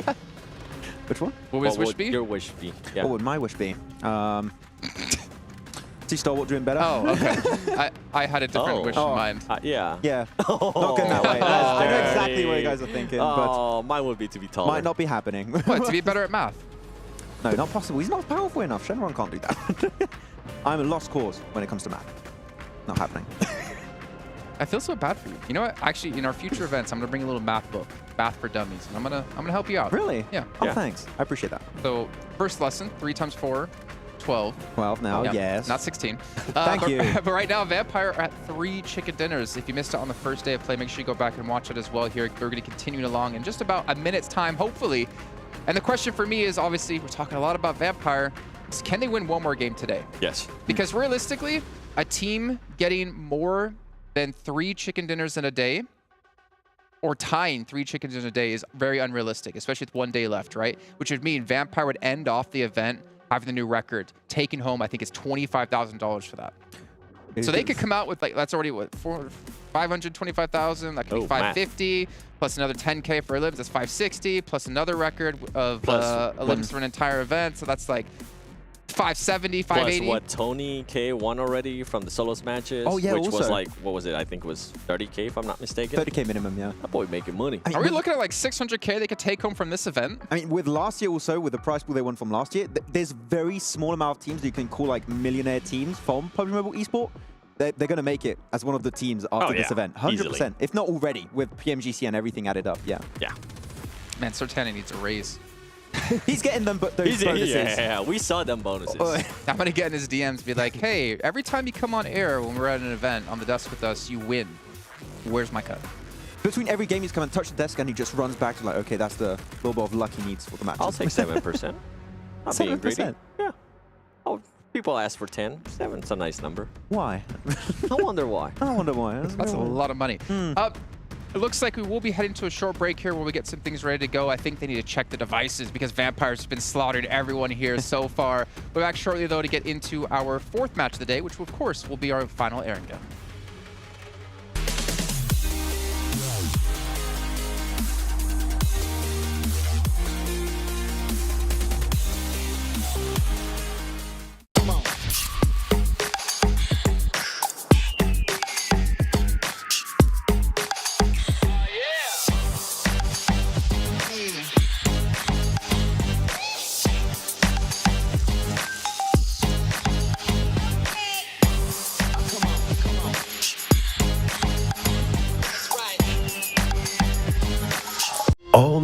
Honor Magic 5 Pro. Freeze even fleeting emotions in just milliseconds. Take marvelous night shots with lightning-fast exposure. The display reveals more details in bright areas with an astonishingly long battery life that just keeps going. The latest flagship chipset brings you exceptional performance. Unleash the power of magic. Honor Magic 5 Pro. Open your eyes. When you look into my eyes, tell me what do you see? Tonight, I'm gonna show you the wonders of them all. Hey, I got nothing to lose. I got nothing to lose. I need warriors.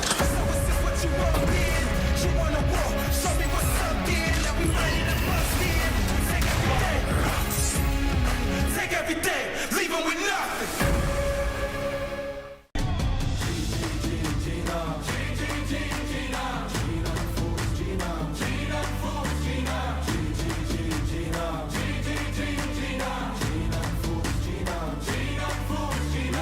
Paradise through dirt and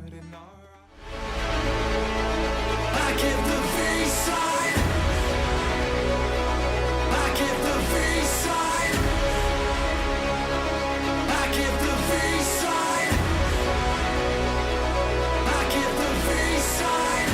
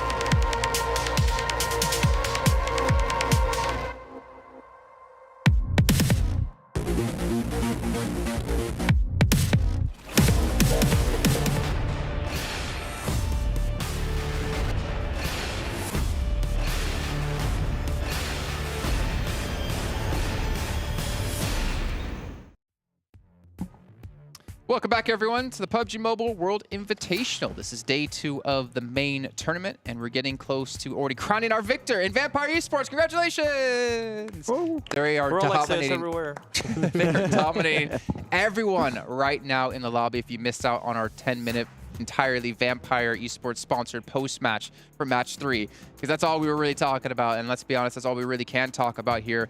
But we have to talk about some other things, because then it's just gonna be the Vampire Esports show. Can we see the overall again? I want to see realistically which teams can maybe I don't know. I heard no in my ears. We So I don't think we can. Yes, we can. Yes, we can. I mean, 129. God damn. All right. Hold this, my boy. Let's see. What are you looking at? I'm trying to see which one can actually Alpha7, but I mean, they're having their best day and it's still not good enough. Keep in mind, right, there's still a lot of money to be won. Not like the whole tournament's over, not even close. First gets $400,000, second gets $200,000, third gets $125,000, fourth gets $100 grand. From there on, it drops by about 20 to 15 to 4. So pretty much the big cutoff point is if you can jump from 6 up a placement, because you increase by 20,000 or 25,000 or 75,000 or 200,000. So right now, if you're like Alpha7, you obviously want to try to catch Vampire Esports, but also try to prevent other teams from catching up to you. Then you look at G Gladiators, you look at Box Gaming, like 4th and 5th place. That's a 20K difference if G Gladiators could just get 2 points. So, or even 1 point. I actually don't know how it works down when it comes to placement points, who has the tiebreaker there. So all these teams are still trying to fight for a lot of money here. Even, you know, Reject Tokyo, they get 25K just for being here, even if they can't come off the bottom of the table. Yeah, I mean, just one good game for the teams at the bottom of the table can still result in significant prize pool increases. Just, are we going to see that? Not too sure. But I'm looking at Box Gaming, actually, here. 7, a team that we didn't talk about too much, you know, just mentioned a few times, especially with that very dominant win yesterday over on Erangel. And Gosu has been, I would say, the standout player for the team, similar to Bensu for Infinity IQ. So good to see one player stand out, but just if we can see more team presence as a whole in these games, maybe catching up. 628 Alpha7 Esports is definitely achievable, but yeah, Vampire Esports, just forget about it.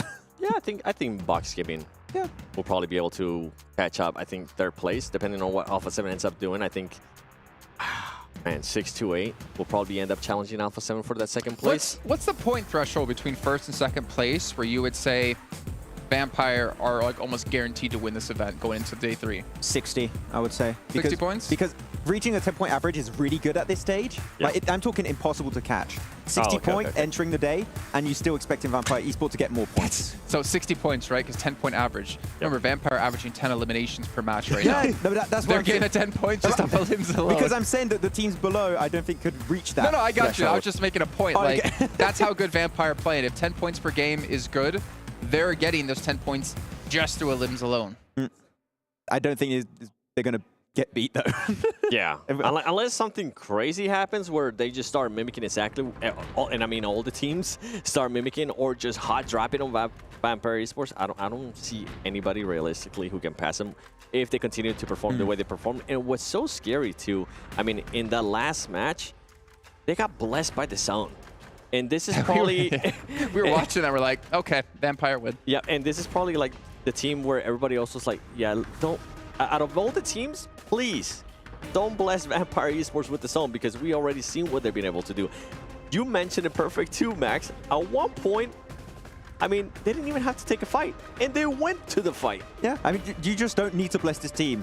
They'll still make something work, even if the circle was on the complete opposite side of the map, away from Primos, where they like to normally drop, even though 628 are kind of contesting that location right now. But what I'm going to say right now is, if you're a player that wants to get into PUBG Mobile Esports, the best thing to do, you just study Vampire Esports, see what they're doing, apply that gameplay, those strategies to your own gameplay with your own squad, and entering into, like, you know, your PMCOs, your PMPLs, you can do great. Like, you can dominate your region if you just use this, well, just, it's easier to say than to actually do. If you just do what Vampire do, Max, you can win your own PMCOs, your own PMPLs, and you could probably be the world champion. No, but they're going to be a very studied team going into this, right? So I feel like everyone at home, just look what they're doing and just try and just do 10% of what they're doing, and you might just dominate your region. Now, we keep talking about, like, how great Vampire Esports is doing, right?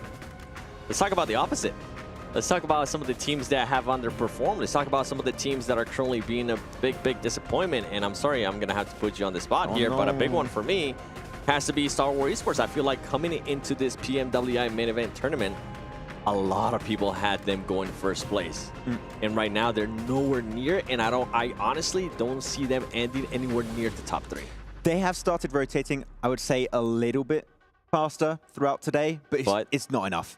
It's still too slow to the point where they're getting gate-kept, they're not getting in positions quick enough, and they're being gate-kept by teams on the edge of circle consistently, so they just can't get in those POIs, because Vampire is always there.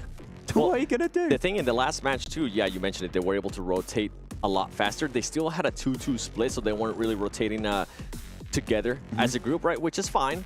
But once they got to the edge of the circle, for some reason, they were like, you know what, even though this is pretty clear, we want to send it straight to the middle, and it absolutely backfired. And I don't know why they decided to do that. I don't know if that's just the thing that they're going to continue to do, but it was such a, like, I mean, no, we mentioned it many times on the pre-show, right? That adapting your gameplay to these international events like PMGC and PMWI, that was a playstyle that worked really well in South Asia Championship because teams were a little bit slower and they could afford to take that time on the edge and then just full send it center. It was very effective in South Asia. Thing is, you're always having teams being so quick on their feet, being in those center positions, and they just send it, well, now you have to breach, and breach is like a 50-50 in this position because teams are just so strong to defend their breaches that it's just not going to work as efficiently as they did back in South Asia. And if they are going to be breached like that, I do want the players to be a little bit closer. Great job on the early rotation, right? But if you're going to be breaching like that, group up a little bit more. Okay, well, gentlemen, I am hearing that over on the stage, we actually do have an interview. I'm guessing it's Kitsune with Banks. Talk about how G-Glares has been doing, and we're off of that, we'll hopefully be getting into our next match. See you guys in a second. Welcome back to the main stage. We're climbing the ladder ever so smoothly, and with a very impressive start to day number 2 is G Gladiators. We are joined by Kitsune here on the main stage. Congratulations so far on your performances. I just want to take it back, you know, ever so slightly. You qualified via the All-Star Stage here. So I just want to ask you, what have been the main playstyle differences between the All-Star Stage and now the main tournament? I mean, All-Star Stage has really big density. And it was hard for us because we have like edge playstyle and all the positions were basically taken. We couldn't find like really good fights in there. And now, since there are like only 16 teams, we can find like really good fights. We can find strong edges and feel better now. سألنا اللاعب كيتسوني من فريق جلاديترز انه وش كانت الفرق من المرحلة الأولى اللي كانت في الأول ستارز إلى المرحلة الحالية، وش أبرز الفروقات اللي كانت في المنافسة في هذيك المرحلة عن المرحلة الحالية في البطولة الأساسية. وذكر قال أن في مباريات الأول ستارز يوم كانت موجودة كان في 18 فريق، كانت أصعب، خصوصا أنه ما كانوا يقدروا يأخذون مساحات كثيرة، الفرق كانت جدا كثير عددها، وكل مرة كانوا يعانون في أخذ الأماكن وأخذ المساحات. لكن هنا في البطولة الرئيسية قدروا ياخذون مساحات أكثر، قدروا ينزلون في الأماكن اللي يبغونها وسيطروا بشكل أفضل، فيقولون إنهم ماخذين راحتهم في هذه البطولة بشكل أفضل. Let's talk about the build-up towards this tournament. I mean, what were you mainly focusing on preparing or changing about your playstyle coming into, you know, the PUBG Mobile World Invitational? I mean, we were lacking of the team play. Basically, we had like really some tough times playing Edge for like last few months, but we figured out how to play better as a team. And here on the stage, I hope we will show you in the last 10 matches. سألنا اللاعب انه كيف او بالاصح وش الاستراتيجيات اللي تغيرت بالنسبه لكم من المرحله الاولى عن المرحله الحاليه، وش الصعوبات اللي واجهتوها حتى بعد في اسلوب لعبكم انتم تحديدا. وذكر اللاعب قال انه بكل امانه كان ممكن اصعب الاشياء هي التحركات وعلى الاطراف برضو بالاصح، انه كيف شلون يقدروا ياخذون الاماكن اللي يبغونها وكيف حتى برضو يسيطرون في المساحات الكافيه بالنسبه لهم، لكن يقول انه قدروا يعالجون هذا الشيء في البطوله الرئيسيه، وحتى برضو روح الفريق التعاون واللعب المثالي اللي بينهم يجمعهم بين بعض في البطولة الرئيسية صار أفضل بكثير، وهم واثقين بقدراتهم وراح يحققوا النصر بإذن الله. We've just mentioned it, only 10 maps remain in this competition. Are you confident that you can go the distance and take the win? Yeah, of course. We are known as a team who plays bad like first day, and then we play better and better like every day, so hopefully we'll get our points today and make a comeback on the third day. سألنا اللاعب انه كيف كانت خلينا نقول ثقتكم العاليه في المنافسه، هل انتم واثقين بقدراتكم بالمستوى اللي قدمتوه الى الحين؟ قال اكيد احنا واثقين بالمستوى اللي راح جالسين نقدمه، لكن في نفس الوقت احنا معروفين ان في الايام الاولى ما هي افضل الايام بالنسبه لنا، لكن يوم ورا يوم جالسين نتطور وجالسين نتحسن، وفعلا هذا اللي شفناه منهم، جالسين يتطورون بشكل جدا كبير وما هو بعيدين عن المراكز الاولى في الترتيب. Kitsune, thank you so much for joining us here on the main stage. You've gotten a very impressive start to day number 2. Let's see if you guys can continue it through and into tomorrow's final day as well. Thank you so much for joining us here on the main stage. We are going to throw back to the studio to continue day 2. والحين اعزائنا المشاهدين بعد ما اخذنا المقابله مع اللاعب كيتسونا راح ننتقل على طول على الاستديو نرجع لكم فيها نكمل باقي المباريات.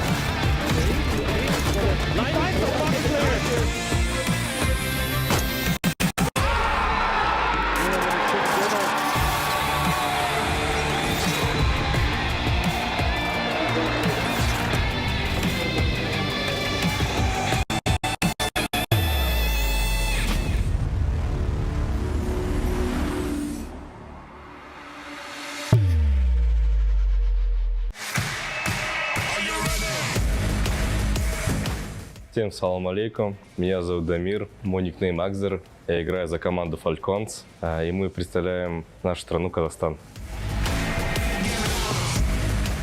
Я себя чувствую очень хорошо, тут очень круто, здорово, организация турнира на высшем уровне, наша команда готова, и мы покажем хороший результат. Мы готовились очень долго, потому что мы прошли через голосование, и у нас было достаточно времени на подготовку. Наши сильные стороны — это, наверное, наша атака, потому что мы очень агрессивная команда. Все команды здесь очень сильные, поэтому к каждой команде мы готовились, каждую команду анализировали. Поэтому не могу выбрать отдельные команды, потому что все очень сильные. Всем удачи, развлекайтесь, ребята.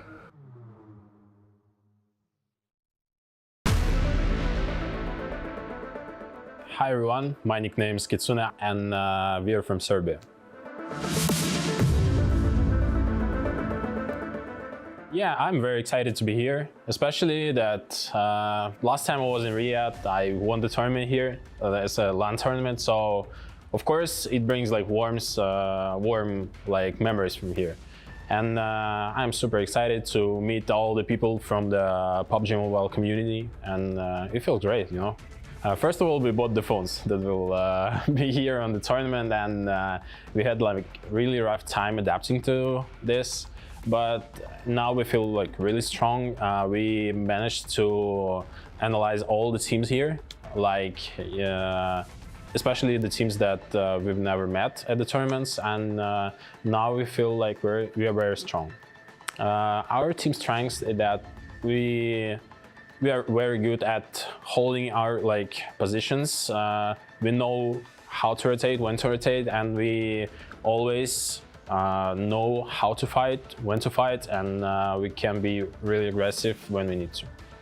It's gotta be Alpha7, you know, because like we meet them like every time. Our strategies, our like gameplay is very similar. They play Edge as well as we, so it's always will be hard time for us meeting them, because you know it's a 50-50 fight with them. We respect them. I mean, guys, if we knock you, you better run.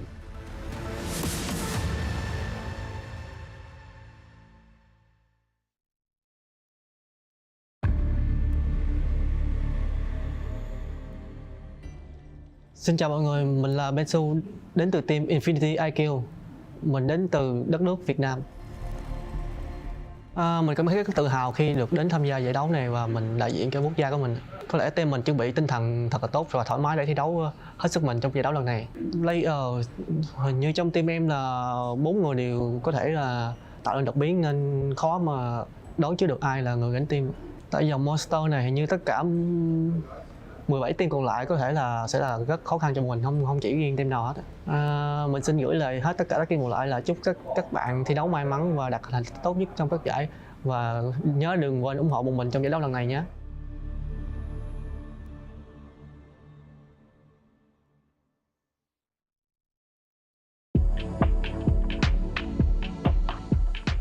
मेरो नाम सुबिन कुमार प्रजापति हो, म Tim DRS बाट हो, अनि हाम्रो Tim चाहिँ नेपालबाट हो।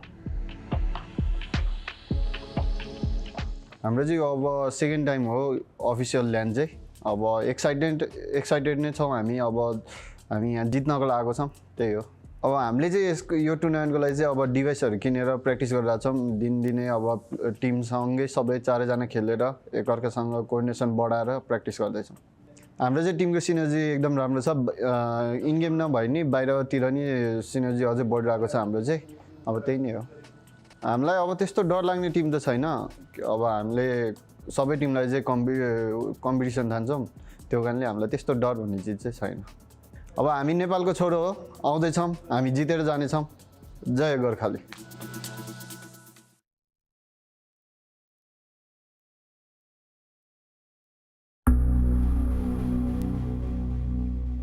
Meu nome é Lucas, meu nickname é Carrilho, meu time é Alpha7 e somos do Brasil.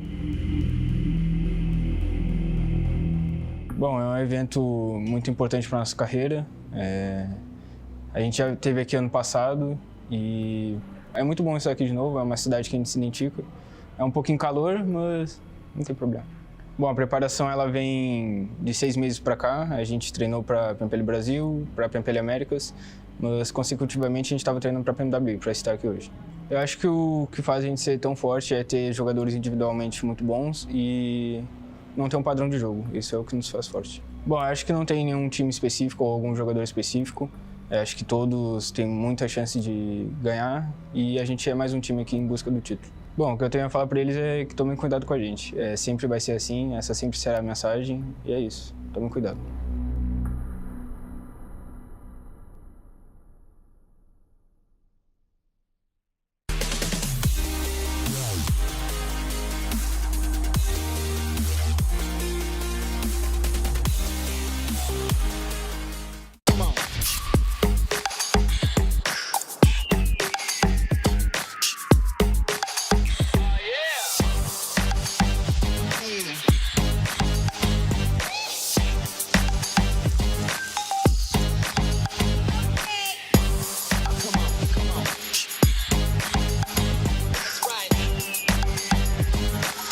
All new Honor Magic 5 Pro.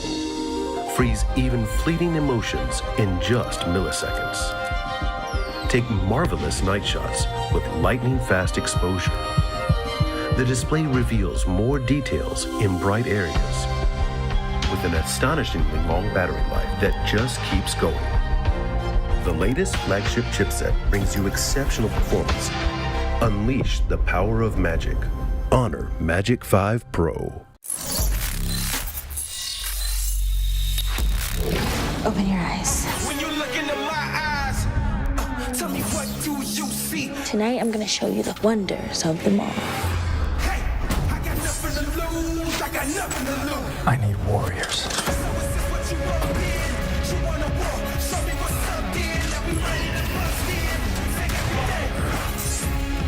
Take everything, leave them with nothing.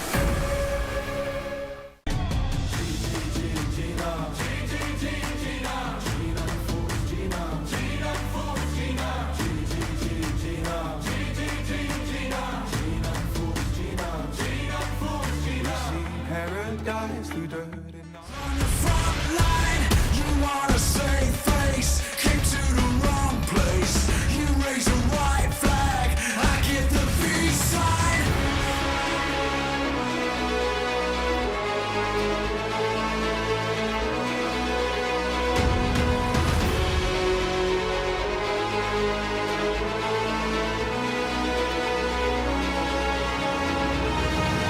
You wanna change me, rewrite our history. I chose my side, drawn the front line. You wanna save face, came to the wrong place. You raise a white flag, I get the peace sign.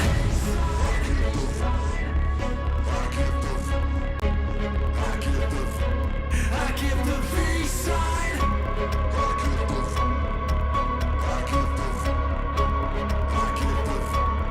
give the peace sign. I give the peace sign.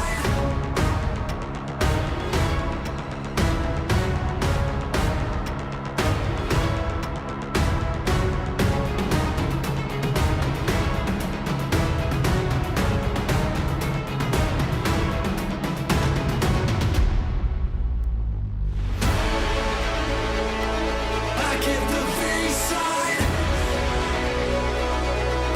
the peace sign. I give the peace sign. I give the peace sign.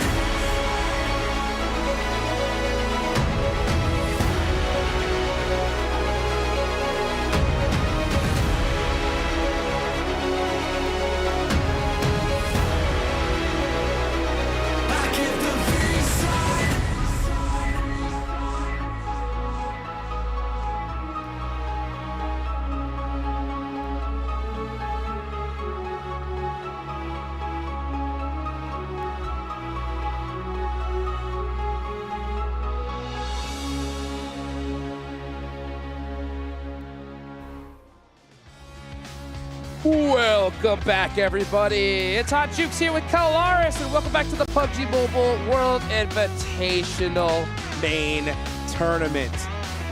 3 matches done here in day number 2. And 3 matches done. And how many of those matches did Vampire won again? Let's be real, quite a few. They're looking really good. Looking real good. Very scary. I am also scared, as all the rest of the lobby should be.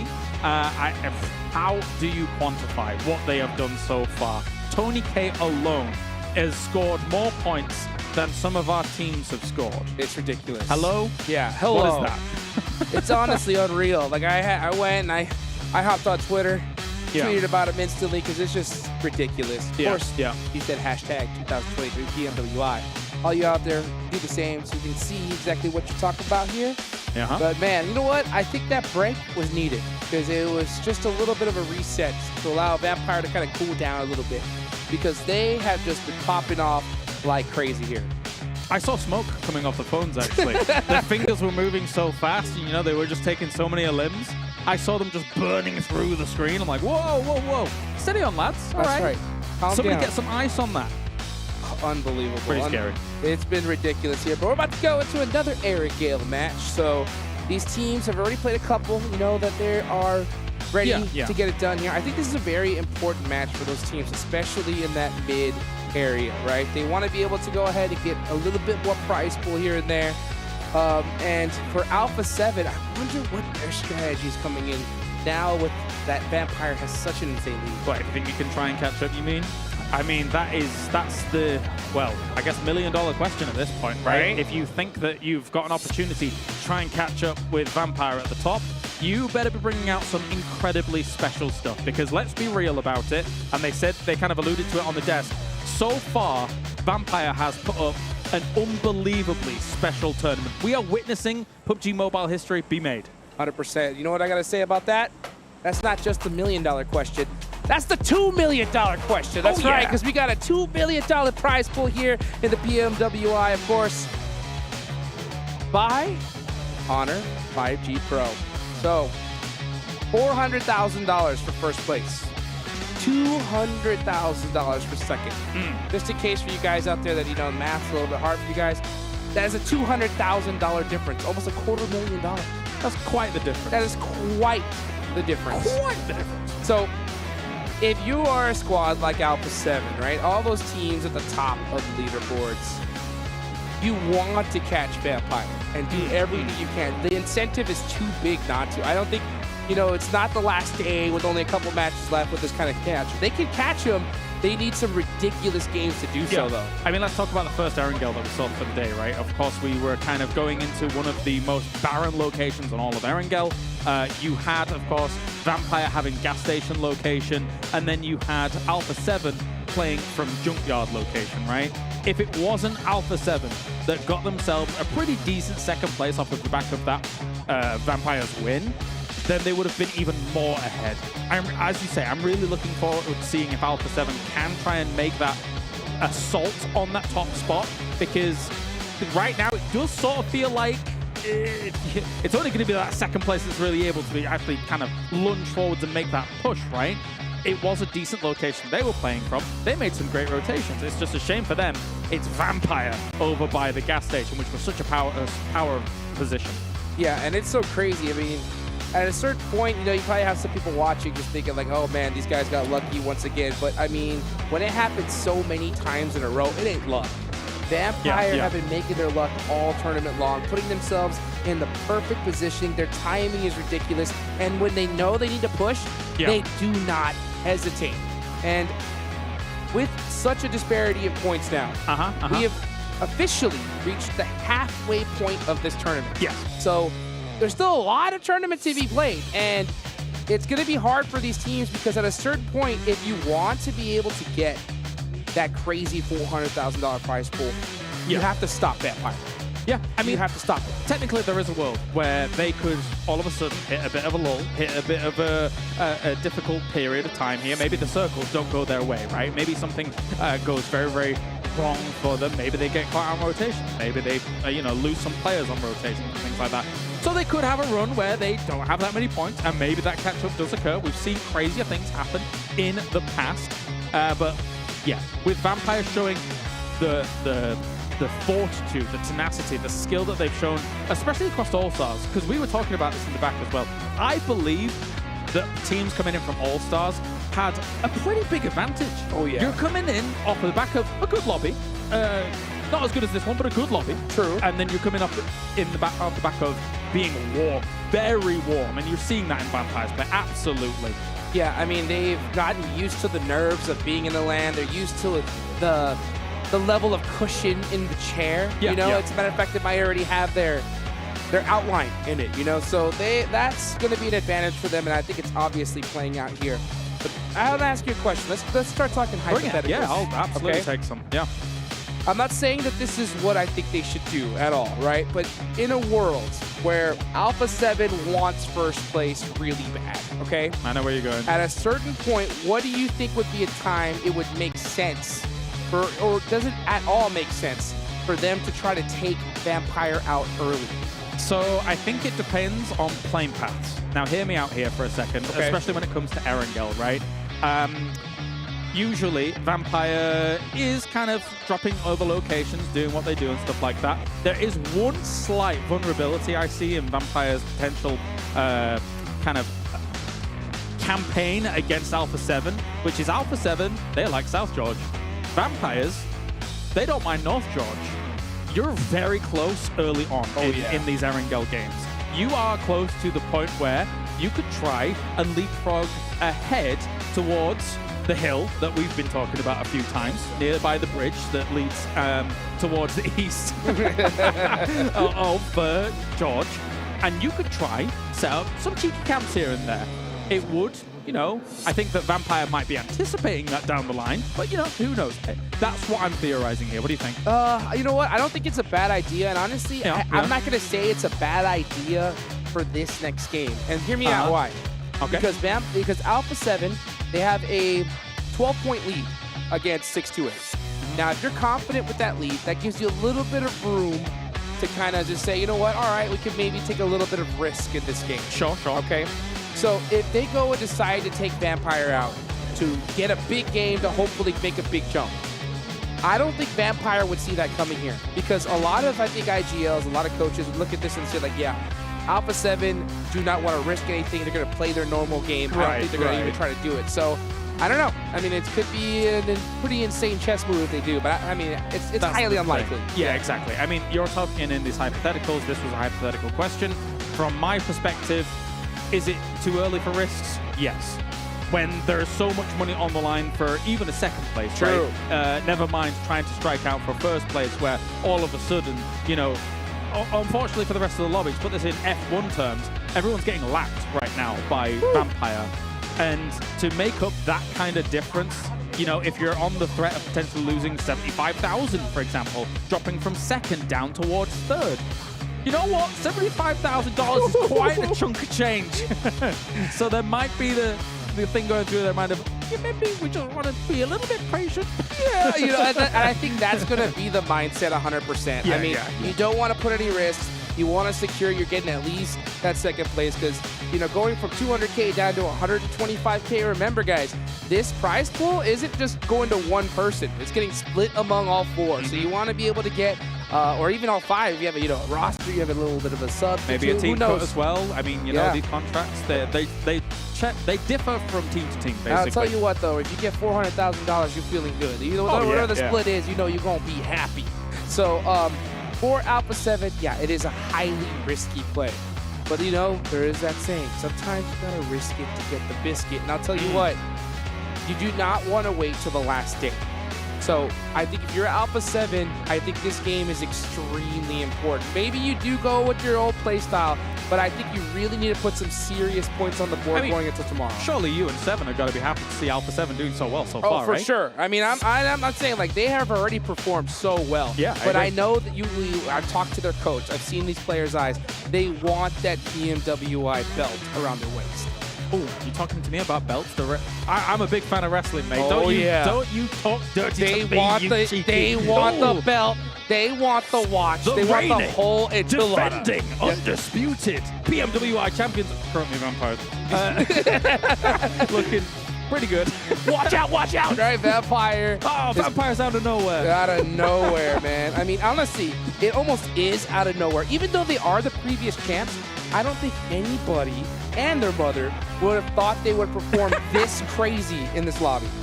Okay, so I've just learned our producer is also a wrestling fan because he says vampires are the tribal chiefs. Yes, you know what? Yes, they're quite oozy. You're not wrong That's either. right. Oh my days, I'm surrounded by wrestling fans. Oh my gosh, because these guys have been coming off the top ropes all day long, especially Tony K. I mean, this man is insane. I mean, this past Erangel. He's the tribal chief. Yes, Oh I mean, my. honestly, because seeing Alpha7 go against them, in almost every scenario I've seen, Alpha7 does not lose that. I mean, when they have a wide open field, their gun skill has proven to be superior. Okay. But then Tony K just styled on the... I want to interrupt you for a second Sure. and ask you a question. Go ahead. I'll pose a thought to you, and you can confirm or deny, and maybe you want to argue against it. So far, Tony K, if he keeps this pace, it might be the single greatest individual performance in PUBG Mobile history. What do you think? Absolutely, absolutely. I mean, without a doubt. I mean, especially against this lobby. Exactly, This isn't yeah, PMCO. yeah. No. You know what I'm saying? This No. isn't even PMPL. Yeah. There is $400,000 for first It's a great place. lobby. It's a great lobby. Just to give you people perspective, back in the day, first ever PUBG Mobile tournament. I remember $400,000 for the total prize pool. Are you about to bring up Star Challenge? Yeah, I'm saying $400,000 for the total prize pool. Now it's $400K for just first place alone. When we were both in Dubai. Yes. And I remember thinking, that's so much money. Oh my gosh. And then now you got Vampire. Yeah. Almost about to take $400K for themselves. You got a single player that won $30K just like the other day in the solos tourney. Yeah. And now there's even more money to be won with these freaking record breakers. It's crazy. Yeah, it's nuts. You're walking down memory lane, man. You were on Wildcard, right? Back in the day. You were playing on Wildcard Once back upon in a the day. time. Once upon a time. Me, Seven, and Powerbang. Yes. On the desk. Legends. That was a fun time, man. Yes, it was. What a fun tournament that was. That's a long time ago. But Oh yeah, man, that was back when you saw the two brothers on BTR, and BTR is not here, which is pretty crazy to me. RRQ looked good back there, but anyway, I digress. But nowadays, enough reminiscing, guys. We'll be right back after this break. Don't go anywhere.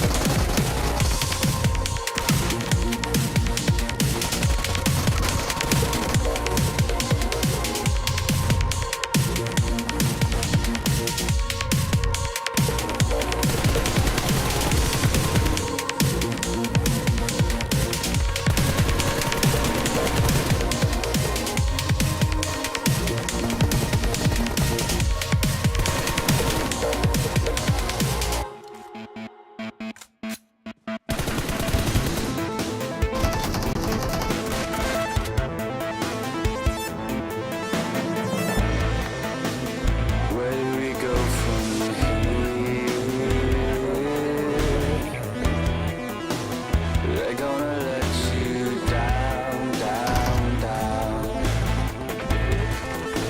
Begin to see you fall to pieces. Being drawn to the hollow ground. You jump or drown. Do you follow your desires? Do you challenge their routines? I will dream, I will aspire, 'cause I know how much it means, and I won't take no more. The bitter end if I was all. I don't wanna leave you here. The channel will drag you down, down, down. Living with vultures and naysayers. They're going to take your crown. I know where to go from here.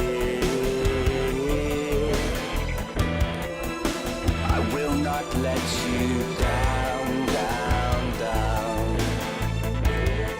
'Cause I'm beginning to see you fall to pieces. Being pulled to the hollow ground. Please stop, you'll drown. Do you follow your desires? Do you challenge their routines? I will dream, I will aspire, 'cause I know how much it means, and I won't take no more. The bitter end if I was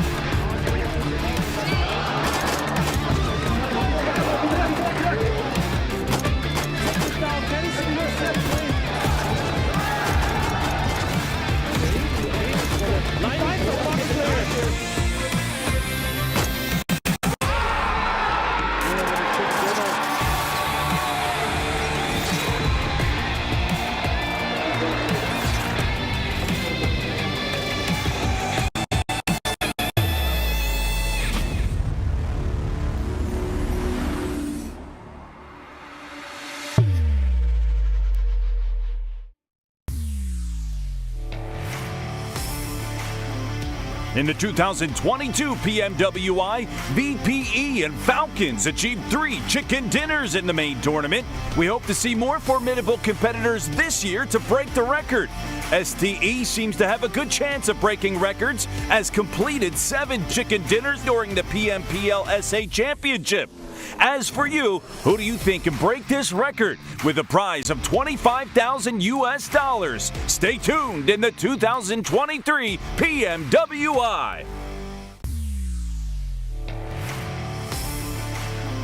In the 2022 PMWI, RSG and VPE achieved 2 chicken dinners in a day, and VPE is still the holder of this record in global tournaments. They achieved 3 chicken dinners in a day during PMGC 2022. A7 completed 3 chicken dinners in just 1 day during the 2023 PMPL Brazil Spring Final, indicating their potential to break the record. As for you, who do you think can break this record? With a prize of $25,000, stay tuned in the 2023 PMWI. In the 2022 PMWI, STE and NGX achieved 8 top 3 finishes. Few teams can rival this achievement, with S2G standing alone. In 2022 PMGC, they had achieved 6 top 3 finishes. Suggests that they have the potential to shatter the record. As for you, who do you think can break this record? With a prize of $15,000. Stay tuned in the 2023 PMWI. In the 2022 PMWI, VPE achieved 24 elims in 1 match. This is an extraordinary record, and to this day, no one has surpassed it in the global tournaments. We hope to see more formidable competitors this year to break this record. As for you, who do you think could break this record? With a prize of $15,000. Stay tuned in the 2023 PMWI. In the 2022 PMWI, GZ from RSG achieved 14 total rescues. This record represents the ultimate limit, posing a significant challenge to be surpassed in global tournaments. Potato from AE seems to have a good chance of breaking records, as he achieved 18 rescues in the 2023 PMSL Finals. As for you, who do you think can break this record? With a prize of $10,000. Stay tuned in the 2023 PMWI. In the 2022 PMWI, Action from STE achieved 38 total eliminations. We hope to witness a player with even more power, capable of surpassing this record. Ragnar from DRS Esports seems to have a good chance of breaking records, as he achieved 37 elims in the 2023 PMPL MEA Championships. As for you, who do you think can break this record? With a prize of $10,000. Stay tuned in the 2023 PMWI.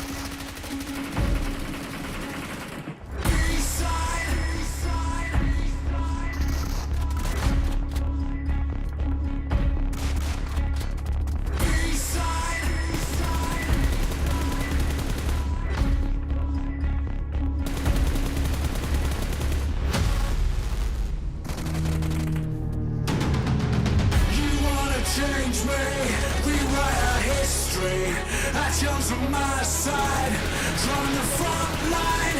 You wanna save face, came to the wrong place.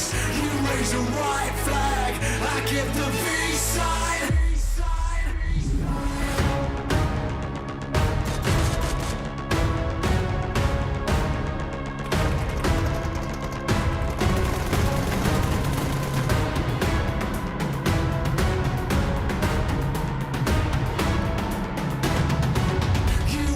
Change me, rewrite our history.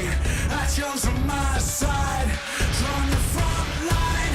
You wanna save face, came to the wrong place. You raise a white flag, I give the peace sign.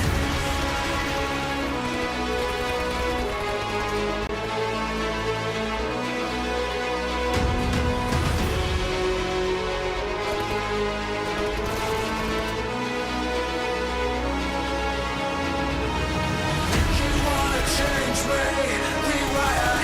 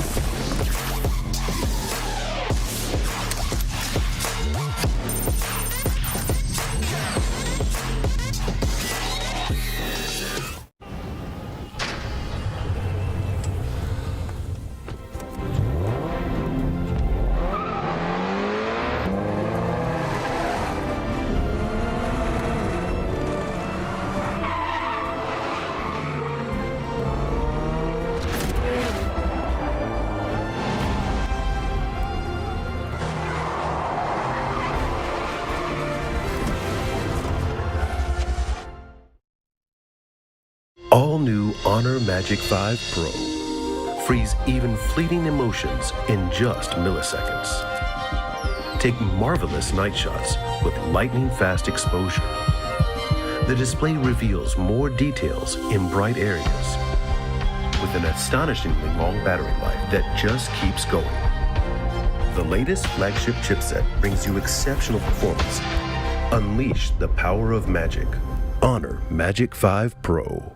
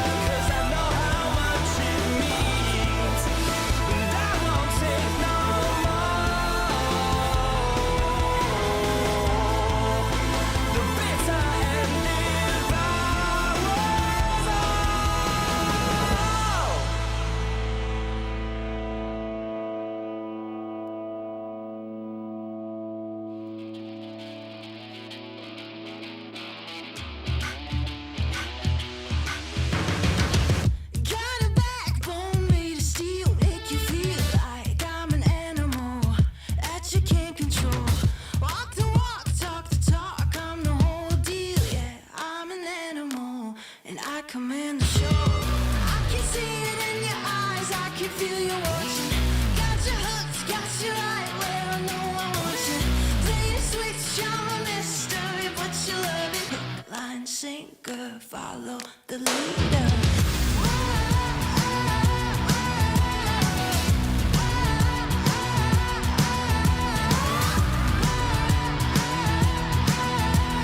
Hook, line, sinker, follow the leader. Bring you right there to the edge, make you sweat like you can never take the heat, but it's never too hot for me. I walk the walk, talk the talk, you know I'll never stop, 'cause I'm an animal. I'll just laugh it off. I can see it in your eyes, I can feel you watching. Got your hooks, got you right where I know I want you. Play the switch, I'm a mystery, but you love it. Hook, line, sinker, follow the leader.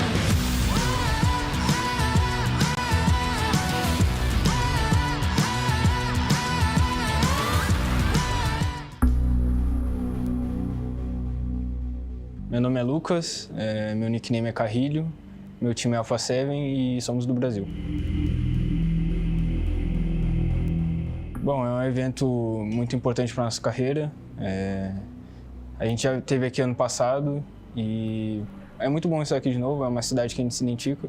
É um pouquinho calor, mas não tem problema.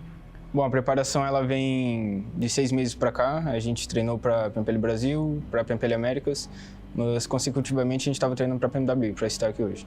Eu acho que o que faz a gente ser tão forte é ter jogadores individualmente muito bons e não ter um padrão de jogo. Isso é o que nos faz forte. Bom, acho que não tem nenhum time específico ou algum jogador específico. Acho que todos têm muita chance de ganhar e a gente é mais um time aqui em busca do título. Bom, o que eu tenho a falar para eles é que tomem cuidado com a gente. Sempre vai ser assim, essa sempre será a mensagem e é isso. Tomem cuidado.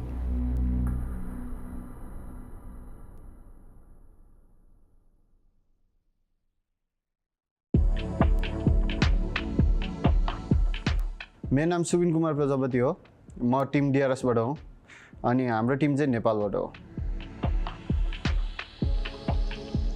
हाम्रो चाहिँ अब second time हो official land चाहिँ अब excited नै छौँ हामी यहाँ जित्नको लागि छौँ त्यही हो अब हामीले चाहिँ यो टुर्नामेन्टको लागि चाहिँ अब डिभाइसहरू किनेर प्र्याक्टिस गरिरहेको छौँ दिनदिनै अब टिमसँगै सबै चारैजना खेलेर एकअर्कासँग कोअर्डिनेसन बढाएर प्र्याक्टिस गर्दैछौँ हाम्रो चाहिँ टिमको सिनर्जी एकदम राम्रो छ इन गेम नभए नि बाहिरतिर नि सिनर्जी अझै बढिरहेको छ हाम्रो चाहिँ अब त्यही नै हो हामीलाई अब त्यस्तो डर लाग्ने टिम त छैन अब हामीले सबै टिमलाई चाहिँ कम्पिटिसन ठान्छौँ त्यो कारणले हामीलाई त्यस्तो डर भन्ने चिज चाहिँ छैन अब हामी नेपालको छोरो हो आउँदैछौँ हामी जितेर जानेछौँ जय Gorkhali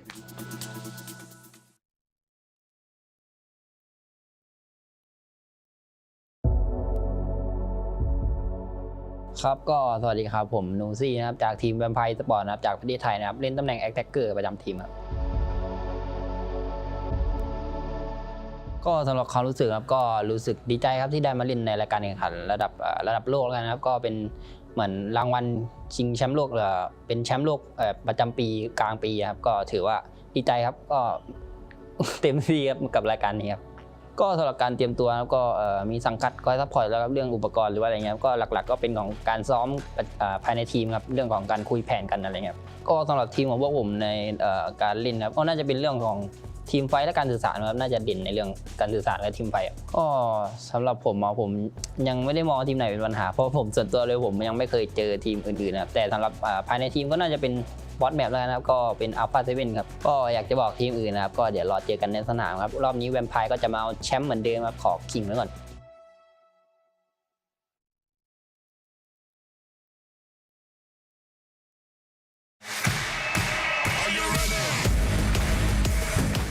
Всем салам алейкум, меня зовут Дамир, мой никнейм Акзер, я играю за команду Falcons, и мы представляем нашу страну Казахстан.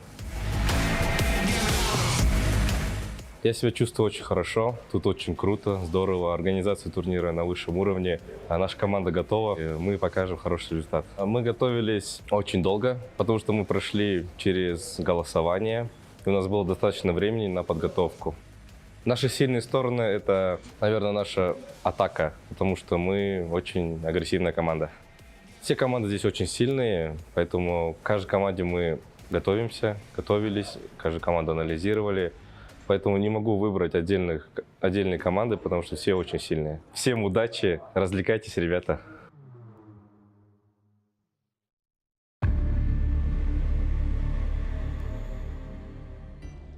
Xin chào mọi người, mình là Bensu đến từ team Infinity IQ. Mình đến từ đất nước Việt Nam. Mình cảm thấy rất tự hào khi được đến tham gia giải đấu này và mình đại diện cho quốc gia của mình. Có lẽ team mình chuẩn bị tinh thần thật là tốt và thoải mái để thi đấu hết sức mình trong giải đấu lần này. Player hình như trong team em là 4 người đều có thể là tạo nên đột biến nên khó mà đoán trước được ai là người gánh team. Tại dòng Monster này hình như tất cả 17 team còn lại có thể là sẽ là rất khó khăn cho mình, không chỉ riêng team nào hết. Mình xin gửi lời hết tất cả các team còn lại là chúc các bạn thi đấu may mắn và đạt thành tích tốt nhất trong các giải và nhớ đừng quên ủng hộ bọn mình trong giải đấu lần này nhé.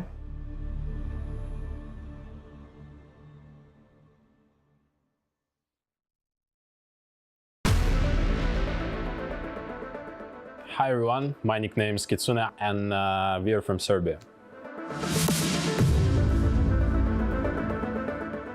Yeah, I'm very excited to be here, especially that last time I was in Riyadh, I won the tournament here. It's a LAN tournament, so of course it brings like warm like memories from here. And I'm super excited to meet all the people from the PUBG Mobile community, and it feels great, you know. First of all, we bought the phones that will be here on the tournament, and we had like really rough time adapting to this. But now we feel like really strong. We managed to analyze all the teams here, like especially the teams that we've never met at the tournaments, and now we feel like we are very strong. Our team strengths is that we are very good at holding our positions. We know how to rotate, when to rotate, and we always know how to fight, when to fight, and we can be really aggressive when we need to. It's gotta be Alpha7, you know, because we meet them every time. Our strategies, our gameplay is very similar. They play Edge as well as we, so it's always will be hard time for us meeting them, because you know it's a 50-50 fight with them. We respect them. I mean, guys, if we knock you, you better run.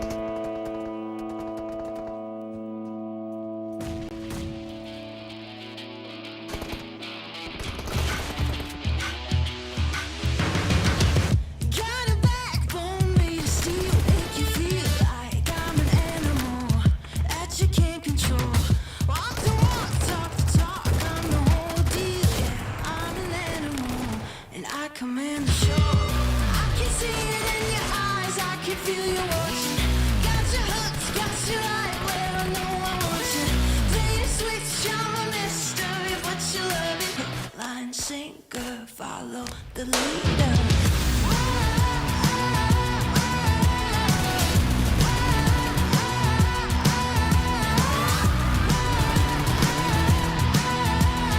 Hook, line, sinker, follow the leader. Bring you right there to the edge, make you sweat like you can never take the heat, but it's never too hot for me. I walk the walk, talk the talk, you know I'll never stop, 'cause I'm an animal. I'll just laugh it off. I can see it in your eyes, I can feel you watching. Got your hooks, got you right where I know I want you. Play the switch, I'm a mystery, but you love it. Hook, line, sinker, follow the leader.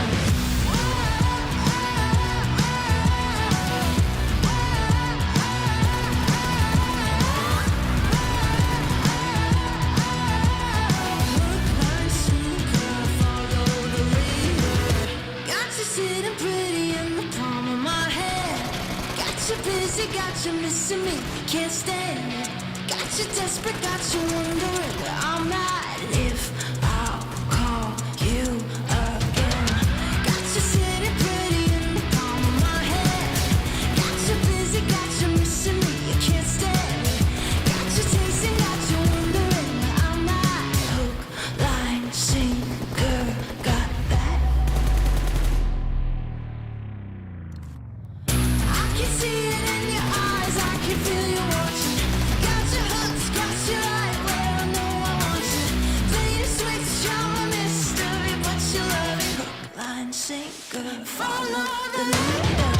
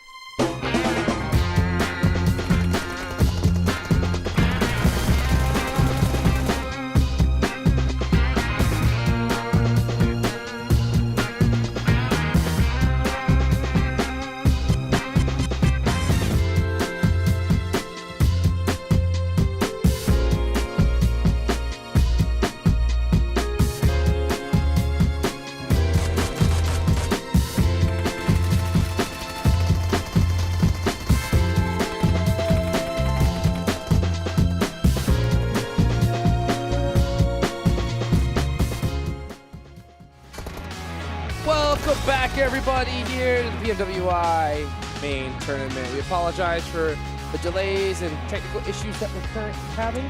Hopefully we'll get started here in the next couple of minutes. Wait a minute. What happened? What's this? Where's the Hot Jukes action? Where's the hype? Come on, man. Let's get into it. Let's go! Get ready. Yeah. Welcome back, everybody, to the PUBG Mobile World Invitational Main Tournament. Again, we sincerely apologize for the delays. Oh, Personally, I blame John Allen. I blame John Allen as well. Yeah. You can probably message him at John Allen Cast and tell him how wrong he is. I think I saw him kick a cord on the way out of here. That was it. Yeah, probably. But I think one thing for sure here, as all the players are looking to get ready into Erangel once again, one, they're going to be very happy to get back on the battleground. Two, everybody's going to be wanting to try and hunt down good old Vampire, because the empire they have built here. Oh my gosh, it's absolute insanity. Vampire Esports, we talked about it just a little bit earlier, have had a performance so far in this tournament that's completely unprecedented. Absolutely. Absolute record-breaking. Honestly, we talked about it. one of the best performances we've seen in a PUBG Mobile tournament. Their names have been etched in stone, but they gotta finish it off, right? They've already intercepted the ball. It's time to run it back to the touchdown line. Honestly, they're already at the 10-yard line. They just gotta finish it. This is a sports ball reference. I don't That's know. right. Is this American football? That is correct. Okay, great. I'm in.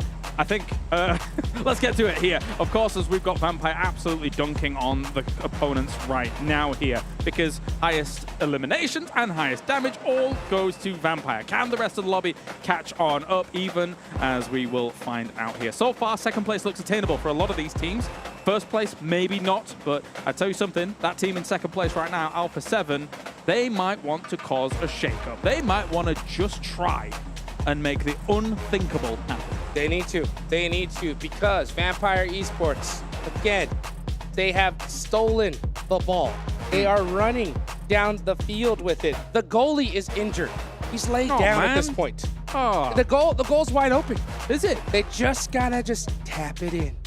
Just tap it in. But Alpha7, they're running at full speed. They're running at full speed to try and catch him here. They're definitely behind, but it's possible. We've only reached the midway point in this tournament. There's a lot of games left. Yeah. But I'll tell you what, the games at the end of this tournament are going to look a lot different than the games at the start.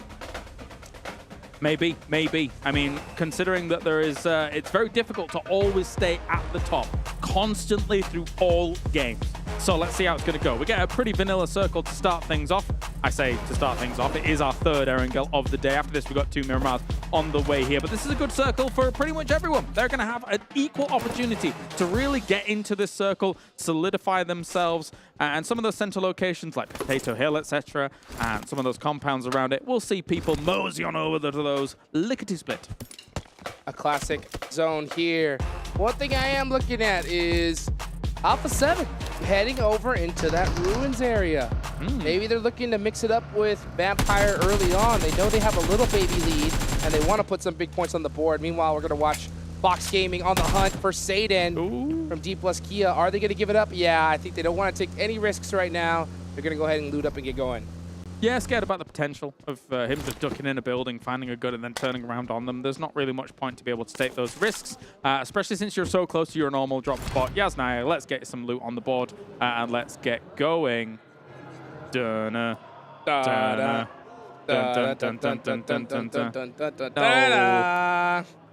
We've been bamboozled. We have been bamboozled. Again, you know what? I just think teams need a breather. Just leave us on. They just, yeah. Just leave us on. That's We'll just right. have a chat. We got too much to talk about here. Yeah.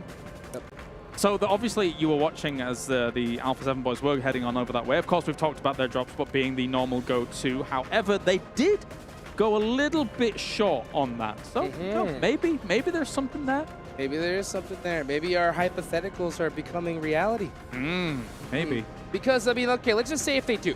Yeah. Why would they? There is only one reason. Why? To try and mess with Vampire. Yeah.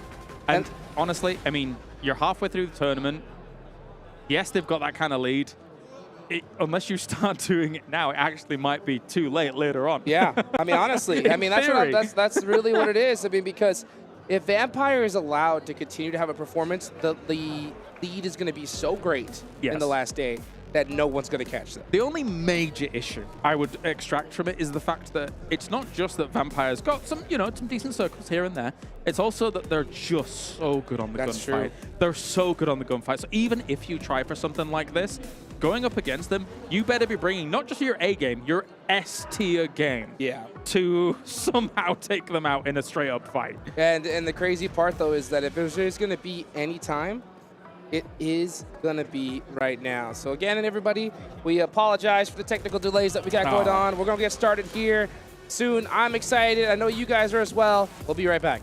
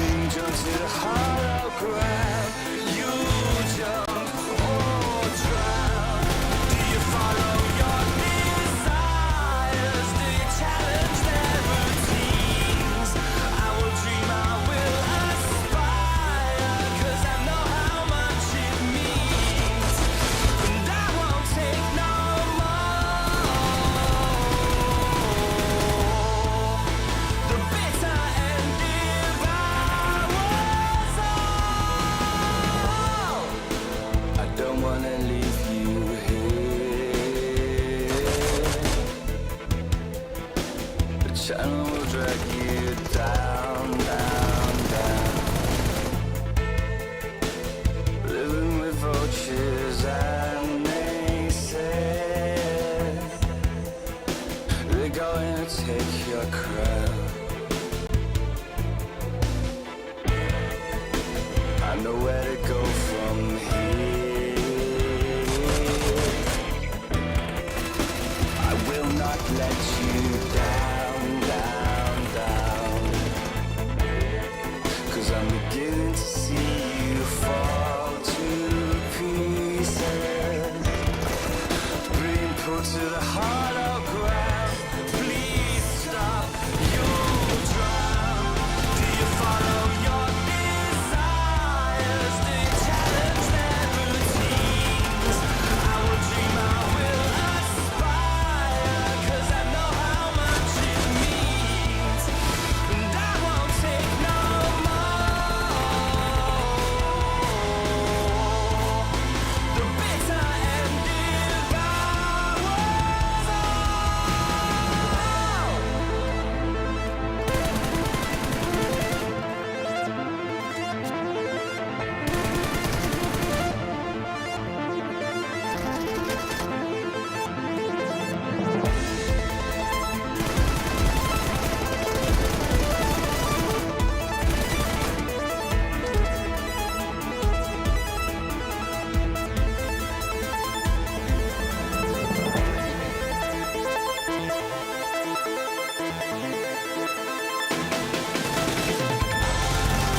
Do you follow your desires? Do you challenge their routines?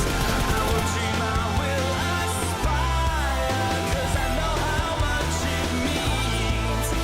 And I won't take no more. The bitter end devours all. Do you follow your desires? Do you challenge their routines? I will dream, I will aspire, 'cause I know how much it means. And I won't take no more. The bitter end devours all.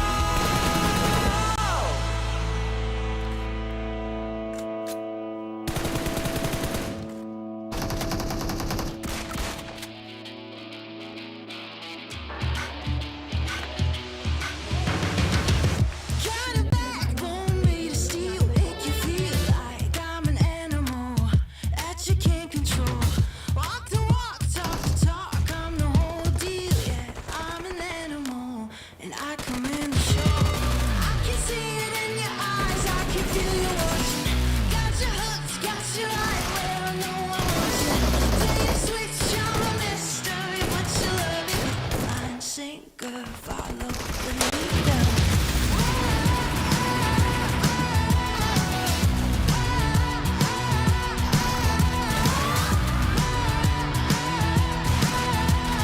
Hook, line, sinker, follow the leader.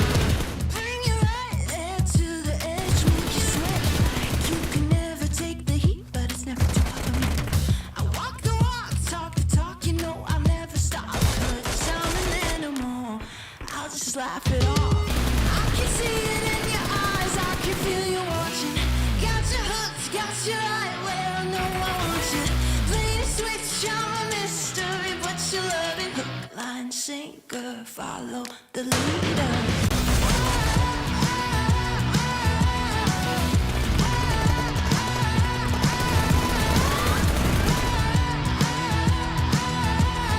Hook, line, sinker, follow the leader.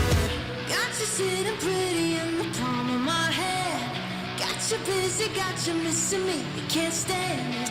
Got you desperate, got you wondering where I'm at. If I'll call you again. Got you sitting pretty in the palm of my hand. Got you busy, got you missing me, you can't stand it. Got you tasting, got you wondering where I'm at. Hook, line, sinker, got that. I can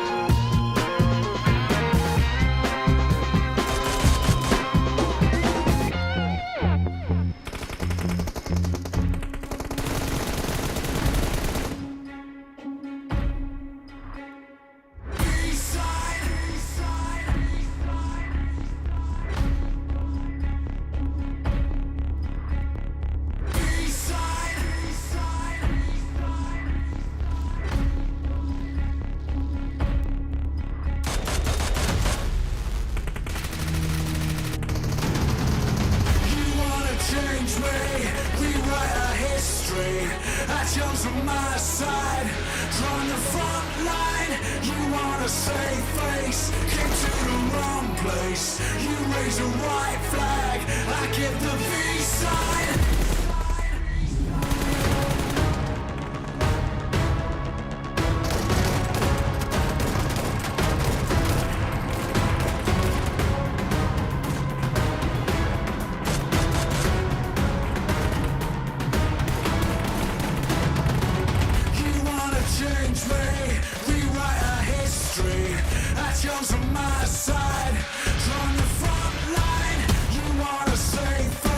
Came to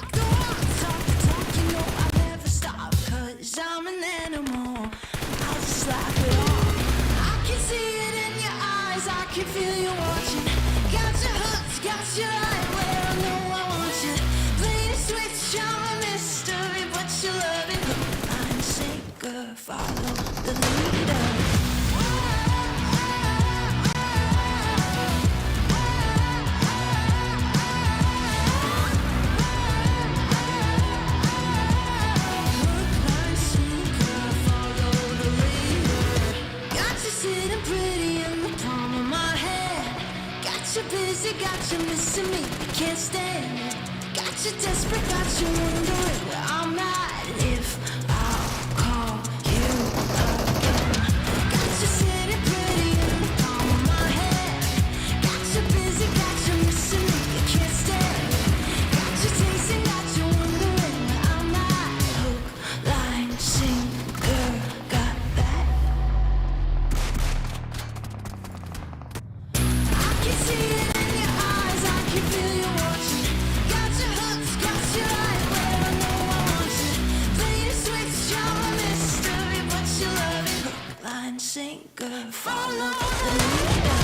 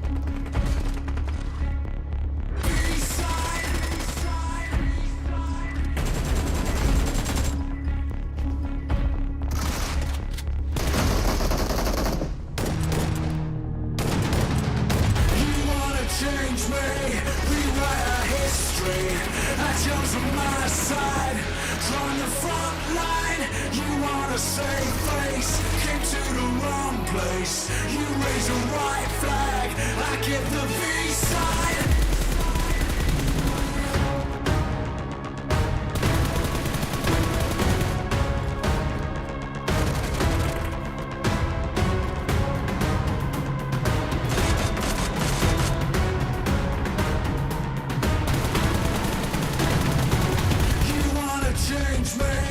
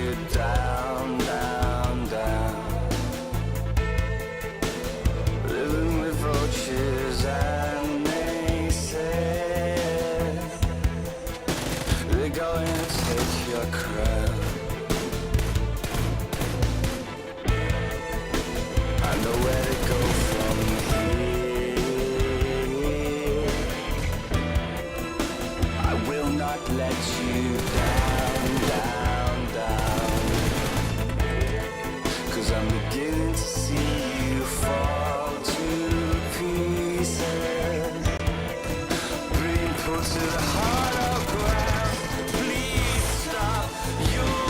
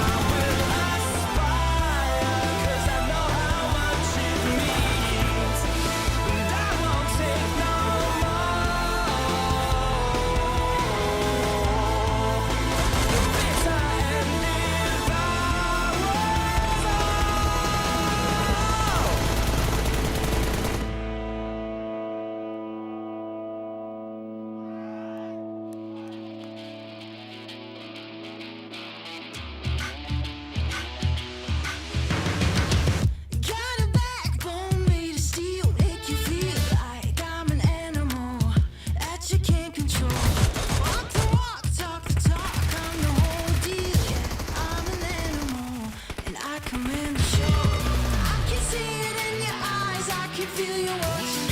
Got your hooks, got you right where I know I want you. Play the switch, I'm a mystery, but you love it. Hook, line, sinker, follow the leader.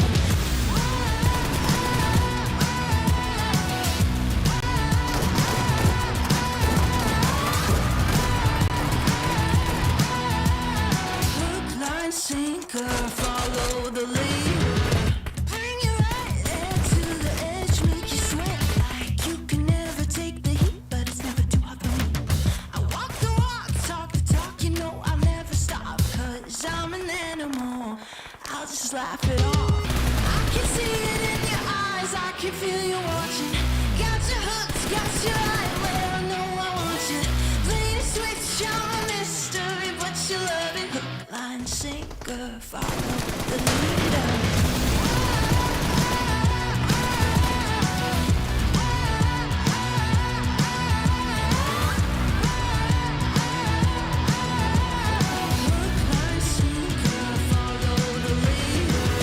Got you sitting pretty in the palm of my hand. Got you busy, got you missing me, you can't stand it. Got you desperate, got you wondering where I'm at, if I'll call you again. Got you sitting pretty in the palm of my hand. Got you busy, got you missing me, you can't stand it. Got you tasting, got you wondering where I'm at. Hook, line, sinker, got that. I can see it.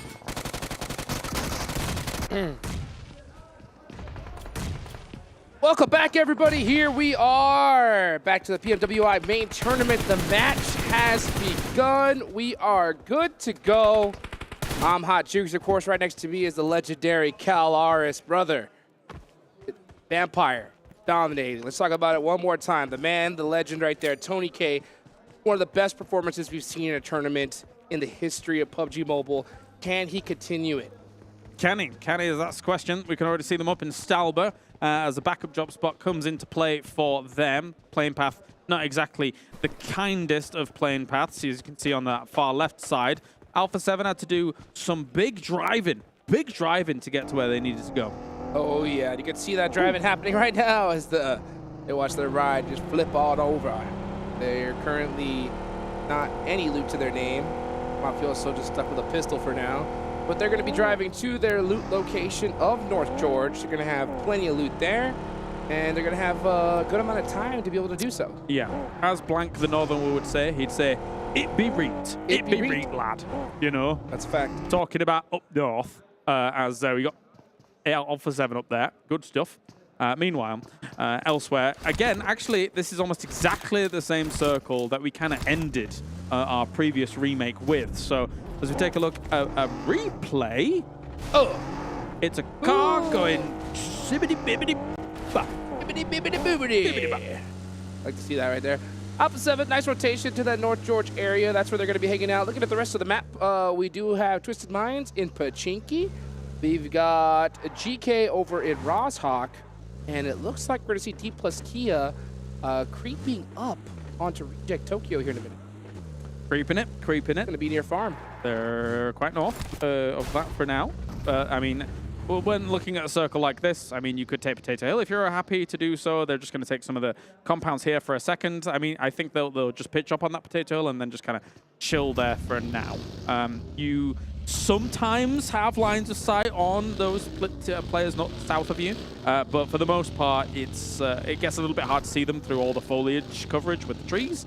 So just hold on to this, perhaps. Just a little bit of scouting here by Fabian for the moment. Yep, you can see him play, just doing little hesitations back and forth, just trying to make sure Potato Hill is nice and secure. So far, so good. Yeah. Now, looking at the rest of the map, I do see Team Falcon all the way over by Miltza Power. So they're going to be pretty well set up here. Another squad that I got my eyes on is Alter Ego. They're going to be taking that shelter location. Honestly, that's one of my favorite places to hold in a zone like this. Yeah, it's not too bad. It's not too bad. It gives you actually some decent cover. The cool thing about the backside of the entrances to shelter is that you've got yourself cover from, you know, say the north angles, for example, and then you kind of find yourself in a small little valley area where all the way behind you to the south is also uphill as well. So if you've got some covering angles from that, it's actually not a bad spot to hold. Yeah, I really like it because, you know, in case things go south, you have plenty of vision. You can rotate away. Yeah. And that's if that zone rotates as well. Speaking of rotate, look at Killer. Killer YT. Get his parkour on. As he's trying to take a cheeky spot to hold in this bridge. Nice jump. Can he hit this as well? Can he with the vault? Vault. Got it. Nice. So he's going to be up on top of the bridge here, looking to get some cheeky angles. And because he's going to, he is going to be creeping up here. Yeah. On to 628. So they were definitely aware that there was always the potential of this bridge camp. Of course, 628 was taking Primorsk as well as kind of that Ferry Pier split for the moment because they understood that all 4 players have to go to Ferry Pier because of the plane path. They could just stop along that and actually hold the bridge camp. DRS a little bit mindful of this. I completely understand why. And there are reinforcing coming along. There's no way. Okay, so the way that they were split across the bridge, I don't think they've given much intel. Look, there's no lines of sight for them to be able to spot them, so they're playing it cautious, but I don't think they know exactly where 628 is just yet. They can have a guess, though, a good guess. Yeah, so you can see them leapfrogging. They're playing this very carefully. Here comes Killer YT. He's going to be the main scout here for DRS, and he is looking to see if he spots anybody slipping here. Meanwhile, 628 playing this very carefully. Okay, I think he did see Steez. Yeah. Does he spot him one more time? Yeah, you could see him just constantly eyeing there. I think he saw that pixel move, and he's looking for an off angle. You're going to get audio cues from that, though. Oh, no! He didn't see him after all, and Steez was waiting for him, so now they're going to really wait for that off angle to come in hot, but man, they're going to lose Gyante in this process. Well, that's free. It isn't free. You've got to hit this. You've got to hit this. My goodness. Oh, no. And trying to... Oh, nice shot there. Knock. Killer's got to do a lot of work here for DRS. Here comes a nade. Oh, he got up too high. No Has to go lay down. He is really beat up. He's going to try and cook a nade for it. He's going to try and airburst it. Oh, Get out this of the way, has Falcon. to be, yeah, Falcon trying to give him the angle. Ooh, just a little bit too overcooked. It's difficult to hit that. Really difficult. Delta pushing up. Getting the information from Killer YT. Does he get that nade off? He does! From the top ropes all the way down. 2 knocked for 628. A 5-star frog splash coming out to be able to bring that down. Killer Rasa. Yeah, still under a lot of pressure here, man. Trying to get him wherever he can. Sunan, extra shots coming in from that kind of lighthouse area. Sunan with the angles, but oh, he's going to watch this whole team get wiped if he ain't careful. Yang is down there. Trying to apply some pressure with that nade, but he's going to go ahead and go to return to try to pick up Steez. But every second that goes, he's going to be in trouble, and Yang does get shot up in the process. That information does go out to the rest of the squad. Here comes DRS on the long side of this bridge, looking to finish off 628. Tons of nades coming out. Little shot on that one, trying to move forwards even a little bit more. You don't need to jump for that. Should be able to get a connection. Actually does get him raised up and good to go. Jumps through the smoke, trying to make it work. Not successful against the DBS. Does he spot him? Rules OG coming in hot, and there it is. So 3 members from 628 go down. Sunan does catch one, but I think at the end of the day, DRS will be getting the last lap here. Yeah, I mean, a good recovery for them, all things considered. It was looking a bit dicey, but I think what really put the fear more so in them than anything was Killer being up there, being kind of that covering angle for them, but maybe not finished yet, Sunan. He's looking for it. It is just Killer YT up left for DRS. So I wonder if we're going to see Sunan get in that vehicle, rotate over here, and try to finish him off, because I think Steez did give him the information that they were super hurt. And let's see what he decides to do. Is he going to go and rotate to his teammate? He's going. Is he going to turn? Is he going to turn? Steez's done. He's down. Yeah. He is out of there. Unfortunate. Yeah, very unfortunate for them. So 628 losing 3 players in the process. DRS most likely going to get those reses off. And we'll be heading into the next circle. Where was this zone going to go? Is it going to make it easy for DRS to rotate in? Will it go south? Will it center up? Let's go north, Rozok. Why not? I want more urban endings. Yeah, we've been begging one for a while now. We do have Rozhok still in play. That being said, though, this is a very open area in the middle of this circle. We've seen finishes on it before. We've seen, of all teams, Vampire take very important dips north of this kind of mini chinky area that we're kind of overlooking at the moment where GK is, and that has paid dividends for them with a victory on a previous Erangel in the All-Stars. However, they're getting even more eliminations here against Fireflux. If Vampire continues doing this, man, it is just... They're on an absolute tear. They are a tornado tearing through this lobby. It's so crazy. I mean, their aggression is legendary, and it's so successful. That's what's so shocking. They are getting a nice knock on the Soul K here from Fireflux. Here comes the rest of the squad to try and help them out in the situation. Here come the nades, though. Stoned, gonna throw one across the street and gets the finish with another shot for Tony K. Oh, make that another elimination into the trophy box. This is terrifying. This is really scary. For them to start off things like this, as you can see, 628 is already done. They are gone in 16th. But if Fireflux isn't careful, they're going to be ending things in 15th. Lutz is trying to, by the looks of things, close the gap and move towards them, but I don't think he's taking this fight. There's no way you can take this fight. No. I mean, he's just going to be sitting in that building for as long as he possibly can. So Fireflux just demolished, just like extinguished, really, just like that. It is so crazy how well this Vampire team is performing. With a zone like this, you think that Fireflux could find a way to cover, reset. No. 3 members wiped out. And considering what we saw in EU Champs and Fireflux looking as amazing as they did there, it's quite astonishing to see how quickly they're able to be taken out in situations like this. I mean, they did get caught a little bit in between some of those buildings, but I mean, Vampire just absolutely capitalizes on that. And now they're in a great spot. That Rozhok Hill actually has a decent overlook across, I would say, let's say 70% of this circle. And I'll tell you what, you know, teams like Alpha7, so many of the squads on the top of the leaderboards are just saying, like, are you kidding me right now? Just watching the feed as Vampire puts more and more eliminations to their name. Huge fight, though, between Tianba and Stalwart. 2 of their members are down. Action has the S12K. He's forced to hit that laydown. Does get the finish to eliminate that information. Meanwhile... 1v1. Well, yeah, YDD throwing out some smokes. Is he gonna... Oh, he's going to throw the nade first and then most likely going to go for the reset afterwards. Might do. Obviously, one flush has already gone. Action's going to peek on over here. They're not really being provided too much information. Oh, and he's good! That nade's real good!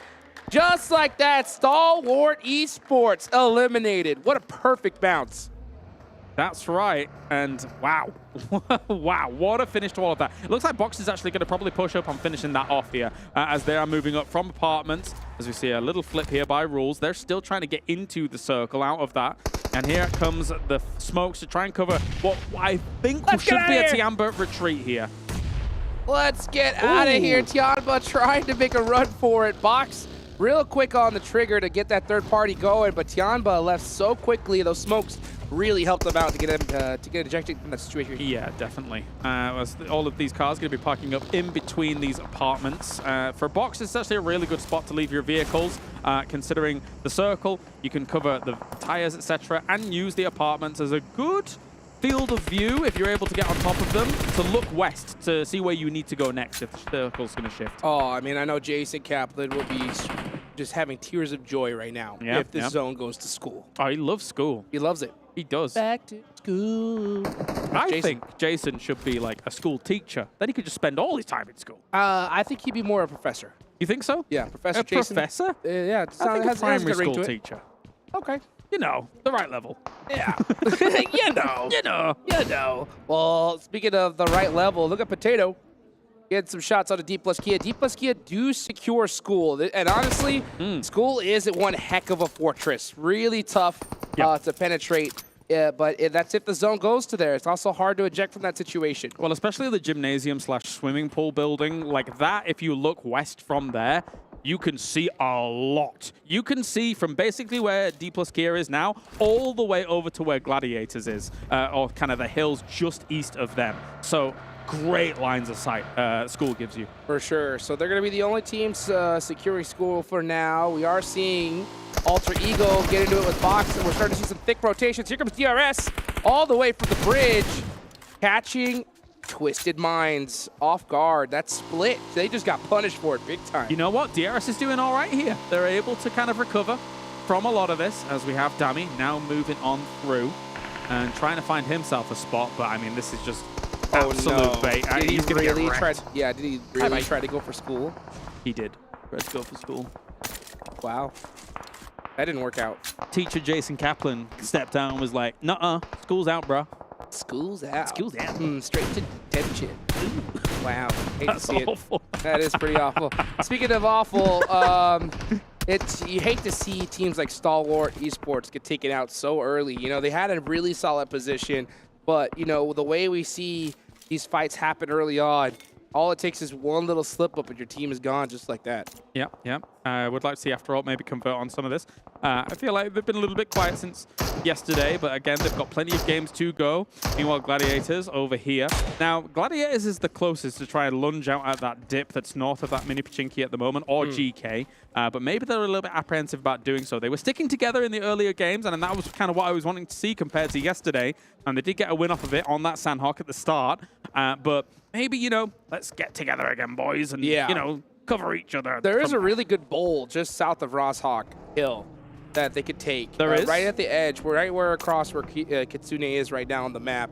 And we'll see where this zone goes. I mean, usually teams like to go ahead and take that spot because it's pretty good rotationally. You could finally see GK, right, taking that dip right below where they were at, but that's all out of this next circle.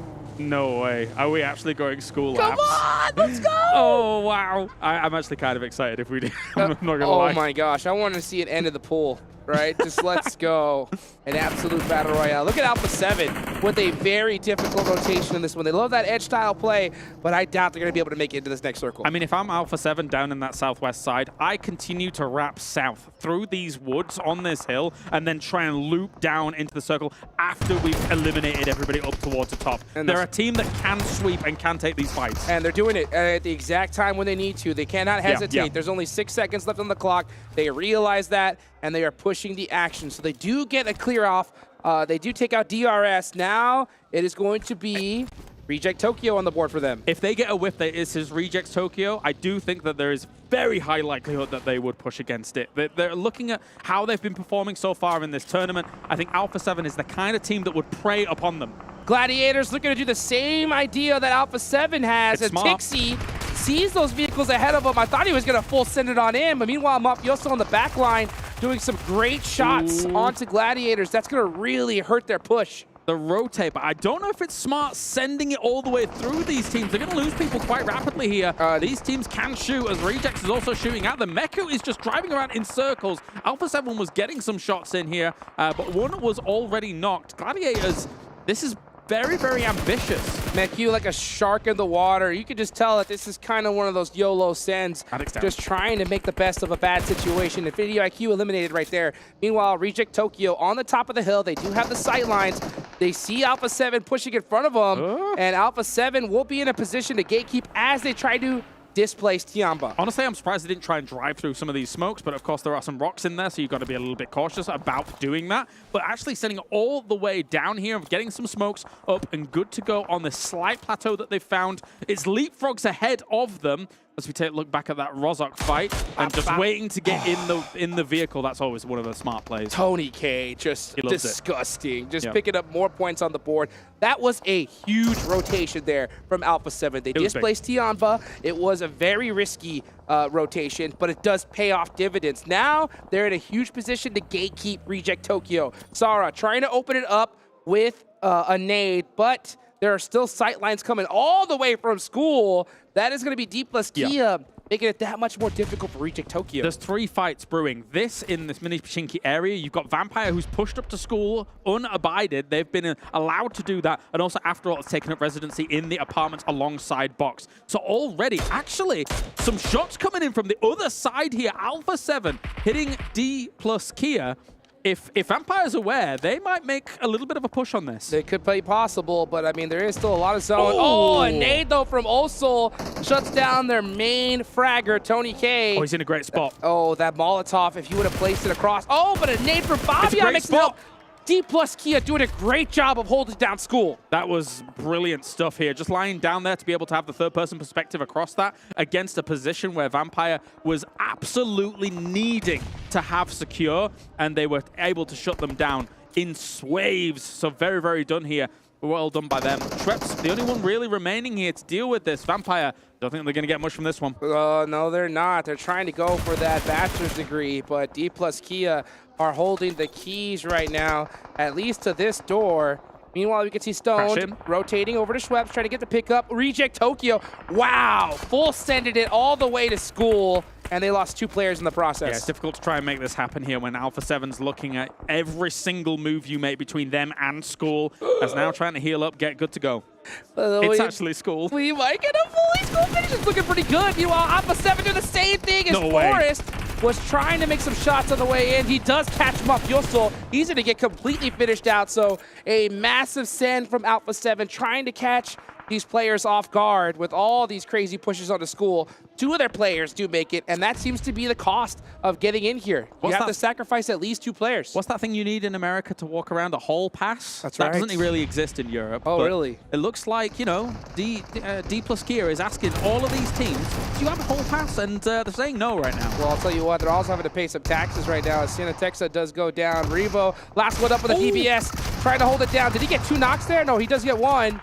He's got a DBS though. He's down with he's basically 1 shot. 1 shot is all it takes. Oh, he does get the confirm too. That was greedy. That was actually a really good pre-fire. Oh, here comes the Molotov. How is he alive? He's fine. Considering that corner there, if you're able to throw it on that corner of that door, it's not enough to spread thoroughly, but that nade will be enough. A good bounce will shut him out. Pretty solid job from Dplus KIA holding down School. They do lose 1 player in the process. Unfortunate for them, but they still have a lot to do. Meanwhile, Vampire Esports still have 2 players alive. They are still putting up points on the board and outperforming Alpha7. Extending that lead. Scary stuff here. And Schweppes. Oh my gosh. Excuse me? How do you hit that?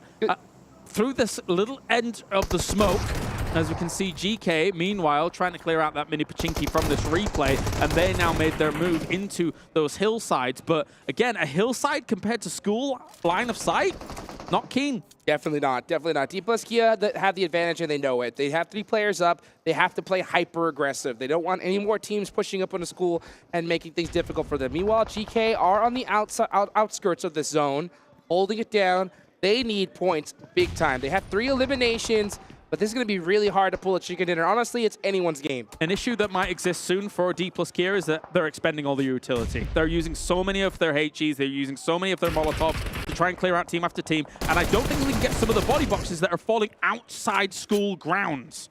Meanwhile, Stone from Vampire is happy to just lay down here and apply a smackdown on a GK Esports. I don't know if they have any vehicles up left. They don't. They're in full snake style play. These are free eliminations for these teams, and they want them. Looking to give GK the Stone Cold Stunner. It is going to be difficult for GK to move from that position. Oh, far out. It is actually a School finish, basically. Let's go. I just saw. I can't believe it. Oh my gosh. I feel so sorry for Jason Kaplan's wrists because he's going to be doing cartwheels all day long after seeing this. I mean, he is an extreme gymnastic. I have seen him gymnast even. I have seen him do some crazy stuff. He's in front of us right now. Is he going to do it? Is he going to do a cartwheel? Oh my gosh. He pulled it off. Just the most magnificent cartwheel I have ever seen, guys, in my entire life. I hope production caught that on the cameras. And he just did a triple backflip. Oh my, that's amazing. And Max Man caught him. Unbelievable. Let's talk about the game. Yeah, let's take a look right now. As Satan does get knocked, that's going to be hurt. We do have that because that is the lull before the storm. And we're going to see GK forced out of that little hill that they had. They're going to be putting on their dancing shoes, but they are getting picked apart. Literally every player in the lobby is staring right at them. Why on earth not? The one thing I'm kind of trying to decipher is the box gaming factor. Can they approach School strong enough to try and breach this area? They're shutting down GK in the distance, but whether or not they can take up residency alongside all the other teams in School is another question. That is going to be the question. Meanwhile, Ragnar, trying to steal a point away. Denied immediately. Box gaming. We're holding down the apartments. Now that they have moved out, they are really well set up. The only team with a full roster still in play here. Meanwhile, Dplus KIA, their remaining 3 are still trying to hold this auditorium. Alter Ego Aries, 1 nade. Could help them out big time. He spotted him. Did he get it? Well, Alter Ego has a lot more nades than Dplus at the moment. So there's going to have to be a bit of caution on the side of Dplus KIA as they try and mosey on around. There's the potential he gets spotted by Vampire if they end up looking over the walls here. Oh, he's oh my gosh. A little bit too late on the uptake. How is Vampire still in this game? It is just ridiculous at this point. The problem for Vampire with trying to breach the north side of school is that there's only one entrance, and it was far away from the corner that they tried to move on. So they had to move down that west side. And again, the vulnerability was very clear and against honestly, Dplus. I don't think they even care to push right now. I think they're very happy just hanging out in the zone. They saw Alpha7 go out. Yeah. Just take up as many points as you could get. Just make that gap that much bigger. And for those 2 players that are down for Vampire Esports, start putting things on layaway. You know what I'm saying? Start making sure a shopping list, because some money's definitely coming your way. Money might be coming Reject's way if they're able to hit a few of these nades. They're still alive, getting some decent points, at least for placement. A little underhand toss there from Sarah. Bloop. Look at that. Schweppes has 8 smokes, 5 nades. If he's able to somehow make up some ground here, he could still make some magic happen in this game. Oh my gosh, the blind fire through the smoke, the awareness to try and be able to get another elimination is so huge. 7 elims on the side of Vampire Esports. Only team surpassing him right now is Box Gaming with 8. They just don't slow down. They just don't slow down. Rosemary goes down from Alter Ego as he tried to push up the stairs. So Dplus KIA making a great job, doing a great job of forcing these teams out and holding down school. Still holding that little gym building that we were talking about before, the pool. And Box is trying their very best to breach into this location. How is it that Vampire always finds to put themselves in a perfect position where they avoid all fights? You know, they're just so happy to just sit back, be like, oh, don't even look at us, guys. You guys focus on Box Gaming, all them. We'll come in at the right time in a few minutes. I mean, there is a world where, you know, they do capitalize on 2 big fights going on elsewhere. Schweppes is actually pushing up. He's pushing the issue a little bit. He's going to retreat back, though, realizing kind of the exact strategy that you're outlining. Just allow these other teams to fight one another and come and clean up the scraps. That just looked like an instigator right there. Inside, you Go know, on, yeah, fight. just like, oh, here's a nade. Here, come on, start the fight, and then runs right back. You know? Ooh. Oh, Lufa. Try to get some shots down way. They're going to be holding down the Gymnasium. Fnatic from Alter Ego looking to finally press Dplus KIA. He does try to throw it. Oh, actually does piece up one of their players just a little bit. A little bit of damage. They've slowly dislodged Dplus KIA on holding the entrance points to Skull, and now they've been able to breach the location. So, but the problem is that Dplus KIA has found themselves on the roof. Where is the middle of this circle? It's in the dead center of school, right where the Do you mean in the forecourt? Like, yes, yeah. in the quad. Oh my! It's in the quad. That's an American thing, right? Oh yes, it is. Yep, and I'll tell you what, this. I think isn't it on the roof? No, yeah, it is. On the it's on the roof, right where Osul is. That could end up being a situation where they're above each other, or you know, above below. And then it comes down to like who just randomly gets off a heel after 75. Well. Everybody, we're about to find out. This is stage 9. This circle is going down to the absolute center. Osul up on top. They finally start putting their eyes onto Vampire. All the util should start coming out right now. We're going to see everybody throw all that they have. Stone throwing a nade right onto Fabian. To talk about this just for a moment, if it does come down to that scenario that I pointed out, sometimes people try and hurt themselves so that they can be below 75 so that they can start the heal before even, you know, it really being impactful. Because you have to, because the blue tick's too hard. So just thought I'd mention that. I wouldn't be surprised if we see all their team members pass all their first aids to one player, at least to kind of hedge their bets. If a heal-off will ensue. Dplus KIA trying to not let that happen. Meanwhile, we see Reject Tokyo pushing in Lufa. Ooh. Nice steal there from Fabian, taking all the eliminations that he can. Here comes Box Gaming, now eyes on the prize. Potato, he's so close to them. This is, where is he going? This is actually very, very close down to the wire here. Fabian going to try and bank some of these nades off of the wall. Schweppes is moving in. He's sneaking in the back here to try and make something of this. Sneaky, sneaky. Meanwhile, Schweppes finally getting spotted here. Forrest looking at him with the lead peek, and Vampire finally eliminated in 4th place. Reject Tokyo with the push. The middle's in the open. Yeah, Alter Ego with the win. Dplus KIA not able to get it done. The middle was in the open, and because of that, it caused absolute chaos. Alter Ego able to take the victory here after sneaking in against where Dplus KIA was. That was absolute chaos towards the end, Hot Jukes. So much chaos, and I'm so shocked to see Box Gaming not able to pull out that win. They wanted it so bad, but it was just absolute chaos at the end. Just DBS shots for the victory, and Alter Ego pulled it out. Yeah, we got a little bit lost in the chaos there towards the end, because it's just absolute mayhem. You have all of these teams trying to come out of the gymnasium area, trying to come out of the actual school building. After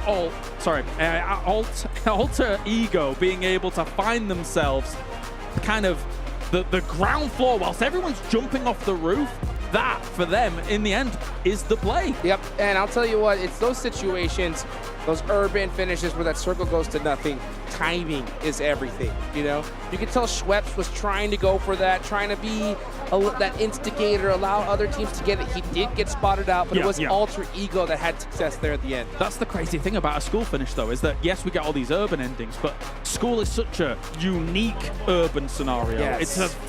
It's even very different to cities. You've got to play it slightly different to cities. And again, you know, you can have all the smokes in the world, but it's not going to matter if everyone's all of a sudden expended everything and trying to scramble in the very last few seconds. So that was down to the wire. It was. It definitely was. It's so crazy to see how we finally got a school finish. Alter Ego putting points on the board, teams that really desperately needed to as well. And at the end of the day, somehow, some way, Vampire always end up putting up crazy points no matter what the situation is. That's a good point. I mean, where did they go out there? Do you recall? I think it was 5th place, but they already had so many eliminations. At least 7. It's like they take out 2 teams every game, no matter what, minimum. Okay, so we'll take a look at some of the moments here from the final, as obviously we were caught up in it as well as you guys probably were at home. Box had find themselves there. It was difficult. It was indeed. Let's take it on over to the desk for them to break it down, and hopefully we might see another cartwheel. Well, I'll tell you what, Hot Jukes, if I did a cartwheel behind this desk, I might kick Max in the face, and we might be down an analyst, and that's not going to be good times for anyone here on the show, but it might be funny. Should I? Let us know in chat. You can get a vote in. Maybe you can make that happen. But if Seven did a cartwheel, I don't think his feet would be nearly high enough to hit any of us in the face. So, all good. I'm Jace Cap on the desk, joined by Max Penn and Several Worlds Gaming to break down this last match, which honestly, I think at some points, or a pretty good point there, we had no idea who was going to win, considering Dplus had the high ground, Alter Ego was kind of hiding off to the side, and then all hell broke loose. Absolute madness. A hurricane was just launched in that game at the very end. No clue what was really unfolding. A school finish. No, your favorite position here, Jason. It's a school finish, for real. But I would say the name of the game for a lot of these teams, the moment they made it next to school, is just patience. Slowing things down, waiting for the fight to kick off, and just try and be the one to get the last laugh. And with Alter Ego, I mean, the patience was way before they even got to school. Once they got to apartment, they were kind of willing to coexist with Box Gaming and set themselves a path to actually get to the school, get to outside that fence. And now once they got to school, I felt like Dplus KIA kind of threw that at the end. I felt like they focused a little bit too much on the teams that were coming out of the pool area. They started throwing the nades. You kind of saw one player throw a nade, and he's like, oh man, I got him with that first nade. I think I got one knock. He jumped down one spot. He was at the peak, at the high spot that he could be there on school. Jumped down one spot, and then he kind of pushed out a little bit more. Well, did he jump or did he fall? Because remember, he peeked onto, I believe that was Schweppes from Vampire, and I'm not sure if he fell down. It wasn't him. Okay. Yeah, different player. Player. Yeah. Thoughts? But I don't know. I just felt like they were pushing a little bit too much towards those teams that were at pool and totally forgot that there might have been another team right under it. I mean, that had to go down because the circle didn't end on the roof, actually, as we initially expected. Like, you have to kind of predict where it is, actually, the exact center, and they were pushed off. And because of that, when you're jumping down, you have bigger bloom when you're spraying, so you're just an easier target. Yeah. So a little bit hard. I do feel like Dplus KIA did do a lot of work to defend that position to the point they have, and at the end, you had just too many players like solos, duos still alive. It's just almost impossible to really know who's going to come out on top. Here it ended up being Alter Ego. You change one small thing, maybe Dplus KIA win it, maybe Box, maybe Vampire win it. So it was up in the air, but it was a tough finish and a weird one. Yeah, I think once they were able to defend it against Vampire Esports, we were like, oh, okay, nice. Finally, somebody's been able to do that. I didn't know PUBG Mobile had a crossover not only with Dragon Ball Super, but also with Tower Defense, because that's what kind of felt like just wave after wave, right? We had, was it DRS crash through? No, sorry, it was Reject crash through, then Alpha7 followed up. They finished off Alpha7. Obviously, we did see our DS survive a little bit longer. I'm going to remind you guys really quick before we do get into our match rankings, I got to give a shout out here to our sponsor, the Honor Magic 5 Pro, powered by Snapdragon 8 Gen 2, an Honor self-developed GPU. X. Honor X. Turbo X. Turbo X. This is why I do the call-outs and they don't. Let's take a look at the match rankings, though, so you guys get an idea of how many points all the teams did score here. You can see 18 points coming in for Dplus KIA, a team that we've been ragging on quite a bit today. Yep.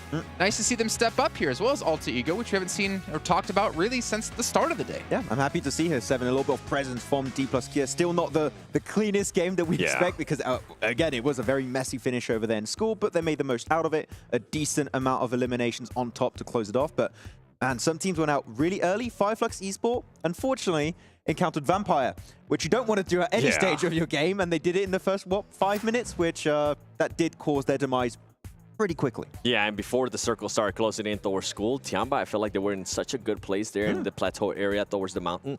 And then Alpha7 was like, you know what? We want that spot. We will take that spot. They took care of Tiamba so quick. Tian It who? was a speed run. I mean, in that game, yeah. Pretty much, that was the case. Yeah, I mean, as you can see here, the very finish as well. I mean, it was hectic as hell. It was insane, and it was hard to obviously cast this as well with so much action happening across the board. But Max, you look like you're about to say something, so just jump in. No, yeah, they had to go down right because the roof was just not in circle anymore. So they jump on down, and the two players still inside the building have the perfect angle. They have minimal of their 3D model actually being shown. So see? Easy shots. This is why you stay in school, ladies and gentlemen. True. Stay in school, get chicken dinners. Yeah. Easy. Nice. Yeah. All right, let's take a look at Alter Ego's player stats here in this last match, get an idea of who, most importantly, was stepping up for them. And, well, you wanted to see it. You wanted to see Rosemary. It's your boy. Finally. Your boy, Rose.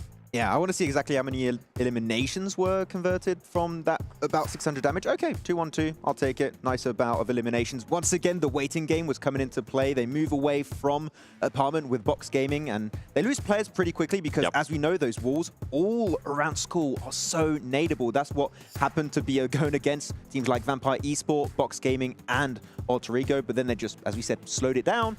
And that was the right approach to secure the win. It was the right play, and looking at those player stats too, Fnatic, that was one player that we were kind of pointing out at the beginning of the day, right? He didn't really have that many elims. I think he only ended up having just 2. For him to be able to get one there, being able to help his team out, that's good to see too. I can see some of the highlights here for Alter Ego as well. Again, the team that we touched on at the start of the day, right? They were up there quite a bit. I think they were in our top 5 in our leaderboards, but they've kind of fallen a little bit because, to be fair, most of our attention has been on Vampire. Yep. And even as you saw there, with them having only 2 players left alive, we saw Tony get knocked relatively early. They still picked up 11 points for their team as well. But honestly, as we talked about Alter Ego stepping up, we got to talk about Dplus and how they stepped up too. Able to hold on towards school. I think those Northwest side, if I'm not mistaken. Let's take a look at their player stats here and see who was the one to do something. Max, before you scream. Forest! It's your boy 4. And us out. Okay, it doesn't work as well as with Forest, but yeah, good conversion from them. Were helped out by teams on the outskirts of school, I would say, 7, because Alpha7 breached at some point. There was multiple teams kind of taking shots at Alpha7 to try and negate that push initially. But at one point, there was too many teams that started going for the roofs, which I believe was the right play, because otherwise, you're going to be in nade range, teams are going to close that gap, so the roof was the right approach.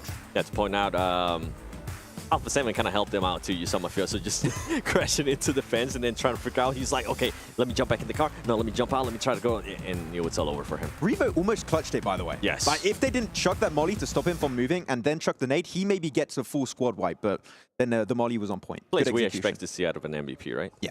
Hey, well, we'll never know, unfortunately for him and for Alpha7. But what about Box? What about him? What about them? Box. Not those. Not the ones you stand on.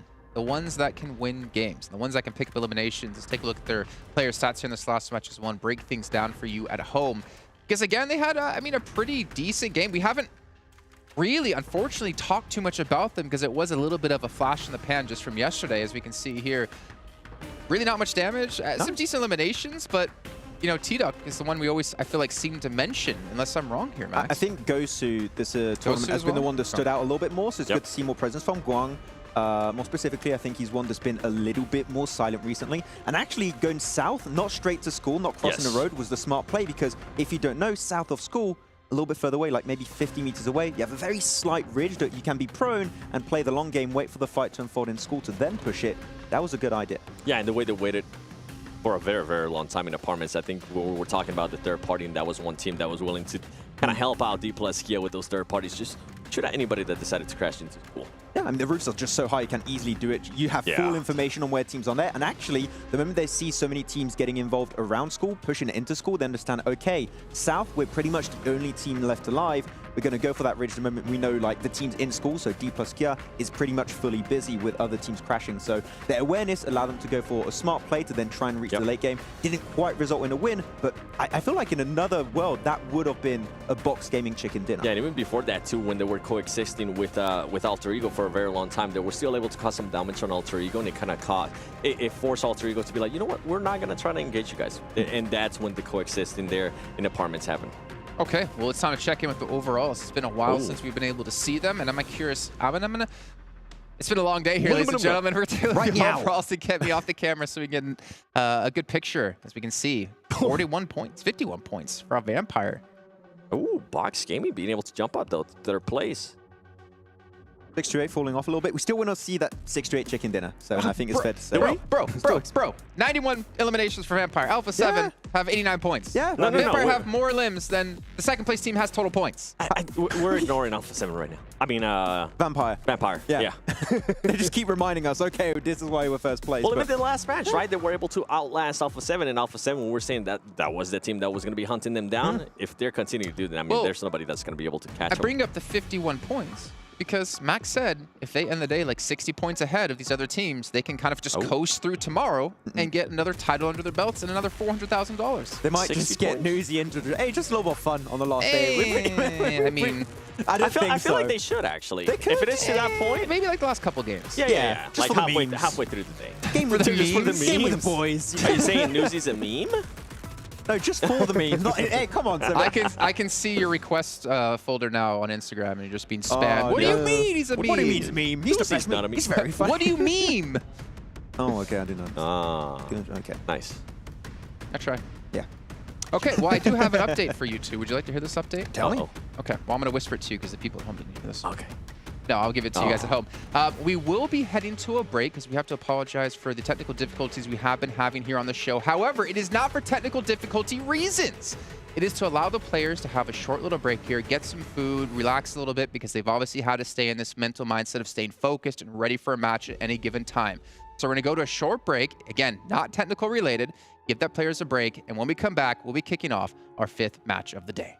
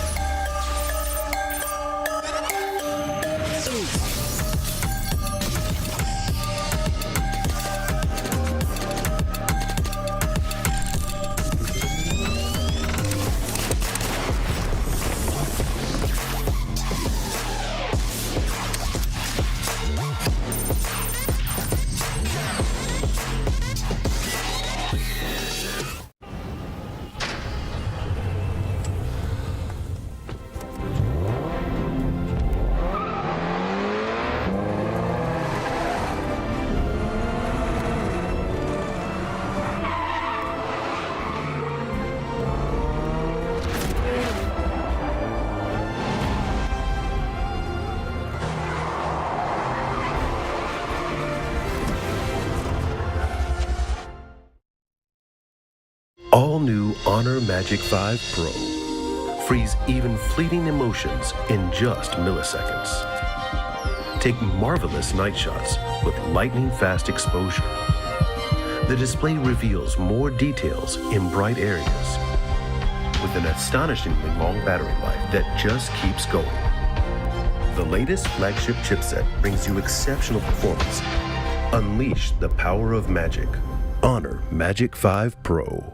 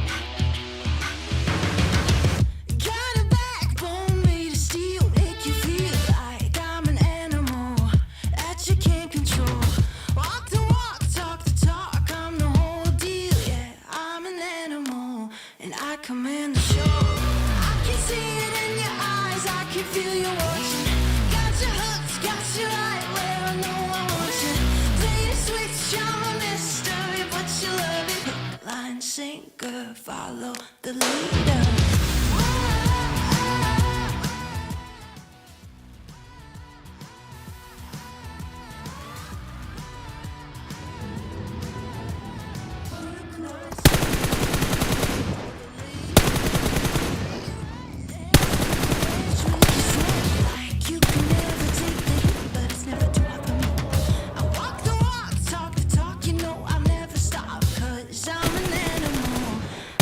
Laugh it off.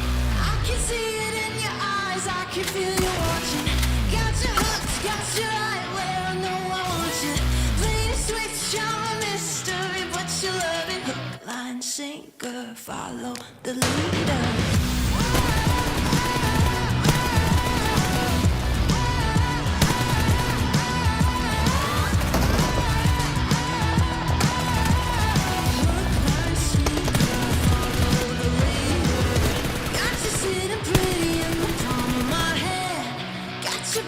Got you missing me, you can't stand it. Got you desperate, got you wondering where I'm at. If I'll call you again. Got you sitting pretty in the palm of my hand. Got you busy, got you missing me, you can't stand it. Got you chasing, got you wondering where I'm at. Hook, line, sinker, got that. I can see it in your eyes, I can feel you watching. Got your hooks, got you right where I know I want you.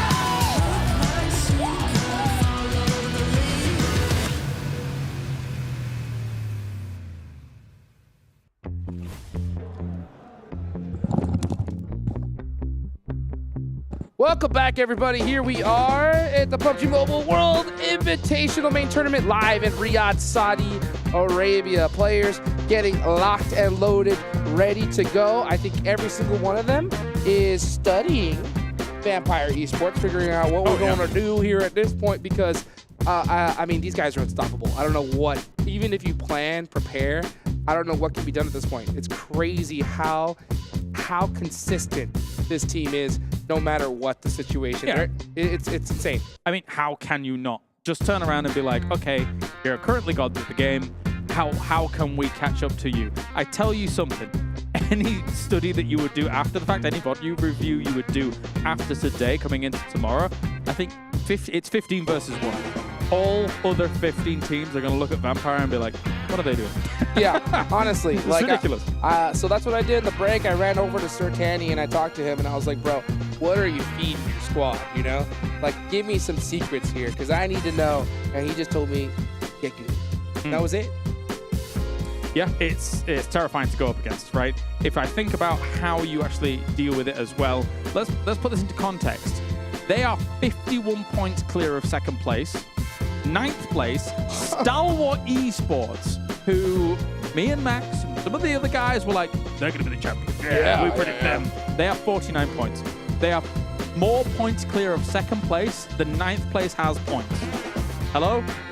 Unbelievable. As you know what? As a matter of fact, I think Tony K is close to passing up Stalwart Esports total points with just elimination points. How ridiculous is that? Yeah, that is insane. That is insane. And going on to Miramar as well, I don't think it gets easier for these teams. I think something that we should reiterate again is that whilst Vampire is looking fantastic, this is still arguably one of the best lobbies of all time in PUBG Mobile history, and they are actually trouncing the lobby. Yeah, it's honestly ridiculous. Their ability to not only switch on aggression. I've said that before. Like, if you want to be a championship team, you have to be able to be aggressive, intensely aggressive, and hyper passive. And you have to be able to flip it like a light switch, on and off as an entire squad. And they do that better than everybody else. They have such a hyper awareness of the lobby of knowing when to just full send, push, aggression, let's go, without any hesitation to what we just saw in the last match in school. Hey, let's just be quiet, let these guys play it out. For sure. And don't downplay Ravenclaw's role in that as well. He might not have a ton of eliminations, but he's normally the guy that's going out individually, being able to move around, being able to get a lot of information, scout out, find out what's going on. So you know that someone like him is instrumental as a puzzle piece to finish this entire mosaic that is Vampire Esports. And I'm going to say this right now. What they are doing is a masterpiece, an absolute master class of how to play this game.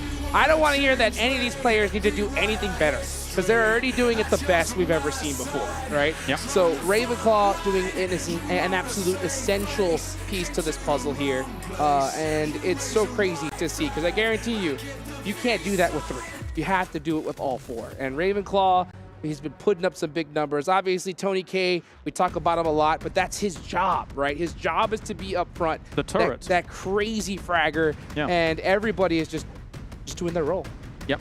I oftentimes talk about the turret role. You just enable someone to be able to feel loose, feel free, feel like they're able to take any move that they want. An information game is very important on that, and that's what is being fed whilst able to just shoot at everything. That being said, there are a lot of other teams in this lobby whilst we get into Miramar as well. Who do you have your eye on going into Miramar? Honestly, I gotta say it. I think Alpha7, I think this is their map. They really play with that hyper-aggressive play style, but we saw Vampire win a Miramar yesterday.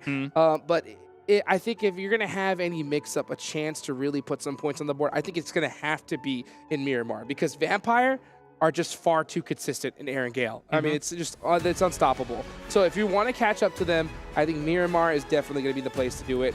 I want to see Alpha7 get to El Pozo real early. And I think what's going to really help them is if we get a northern zone because we've seen a lot of southern zones so far in this tournament.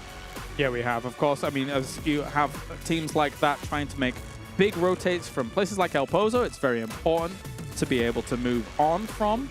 It's one of the, I would say, the best landing locations actually is El Pozo. I mean, of course, it's not dead center. It's not like a power grid. It's not like a Picardo, etc., and things like that. But when you think about how much loot you have, firstly, or access to vehicles you have, and then the ability to be able to use the usual channels of rotation that exist on Miramar is quite powerful. I think so indeed. But you know what? I think since we're all just hanging out and talking right now, why don't we bring in the desk to chat with a little bit? Let's bring in Jason, Maxman, 7WG to hear what they have to say so far, huh? What are you guys thinking coming into Miramar? Oh, we're on camera. I don't know why we're on camera. I wanted to sit here and leave it really awkward and let you guys not know that we're actually here. I was about to do a Jason Kaplan impression. Let's hear your Jason Kaplan impression, Hot Jukes. Come on, let's hear it. Welcome everybody to PUBG Mobile. I came here. No, hold on. Keep a solo shot of me. Keep a solo shot of me. Here's a shot of me. Hold on. Keep it. Okay, let's go. Welcome everybody to the PUBG Mobile World Invitational Main Tournament. I'm Jason Kaplan, the best cartwheeler in the industry. There's nobody better than me, except for me. Right. I mean, pretty actually were able to follow that. That was pretty good. That was really good. Yeah. Okay, here's my impression of Hot Jukes. You ready for it? Oh, yeah. You might want to turn the volume down. 7 BB. 7 BB. Turn the volume down. 7 BB. No. Let's go! Let's go! That's my impression of it. Pretty good. Pretty good? Yep. 10 out of 10. 10 out of 10. Not bad. We are back here on this. Yeah, gentlemen, thank you for covering for us while we grabbed a quick bite. And quick bite it was indeed. I got about one full fork of food in my mouth. One full bite of chicken. And I walked back chewing it. But yeah, we are back here, and obviously the players will be back shortly as well. And we appreciate you guys being on the show, covering for us, doing our job, and making us look good. Or bad, I don't know. You let us know at home if they were doing a good job. But yeah, we're heading on to Miramar, right? We're heading on to our final battleground here of the day. Back to back. We have seen just yesterday, we had victories out of Alpha7. It was actually a really big victory, right? We think back to their fight up against 628 and that compound camping for a very long time as Zone continued to go towards their way. But Alpha7, that hill they have to climb is just getting steeper and steeper and steeper. And at some point, you have to ask, will they realistically ever be able to chase down Vampire? Or are they just trying to defend second? I don't think so. I don't think it's possible right now. I was like, after the past couple matches, I mean, yeah, I don't see it happening because right now Vampire Esports is just doing what they need to do. They need to just out-survive Alpha7, right? And then once they start noticing that some of the other teams are going to start catching Alpha7 or maybe possibly passing Alpha7, they'll be like, okay, you know what? Tony K, we need you to start fragging out again. I mean, we talked about it, right? 60-point lead. By the end of the day, pretty much is going to secure a first-place position for Vampire Esports. They are getting to that point. We need Alpha7 to wrap up the day in style with these two Miramar matches. They were talking about it earlier with Kalaris and Hot Jukes, potentially hyping up the team because they are renowned, 7, as a really strong Miramar team. So if there is a chance for them to close that gap with Vampire Esports and maybe take the first place away, it has to happen on these two following battlegrounds. You want to know the sad part to that? What? The other team that won Miramar yesterday was Vampire Esports. Oh, yeah. Oh, we're doomed, okay. We're done. I would like to see the overall, though. I want to see, like, the possibility of some teams passing each other. Yeah, we can do the breakdown, right? Yeah. Because we obviously know how big the prize pool is for each different position. You currently have Alpha7, who's sitting at the 200K mark down below them. Just by, a measly 17 points. Box Gaming are currently sitting at $125,000. So that's a $75,000 increase in earnings for their team if they just get a little bit more points. But then again, you have 628, which I want to say, very quiet today. I want to see a chicken dinner from this team. They made it multiple times to the late game, and we have yet to see that final closure do we expect from this team. Because I'm not going to lie, 628, Tiamba, we had a few questions. Transition from PEL into PMWI, how is that going to potentially work out? Tiamba, not that well. 628, definitely a lot better, and I want to see that closure to a game. I want to see that 628 chicken dinner because 7 right now, we have a 3-point difference between Box Gaming and Alter Ego Ares, and as you stated here, Jason, the prize point increase is significant towards those top 5, top 6 positions. So $45,000 between 3rd and 5th place. Exactly. So 628, that win would be massive if they can secure it, but do they have what it takes, 7, to just go that little extra bit further in that game when they reach the podium finish? They could go even further and beyond. I want to see it. Do you think they can do it? End up where? End up where? I mean, Second just place? get a win. Oh, just get a win? Yeah. I mean, they're bound to, right? With the way they've been able to play. Like, I think the impressive thing, and going on the note of what you're saying, Max, is that you look at 628, they don't have a chicken dinner. They're the only team in top 5 without one. And then obviously GK, you have to give credit to as well, currently sitting at 0. So for them, you know, take away 20 points from Altigo because of those 2 wins, they're down to 49 points. And guess what? They fall from 5th all the way down to 9th. You know what, Max? What? Yes, I think they can get a win. Because yesterday, the strongest map was Miramar, right? And today, coming into today, we're like, okay, we want to be able to see those kind of performances, but we also want to see it in Erangel. If there was ever a chance for them to get a chicken dinner, this would be the perfect timing. They were able to get yesterday back-to-back second-place finishes. They were able to also back it up with good elims. I think the total between those 2 Miramar matches yesterday was 19 elims, which, if there's a chance, that's the perfect chance for them to be able to actually get a win. One team I've also been impressed about is GK Esports. I feel like they started the day very slow, but slowly but surely, they've been coming together. They've been able to do some great plays, and something that we were mentioning too at the top of the day was Satan. He was the only player that was performing really well yesterday. He was within the top 5 fraggers. Now it's not just him. Now we have seen some of the other players from GK Sports also starting to perform. And I want to see more control from GK Esports, more specifically in those late game moments. And I have to go back again to that Box Gaming chicken dinner from yesterday on Erangel, where they just let things happen and just got a second place, when I feel like that could have easily become a chicken dinner, followed up with potentially 4 or 5 extra eliminations on Box Gaming and Gladiators at the time. Weren't quite willing to make the extra bit of effort for that one, but we saw the potential. They get to the late game just a little bit further, just like 628, and they could get that chicken dinner finally. I know we moved slightly past it, but I'm going to bring us back around to 628, because you're talking about being strong on Miramar, right? Why don't we take a look at their Miramar stats versus their Erangel stats so far in this event. Now, keep in mind, it's just going to be totals, right? It's not going to be averages, and they have played 3 more Erangels today and haven't played any of the Miramars yet today. So there's 2 Miramars up against the 6 Erangels. But it's going to be interesting to see how kind of close the stats could potentially be, especially when you look at eliminations and you potentially use your mind to do math. Nope, not going to have her. We're going to be going to game instead. I think you guys would rather see that than to see some of these stats. So that means we're going to have Miramar coming up around the corner. And Max, prediction, who's winning Miramar? Okay, 628, let's go. Yes, 628. Oh, he's in the plane. Okay, let's head over to the commentators to kick this off with Hot Jukes and Kalaris.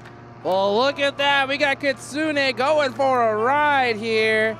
And he's going to go ahead and make a nice little crash. Beautifully done. That's how you start off a Miramar match. You can see the smile on his face, too, at the bottom. It's nice. Whee! That's how you get it done. The glider. Loving it. You know what I want to see? I want to see our team get 2 gliders and just barrel around everywhere, you know? Just choose where you want to go, and then somebody's going to shoot you out of the sky, and it's going to be a bad time. Well, you know what? Speaking of bad time, look at all these. Look at Alpha7. All the way in El Pozo. And look where the zone is. Do you know what's really scary about this zone? I know. You know. Oh, I know. You know. There's one spot. It really could be. Oh, my goodness. It's so far east that actually there's a legit chance. It's a low chance. I want it. Anyway, we'll save it for later, I guess. Let's put it this way. For all those people that don't know what we're talking about, Favian is really close to it. Yeah, I would say so. You know what? So is Box Gaming.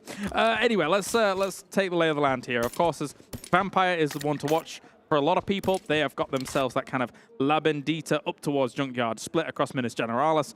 So they're going to have a really great launch pad of being able to get in this circle. Technically, because there's so much water in this circle, we're already at an accelerated game pace here. So there's not as much room for these teams to get good to go. However, there's still a lot of room. And there's still, of course, priority compounds. We've seen, of course, that Impala Fields finish in All-Stars that was oh so important.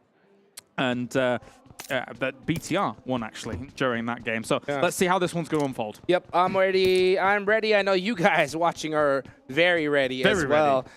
You know, one thing that's also interesting is that when you have a zone like this that's halfway in the water, it really reduces the amount of spots that are available. So this zone is basically cut in half. So teams, I wouldn't be surprised if we see them kind of get a little move in it, you know, and start rotating rather quickly. We see Alpha7 rocking the 4-car strat. They did get to loot up in El Pozo, so they're going to be looted up to the teeth. Meanwhile, we got Gladiators all the way up in the north, going to have that nice thick wraparound coming from La Correra. I would say, to your point about, you know, there's less spots to be able to take, Miramar is what I would consider to be the strongest 2-2 split map out of the 3 battlegrounds that we play in competitive. I mean, there's some special maps that we play sometimes, every so often, but those don't count. In a circle like this, you're less inclined to take 2-2 splits because of how limited it is in terms of like priority spots, right? So then that limits your options on being able to transition into next circles. Again, an accelerated game pace, so maybe you could make the argument that, yeah, that would just happen in a Circle 2 anyway, or a Circle 3, but not often. We'll see how it goes. We'll see how these all folds down. Well, I'll tell you what, I think a lot of these IGLs are thinking it's all going to fold down on the coastline, because that's where we're seeing a lot of teams start to group up. We see Box Gaming, we see Dplus KIA, Tiamba, Rejects. Alter Ego coming that way, even the Vampire Esports. So it's really interesting to see. One thing that we have to also talk about is since Vampire has such a lead and they're dominating so heavily, not only is that lead great, but it's also going to cause so much hesitation amongst these teams. I guarantee you, if I was in this lobby and I got knocked or finished by a player from Vampire and I realized it was them, you're going to hesitate. You're going to be like, oh, should we push this? Shouldn't we? And that is going to hurt big time. And on the flip side, I think the Vampire is going to be feeling even more confident. Against this lobby, with that kind of cushion that they've created for themselves, why would they feel any fear at all? They've shown how they can body the lobby. They'll just take fights, maybe even sometimes a little more recklessly than they previously would. And because of their gun skills, they may just come out on top regardless. Yeah, I mean, we saw their last chicken dinner. They didn't even pop off. They were just kind of like just smiling, just like, yeah, you know, another chicken dinner. We're the best. We're the best. What can I say? Hey, what's it like to be eating steak every night? You know what I'm saying? At certain points, that's true. Get used to it. I mean, you could come to Poland, then we could just eat steak every night as well. That's pretty good, yeah. I'm ready. I'm ready. That sounds like a plan, baby. Oh yes. Oh yes. Oh man, we'll have to get that rotation started here soon. Well, let's take a look at rotations coming down. Oh, still in the replay. Delta said, top, where are you going? Not going in that bus, I'll tell you that much. Rough stuff. All right, first circle shift. You know what? Just go east. You go east, baby. Just go east. I want it as east as east can be. I want to see the most eastern circle we have ever seen in our entire lives. We've waited so long for this circle pop. Come on, we've waited so long. We deserve east. Come on. Matic, all the way up. I feel like I can... Oh, baby! Come on! Well, I feel like the island's gone. Island's gone. Yeah. But that's still not much room at all. That's gross. And also, wait, there's even chances for like those fields way northeast, which are actually mental. Like, I have not seen a finish in those fields, and I can't even remember when the last time I saw them. I have. It was years ago. Wow. That is crazy. Well, let's take a look here as everybody is moving instantly because they know how hectic this is going to be. Remember, folks, this is only zone number 2. Let's take a look at, we saw Sarah just kind of I think he was so stunned by that zone. Yeah. We saw him just in shock. Just like, oh no. Oh no. Yeah, that's my impression. That's really accurate Japanese there. Well done. Thank you. That was good. Anyway, let's move on quickly. We've got ourselves Gladiator's going to be moving in alongside DRS. They're trying for their best. That's the one. That's the one. That's the one. If Max was here, I'm sure he'd teach us so much. But anyway, Falcons coming in slow on the south side. Tiamba's kind of been caught here along the river's edge. For a PEL representative, a very, very renowned region, they've not had the best of times. Of course, 628 is doing a little bit better than them.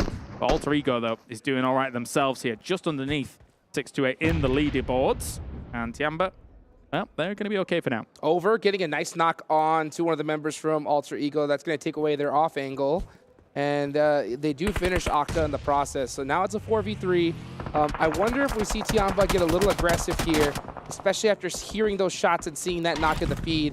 Alter Ego, now just tuck a tail because this is a terrible start for them. Yeah, this is the problem, right? We're very early in the game still, and you're seeing so much cross shots come in already. The fact that Fireflux is able to get those cross shots in once pressure was going on. Effectively third-partying a team in second circle is very abnormal. So for these teams, they're going to be working with a lot less room than they normally would be this early on. Yeah, really heads-up play for Alter Ego to just take off. At this point, they're going to be running into another team, though.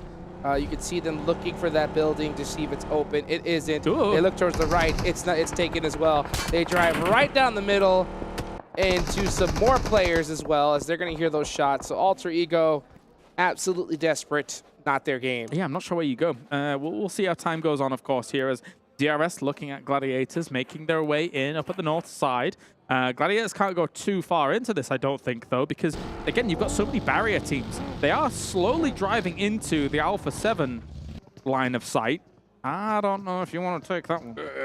Definitely wouldn't if I were you. I like the fact that they finally slowed down because, you know, that was enough rotating blind.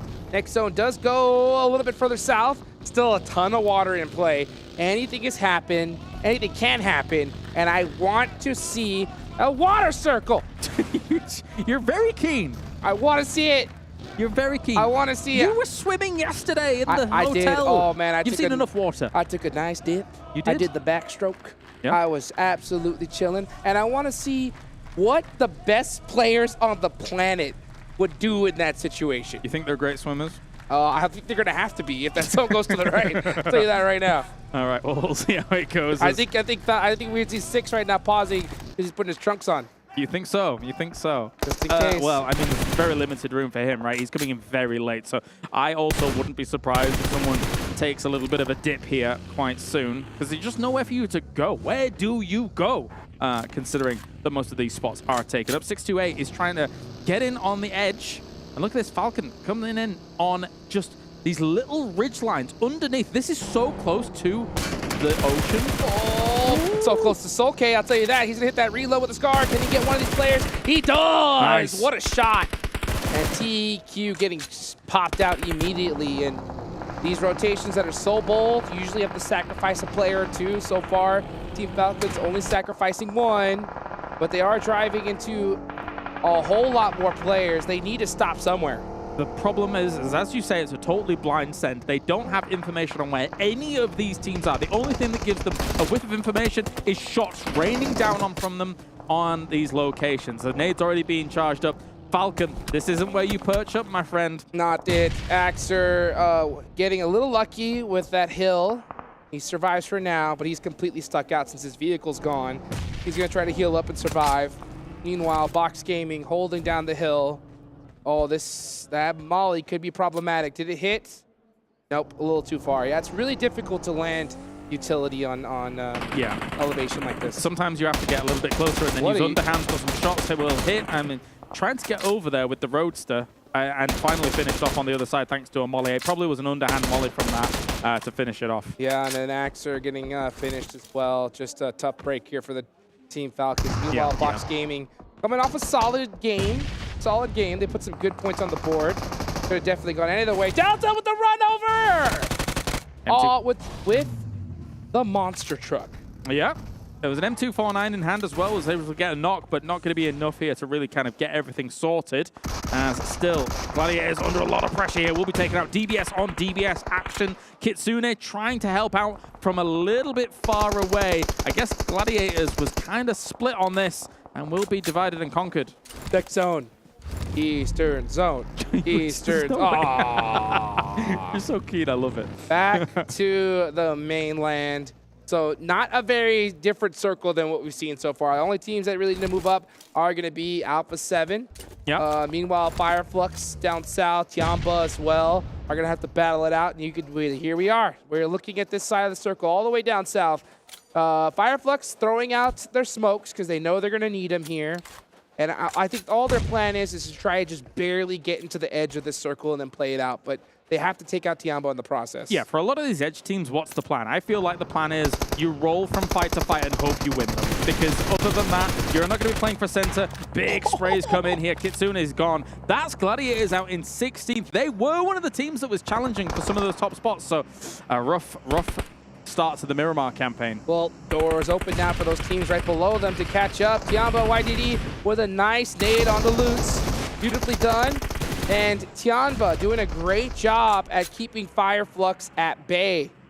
Let's see, as Soulless is throwing out some smokes and in a desperate attempt to try and turn this fight around. Sulke, he's going to go for the hard rotation right up into the mix Tries with to the go UMP. for it. And we'll take the boogie on away as well here. It does have one wheel missing. Sulke is going to try and get on out of there. He was almost using the angle as he does go down to try and use catch as well as the boogie as cover whilst he was moving up against that, but it's not going to be successful. I can just imagine Sulke right now. He was like, I got this, I got your back. And then as soon as he got there, he's like, nope, I don't got it. Bye-bye. And then he got taken out. Yeah, just like that. You hate to see those situations. I mean, Fireflux did a pretty solid job of trying to push this, but I tell you what, Tianba was just ready for them. It's surprising to me that Ketch has not been able to gain too much traction so far. He is, of course, one of the major standouts from our region in the Europe Championships. And how that goes down. But yeah, sometimes not really going their way. Rejects is very spread, by the way. They've got 3 up north. Sarah is swimming, by the looks of things, down to the south. So I guess playing for a spoiler, playing for maybe placement, trying to swim up all the way up the coast. I'll tell you what, this is what Alpha7 preys on. They hope that they catch a team to split because they play together so well. So they're looking to try and find an opening, but at the same time, they are in this circle. So I think they're just wanting to wait it out. And I don't deny that situation. I think that they're having a lot of trouble deciding what to do because they need the points desperately. They need those elims, but DRS needs to go well. They got one knock, and here they come with a full send. Gonna try for it here. Alpha7, a few shots over the ridge line, just waiting until they get a little bit closer. M249 in hand, but Mafioso's already down. It's gonna be an S12K against DBS, but the DBS will win things out. Killer once again for DRS, really being the playmaker, trying to move up here alongside his team here. Sanhok is the only one actually left in this. Charging up a nade, goes for the throw. Great nade. Got him. Goes for the second. Will get it. The S12K. What a play. 2 eliminations there for Alpha7, and Reject Tokyo needs to come for the third party, but can't send a text to it. He does! Sena Texel with the 1v3, eliminating DRS Gaming. Yeah, great hold from him here, as of course he was really up against it. Carrillo in the distance, I would love to be able to try and get him up. I think he might be a little bit open, especially with Rejects now pushing on this. GK pushing on Tianba. Tianba holding out Fireflux. Can they hold out GK? And it looks like they are not going to be able to. But never mind. Over. Still alive. Last player up. He's got the M7. Here he comes. The suppressive fire. He's missing every single shot. His teammate not able to give him any set lines. Gets one knocked. But from the back, gets taken out as GK wins. Gets a last laugh here. GK big off angle. It wasn't that far away, but at the same time, Twisted Minds here under a lot of pressure as well. 628 trying to do something. Infinity IQ also rolling up to this. Easy with charge up for the grenade. Tries to go for the lob, but it will not be successful. Didn't have much information on where 628 had relocated to, so not quite a hit on that one. But Infinity IQ coming into this for the third pie. It's a smart move. Hold them out. It sure is. You want to be able to secure this position early on, but meanwhile, all this action is happening. Vampire Esports are just looking above and waiting. So good at deciding when to fight. They let everybody else take out each other. Now all they have to deal is with half the lobby, and they haven't even gotten started yet. It might be sunny on Miramar all the time, but these vampires don't even care about fighting in the shade. They will wait, kind of bide their time, and prey upon all of the individuals that are in this lobby when they find opportunity to do so. Meanwhile, I mean, Infinity IQ is preying upon trying to hold out Twisted Minds as well as 628. I think they might have let 628 get a little bit ahead of them. Not in terms of deeper into the circle, but the wide rotate on around. And here's a replay once again of that 1v3. Beautiful pre-nade there. Instant shot with that S12. Gets those finishes, secures the points, and eliminates that intel. And meanwhile, we see him make that switch to that mini right back to that S12. Bop! Just like that. Out of there. The wherewithal even to have that mini switch in between all that, it shows great mechanical ability to be able to just have that movement going, take that 2v1 strong, and then be able to go for the switch, and even then the switch back as he comes around the rock. So lovely stuff. You know what, I'll tell you what, those stalwart esports need to switch it on here. They are not doing a performance that we expected, and they still have 3 players up. They're in a pretty solid position here in this zone. They got a good amount of control, but they're going to have to put up some big points on the board. Honestly, first place at this point isn't enough. A chicken dinner isn't enough. They need to get a chicken dinner with at least 10 elims, and that's only a beginning if they want to make a road to the top 3. Sure, it needs to be massive. As for Infinity IQ, though, they will get knocked on down here. Easy, though, exposes himself on quite the easy angle. He swung his pan then. I saw that. That was a thing. That was Yang, one of Max's players to watch here, as we were on board with him for just a moment. 628 is trying to shut down all of this, but you know, it's very scrappy in these hills coming in on the edge. Yes, it is. And meanwhile, Twisted Minds are going to be in that same situation with only 1 player up. So still 10 teams remaining. Next zone about to pop on over. Will it go over to Vampire? I'm going to go They yes. definitely need the help. Oh, yeah. Oh, yeah. They really need. They need it. But they're going to get it. Watch. Yeah, let's see. Ba-da-da-da. Dun, dun. Dun-dun-dun-dun. Center zone. That's enough. Ravenclaw always holding that really good solid position. The scout, he is now in the spot. We're going to see the rest of Vampire go directly in his direction. Meanwhile, Infinity IQ in an absolute battle with 628. Here they go. Crypto, one of the fan favorites, going to need to get something done here. Yang actually goes down from the distance. It will be Infinity IQ able to deal with that. It was a big nade for him, but at the same time, action falls as well. They're taking battles with multiple teams here at the moment, but they really need to prioritize Infinity IQ. They're really on their doorstep. They're their barrier to entry for all of this. It's spray from Jing to try and hit it on, but we'll actually have to lie down. Even the finish as well. They're just slowly picking away at them. Here comes Steez, fully sending it on up. Meanwhile, Zing is holding the back line. Unfortunately, Zing has no utility at all. Steez has his back, though. He has 3 nades to his name. That nade might be good. It does piece up Benzu. Infinity IQ forced to split up because they want to be out of nade range. 1 more nade. This could be it. This could turn the battle for them. And then, oh, you go with the Org as well. The Org, an absolute laser here. Will be able to take 1. Will he get a second as well? Here the boogie, and he will be able to get it. That is a big play. Straight through the smoke to try and finish off Infinity IQ here. This gun can finish it off, but Crypto, from the high ground, comes in, able to try and ruin a little bit of the fun here for Bensu, as he will fall. Another spray in! What a play from Tease! What a move! He needs to finish Crypto. Steez, so huge. Now on to the next. Here comes Twisted Minds. The low toss nade. Catch him off guard. Steez is on a tear. Absolute awesomeness coming out from him here with the Org. I mean, it's one of the most powerful guns once you're able to find it. And here comes GK. GK popping out the vehicle and just getting absolutely sprayed by Dplus KIA. This feels familiar. This reminds me of that school finish we just saw. Seiden doing a great job of holding this down for us, coming with the S12K, the backup they needed to finish off GK Esports. Absolutely tear them apart potentially if they're not careful here, but they're gone. And now it's going to be up to Vampire. What choice are they going to make? There's not too much need for them to try and start pushing across the road, trying to hold them out. They can hold on some of this area, just deal with the threats that are north of them. There is a long line of sight for teams like Alter Ego that they have against them. So as you can see, Ravenclaw moving up forwards here to know exactly how the lay of the land is. Speaking of lay of the land, guess who has all of it? Vampire Esports. Doing all right. Doing all right. 2 eliminations, picking up some points, outliving all the teams that are right next to them on the leaderboards, as is tradition at this point, and possibly even looking at another chicken dinner. Let's take a look at this replay here. Steez gets that 1. A second knock.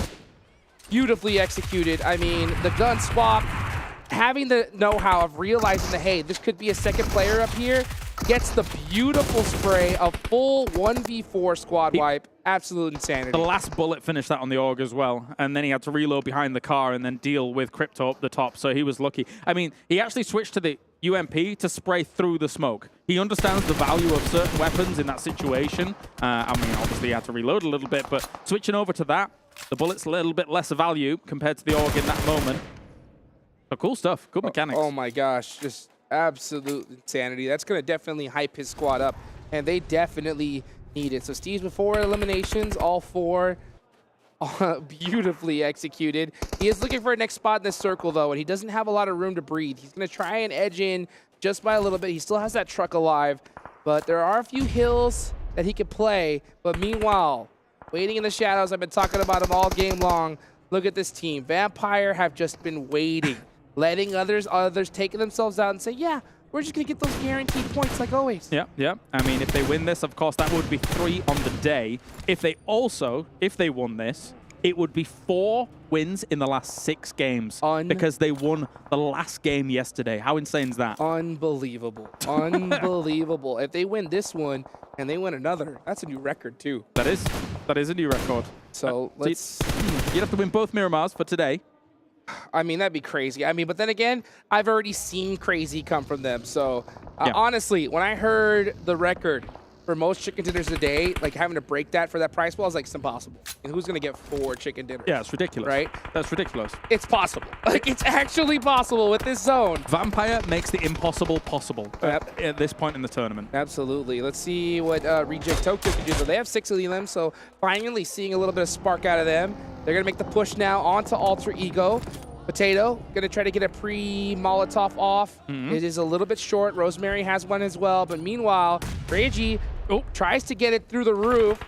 And Alter Ego realizes, yeah, this is too close to confirm. But meanwhile, Zing! Oh, nice. From 628, punishing Tokyo on that off angle. Yeah, it's the scary thing about the garage, the fact that it has a huge hole in the roof, so you don't even actually have to hit a nade and just have it bounce haphazardly into one of the corners. You can thread it through the roof, which is terrifying. But Jink still putting on huge pressure against this. As soon as Rejects is shut down, another knock by a headshot. Brilliant stuff. Dplus KIA, can they finally shut down Vampire? They're Vampire now in a really bad spot. Maybe playing it just a little bit too patient here, allowing Dplus KIA to get an advantage off. That's 3 knock.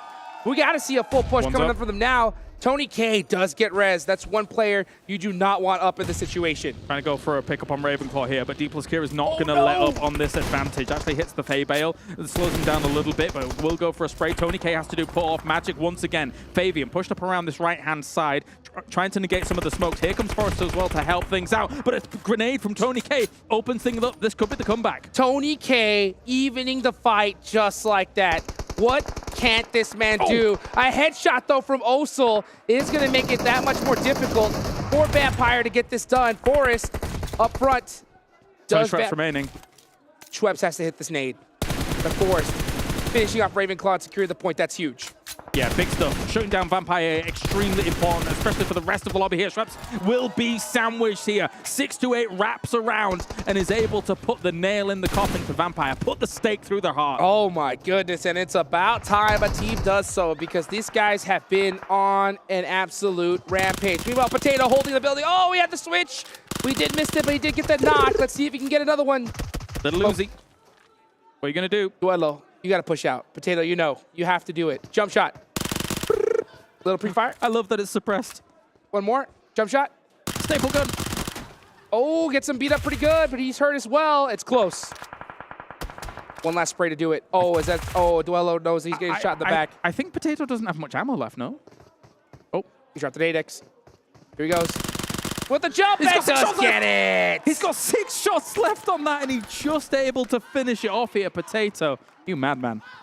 Beautifully done, right at the last second. Meanwhile, honestly, I think 628 have done enough to deserve a huge victory here. A massive 1v4, but can they finish off strong? Can they end it with a chicken dinner? It's going to be tough because Dplus KIA have been on it here in this Miramar. I mean, there's candidates for clutches here throughout the day. T's obviously looking fantastic with the AUG. And now, going up against this, he's already on 5 elims. If he was able to shut down Dplus KIA from across the way, Jing's not working with much bullets. Look at that. Only a full mag and 17 left in this. Then he'd have to use the S12K to his advantage. I wonder how much Tease has, because if he doesn't have much left for the AUG, I don't know. That's going to make things so much more difficult for 628. Their chances now, after seeing that, much lower. But oh, a nice shot, though, from Potato. The blue zone does get him, though. So he does deny the point to Dplus KIA. Now all eyes are into 628. This angle from Forrest, though, that's going to be tough to beat. It's a big off angle to be able to just wrestle, well, not even wrestle that away from Potato. He just kind of waltzed up here, and thank you, it's ours. So very much up against it here, are 628. Can they make a second clutch happen? Okay, so Dplus KIA are doing a beautiful 1-1 split. They have every angle covered. The problem though, is they have to hit those shots, because if one of them gets knocked, they are not getting back up. Shot on Jing. Now they do actually know exactly, I mean, they already knew where they were in terms of this area. I didn't see how much ammo he had in his orb. They're trying to charge up a nade for that thing, going for the shots. Pre-firing the side of the rock, though, but it's very bold and ambitious, and it's going to be Dplus KIA walking away with this one. They had a great setup throughout this game, and they will be able to convert, and some great defenses. Oh, yes. Beautiful chicken dinner for them. I mean, they executed so perfectly. I love their patience. That is something that they're so good at. When they realize they have an advantage, some teams just like, all right, let's just push this. We got this, rely on our gun skill. No, Dplus KIA wants to make sure they get that chicken dinner, and they just did. And it has been a long day for these players. Fatigue may be setting in, but one thing's for sure, if you can have the fortitude to be able to get some wins later on in this day, then you are sitting pretty. Of course, Dplus KIA is a team that we saw challenging for the very top spots in the All-Stars, and now is going to try and challenge for some of those top spots here in the main tournament as well. Honestly, I think that could be a factor here, especially for Vampire, because their position, I think, would have normally seen them just start turning on that aggression, but they realize we're so far ahead. All we got to do is put consistent points, and it's $400,000 in the bag. But I am kind of scared because I hate seeing teams change that strategy a little too early on and it come bite them at the end. But with the lead they got, I think they're going to be feeling pretty good. We're going to give them a pass, I think, for this one. Give them a pass. Give them a good pass. They're looking still great with all of this. Dplus KIA getting this with a 3-man towards the end as well. Let's take a look at some of the highlights coming in from some of the later stages of this game. Duello and some of the reject guys. I mean, this is good points for them as well. They were kind of down towards the bottom. Happy to see them try and make something happen here, but Potato was able to shut it down. Oh, beautifully done for them. Let's go ahead and throw it on over to our host and analyst to break it down. Host and analyst indeed. We're back here on the desk to talk about Dplus and Max's, well, one of his favorite players, which is Forrest. Yeah, Forrest indeed. Yeah. We saw him take the bug as well, taking an off position to allow Dplus to close things out up against 628. And a match that honestly Dplus desperately needed because it probably earns them a lot of extra money in their pockets, moving them up the leaderboards. Yeah, back in the All-Star stage, it's the map that allowed them to initiate their redemption on at the end of the first day, and they were able to follow that up on the following day. Can they do in day 3? We'll have to see, but this is some good presence and a lot of eliminations, especially that they desperately needed here 7 because I was getting a little bit scared for the boys. And waiting for the right time to start getting those eliminations, and at the end, I mean, that push from Forrest in the buggy, getting the high ground, he was gonna try to run over Potato from Alter Ego, and he was like, you know what? He went down to the zone. I'm gonna stay here. This is a great place. Like, this is a good spot. I'll stay right here.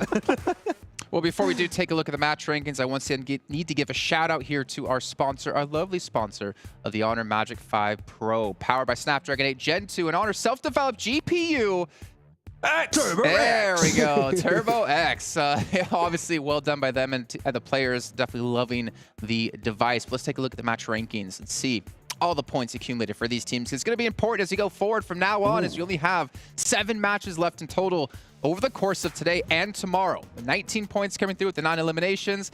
But Vampire, like, even when they're down, they still take home points. And I think this is something we really have to drive home to you viewers at home, that even though they're like, what, 50 odd points ahead? The fact they keep getting points like this means it's almost impossible for teams to catch them. I mean, the thing, Jason, this is a bad game for Vampire, and it's still better than most of the lobby.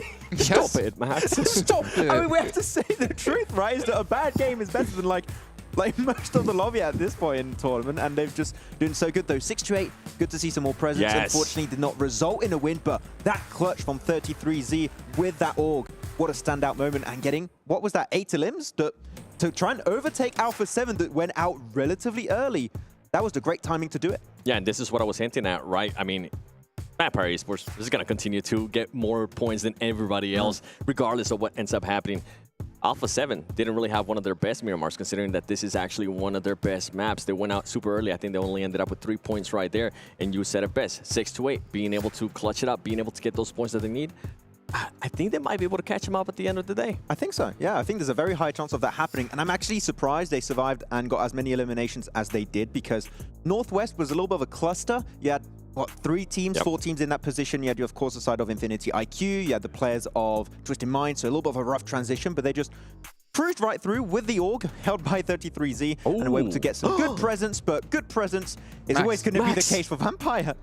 Max. He doesn't recognize it. He doesn't really. I Okay, have, he got it. I was finishing my sentence. Do you know what that means? Tony K has officially broken the record from PMWI 2022 with Action getting 37 eliminations. Tony K did it in way less matches at 38. He did it in 7 less matches. That's insane. That is like a true testament to how good Tony K has been. And now I'm curious to see where is he going to put the record for next year.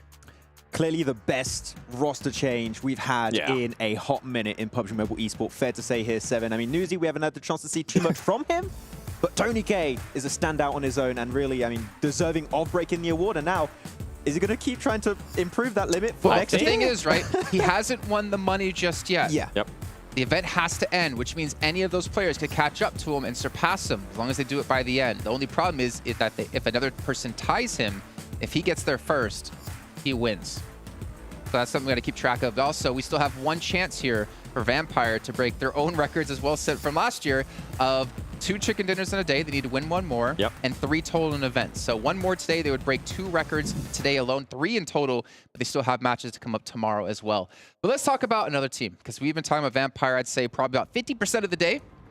What's up, Seven? You want to say something about Vampire? No, not Vampire. I actually wanted to talk about Alter Ego. This You have to wait to talk about Alter Ego. Oh. Yeah, not now.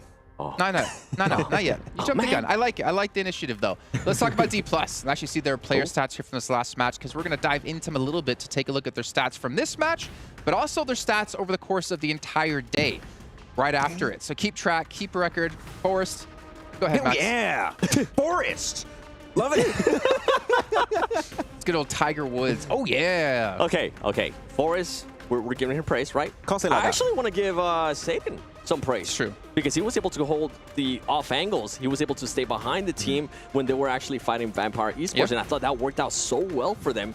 And even though it didn't translate to those elims, I feel like that gave them that extra push to allow the other players to kind of push up on Vampire Esports, eliminate them, and then set themselves up for the win. Yeah, Satan and Allstars had the perfect angle to set up the initial push, and also Vampire were in a very nadeable spot that they did make some good use. There was some fight back from Vampire, I think it's fair to say. It did slow down the approach, but they made up for it, though I'm a bit disappointed with how you said Forrest. So can you give it another try? Say it? No. I don't recognize that player's name when you say it that way, Give us that Max. energy. Forrest! You have to do There you go. Okay, next Forrest. Okay. There you go. All right, let's take a look at Dplus's player stats over the course of the entire day here.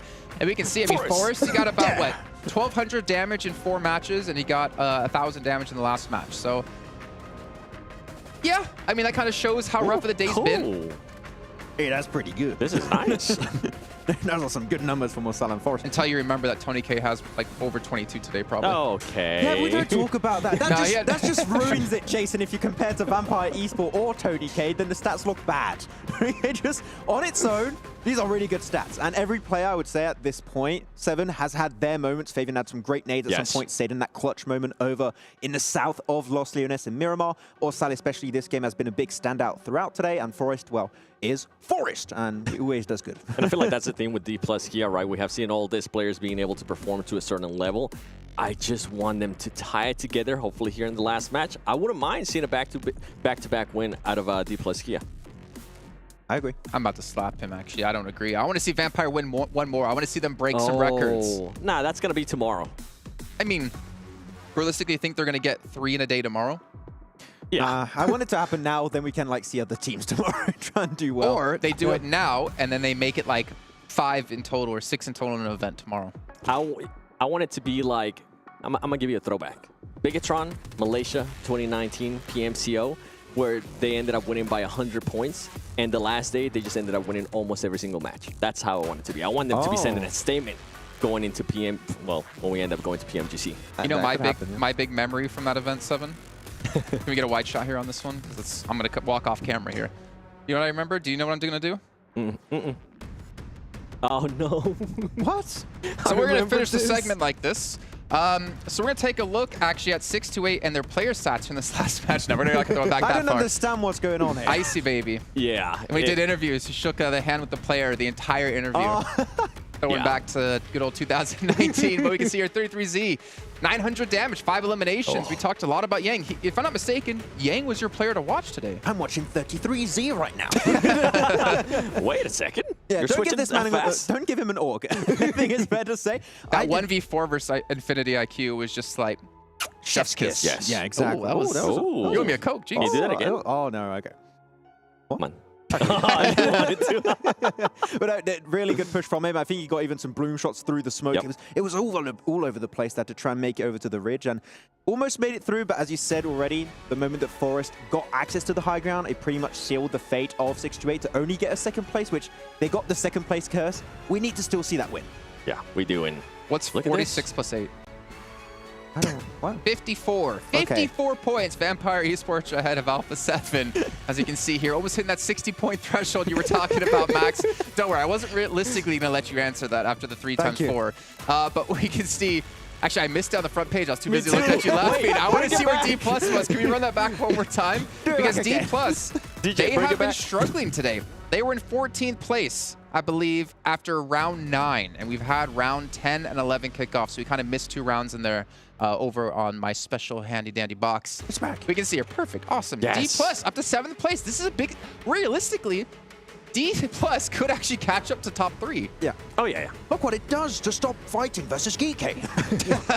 Yeah, you take out those 3 losses they had with hot drops, and what would have happened with Dplus KIA? They could be up in top 3 if they It's stop okay. playing those fights. Now, for them to be able to pass GK, they're actually going to have to fight it tomorrow. Is that how it works? Yeah, I don't think they're going to be able to pass him today until tomorrow once we actually get that final It's that unwritten hot drop. rule. Yeah. You have to win the hot drops. But you know what, Max? I'm going to have to call you out here.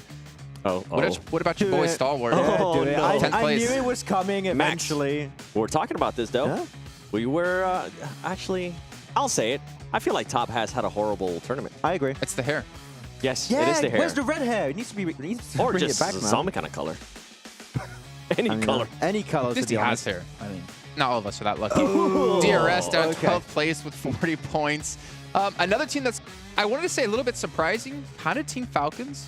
I feel like they had a really good resurgence in All-Stars. I actually heard them over at the hotel. They had a big little chat. I mean, I didn't obviously catch the whole chat, but I heard them walking through, and they're like, yeah, we'll do better tomorrow. Don't worry, guys. They had the confidence, but let's see if they can bring the confidence back as we're dropping into our final match of the day with Hot Jukes and Kalaris. Here we go. Final match here of the day. It's in Miramar again. I'm Hot Jukes here with Kalaris. Players have already dropped down. We got an interesting circle.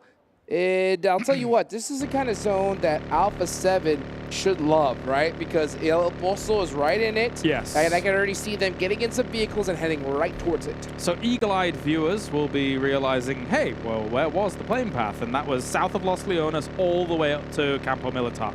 And as I say, eagle-eyed viewers will probably be able to work out some kind of plane path like that based on how these teams are approaching this circle and where they currently are at the moment. But Alpha7, actually, I mean, currently in a very far 3-1 split because we actually saw, you know, a try to find as many vehicles as possible, and they did a good job of doing it. So that's nice for them. As you say, it's a great circle for them. Try and start that catch-up. And catch up they need to. Honestly, if you are Vampire Esports, right now you are just... Yeah. Yeah. That happened. Yeah, that did happen. Right now, you are just thinking to yourself, all we got to do is just outpoint Alpha7. Literally, every game. Yeah. So if they just get even a couple more points than Alpha7, every game, it's $400,000. Yeah, because what we had a 54-point lead, and then even against 628, they're almost doubling their points. They're almost doubling third place's points. That's unbelievable. That's silly. Yeah, it is silly. It's so crazy to see, especially here at this high level, a team perform this well. I know we sound like a broken record, but it's just a little bit unprecedented. Yeah, to see something as ridiculous as this across so almost shocking. 2 days. Let's take a look at this replay. Here's Tixie. Oh my gosh, Solus just getting beamed and finished too. Nice shots. What an animal. With iron sights as well in that situation. Not easy. But as we can see, it's okay. Going to be trying to take some pot shots of his own. Maybe Solstar flying through the air. And they are moving up to a location which is usually quite a common place to pitch up and then try and figure out your next move. Because it has good lines of sight over Chumacera for rejects, but they're going to go further than this. With as west as this is sometimes you would like to try and get yourself into those hills north of Valdemar and try and find yourself a really good overlook across some of this, because it's a very high up angle. Yeah, and I'll tell you what, that elevation is going to pay dividends. You want to get that high ground. It gives you so much information and security as well. You can just see teams, players coming from a mile away. So there's plenty of it, especially on this side of the map. So I would be surprised if we see teams look to take those spots here early on. Meanwhile, we still have some squads quite far away from this zone. Dplus KIA, for those of you guys watching the map feed, doing the most southern rotation possible, trying to play ultra safe getting into this next circle. That's what we know him for. Play safe, play stable, play calm, play cool, play calculated. And you know, actually, traditionally in esports, I'm just gonna go broad picture here for a moment. Traditionally in esports, South Korean players are extremely aggressive, ultra keen on being able to finish their opponents early. But I do feel like here in PUBG Mobile, Dplus KIA kind of bucks the trend a little bit. They're a little slower about their approaches in order to be able to, you know, find themselves just a stable and cool entry and fight. Trying to play it nice, and I got to agree, because we've seen them, right? They have so much patience. Yes, they do. Right? Even situations where we'll see most players just full send it, just like, hey, we got this in the bag, let's run it out. Dplus KIA, no. They'll hold it down and play as safe as possible to get the chicken dinner. We just saw it in the last game, and we've seen it pretty much all tournament long from them. We'll see how they end up at the end of this tournament, if that really is the strat, because we have to compare them to the top team doing it right now. Those guys are either one or the other. There's no middle ground. It's either full-fledged aggression or full-fledged just camp, let's just wait it out and get some points on the board. Yeah. I wonder really is the kind of mechanism to make that trigger happen. Of course, you've got your IGL, you've got, you know, how that works out. Of course, Ravenclaw is relaying so much information to them, but, you know, sometimes IGLing is actually not all clean cut. Sometimes it's not just a case of like, I'm the last say and that's how it goes. Sometimes you have someone saying, hey man, I've got a significantly good position here. I might be able to kind of flick the switch and make something happen. So, you know, so it can be sometimes just a kind of a mixed bag of information coming in from multiple angles. Look at Tony K, 38 eliminations. Most eliminations, all Vampire Esports. What a circle shift. Oh my. For those of you guys that aren't familiar with this side of the map, that entire western side is completely unplayable. That whole entire hill mountain is completely unplayable. So this zone might as well be cut in half by water. It gets very interesting, actually. Not only because of that, but because you can actually pitch up along the side of this hill and actually have some safe spots. There's some crazy safe spots that exist right up on that mountain side that you can use to your advantage. So we could see quite a few teams try and go for that. That was not the circle I was expecting. Oh my gosh, yeah, that definitely mixed things up. I was talking about, you know, Vampire's playstyle, and I just like all of a sudden I just imagined Sir Canny just like either having him run full speed on a treadmill or put him in a jacuzzi. You know, like it's either like trying to get their brains either working to either full yet or just straight chill. I mean, it's crazy here. We'll have to find out from him later on. Meanwhile, we're watching Hope get another elimination on the board. GK Esports. How do you feel about GK? Watching them so far this tournament. Not bad, to be honest with you. I'm kind of middle of the road here for them. Of course, they're in 6th place. They got themselves 67 points. I think that some of the team fights that they've been taking is fantastic. Look, this is exactly what I was talking about. Thank you for this overview here. As for Carrillo, so unfortunately for him, he's knocked and in a really awful situation. But these kinds of ledges have huge value in a circle like this. And I'm glad we're witnessing some of these guys utilize them, because look, a finish off. Now you're going to have this pretty much uncontested. Look how much vision he has from up here.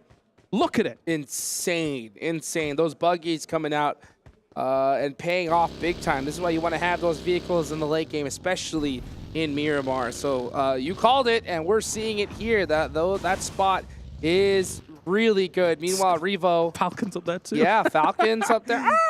All the way up on top. I'd love to see that there from them. They need a good game. They really do. Now, the only issue with a circle, circles like this and taking these spots, whilst we take a look at a replay, and it'll probably be a buggy flipping around and doing a cool thing. Okay, little. Is that 9 times out of 10, you can take these top spots up on the high ground, but it's very unlikely that the circle's going to end here. So you need to think about how you're eventually going to get off of here. Usually that's in the form of absolutely blasting a buggy down the hill so you don't take the full damage. So we'll see if that comes along later as well. I'm sure we will. I'm sure we will. Let's see where that next zone does pile up. As we look at the map, look at this. Tons of teams. Every squad still alive. And it is going to be absolute mayhem. Come on. Let's take this zone all the way over to the west side. Let's just make it absolute insanity. Why not? Oh, yeah. Let's do it. At this point, we're this deep into the day. That's actually an awful circle for these teams. yeah. They wanted that hard shift over to the west. Instead, it centers on up. You have 6-2-8 dead center. You got Team Falcons. Got some high ground as well. And we got so many monster squads coming from the north. Circles like this fill me with life. And I'll tell you for why. It's awesome for us as the spectators to watch it. It's horrible for the players to play. Absolutely. This is a brutal zone. Let's say how Dplus KIA is going to play this. They're all the way on the south side, completely outside. They have to start pushing their way in. Tianba is just holding the edge of the zone, looking to gatekeep them on the way and pick up some elimination points. So let's talk about what's good. Obviously, we talked about the side of this mountain that is pretty good for a while. There are some compounds in here that are pretty good. The sides of the road that are running through this as well actually have some dips on either side of it that eventually become quite high priority. So we may see some of these teams trying to find themselves small car spots, whilst we're seeing shots going on everywhere, to try and kind of solidify what is a center position, but looks really weird and wonky next to a road. See what position the top team is looking to take here. As right now I'm seeing a lot of congestion on pretty much every single side of the map. It is absolute insanity. Meanwhile, we have Alter Ego on that northeast side. They have a little bit of that high ground to play with.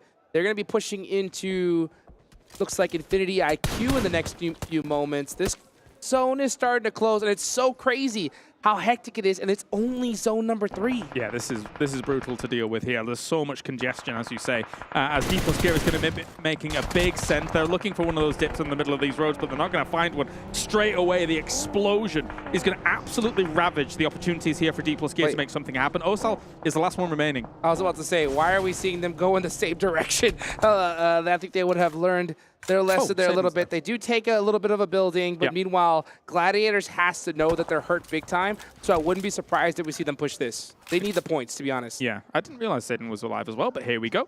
Molly getting charged up here. Kitsune trying to move on forwards, trying to get it maybe through a window or something. The wall. But not to be. Absolutely. Yeah, unfortunately, just barely missing that one there. That's going to hurt. Alpha7 in second place. Looking to put some points on the board. Vampire just looking to just do a little bit better than them to guarantee their championship run. Next zone about to pop. Oh, can't wait. Come on, Circle. Let's go. I'm taking center again. Yeah, most likely is going to center up, but I just want to see a hard shift and not to the east side. Come on. Give it to us. Meanwhile, we're seeing players get knocked out all over the place. Okay, DRS pushing up onto Infinity IQ. Yante looking to get suppressor fire, but they're getting shot from all over the place. Zone does center up.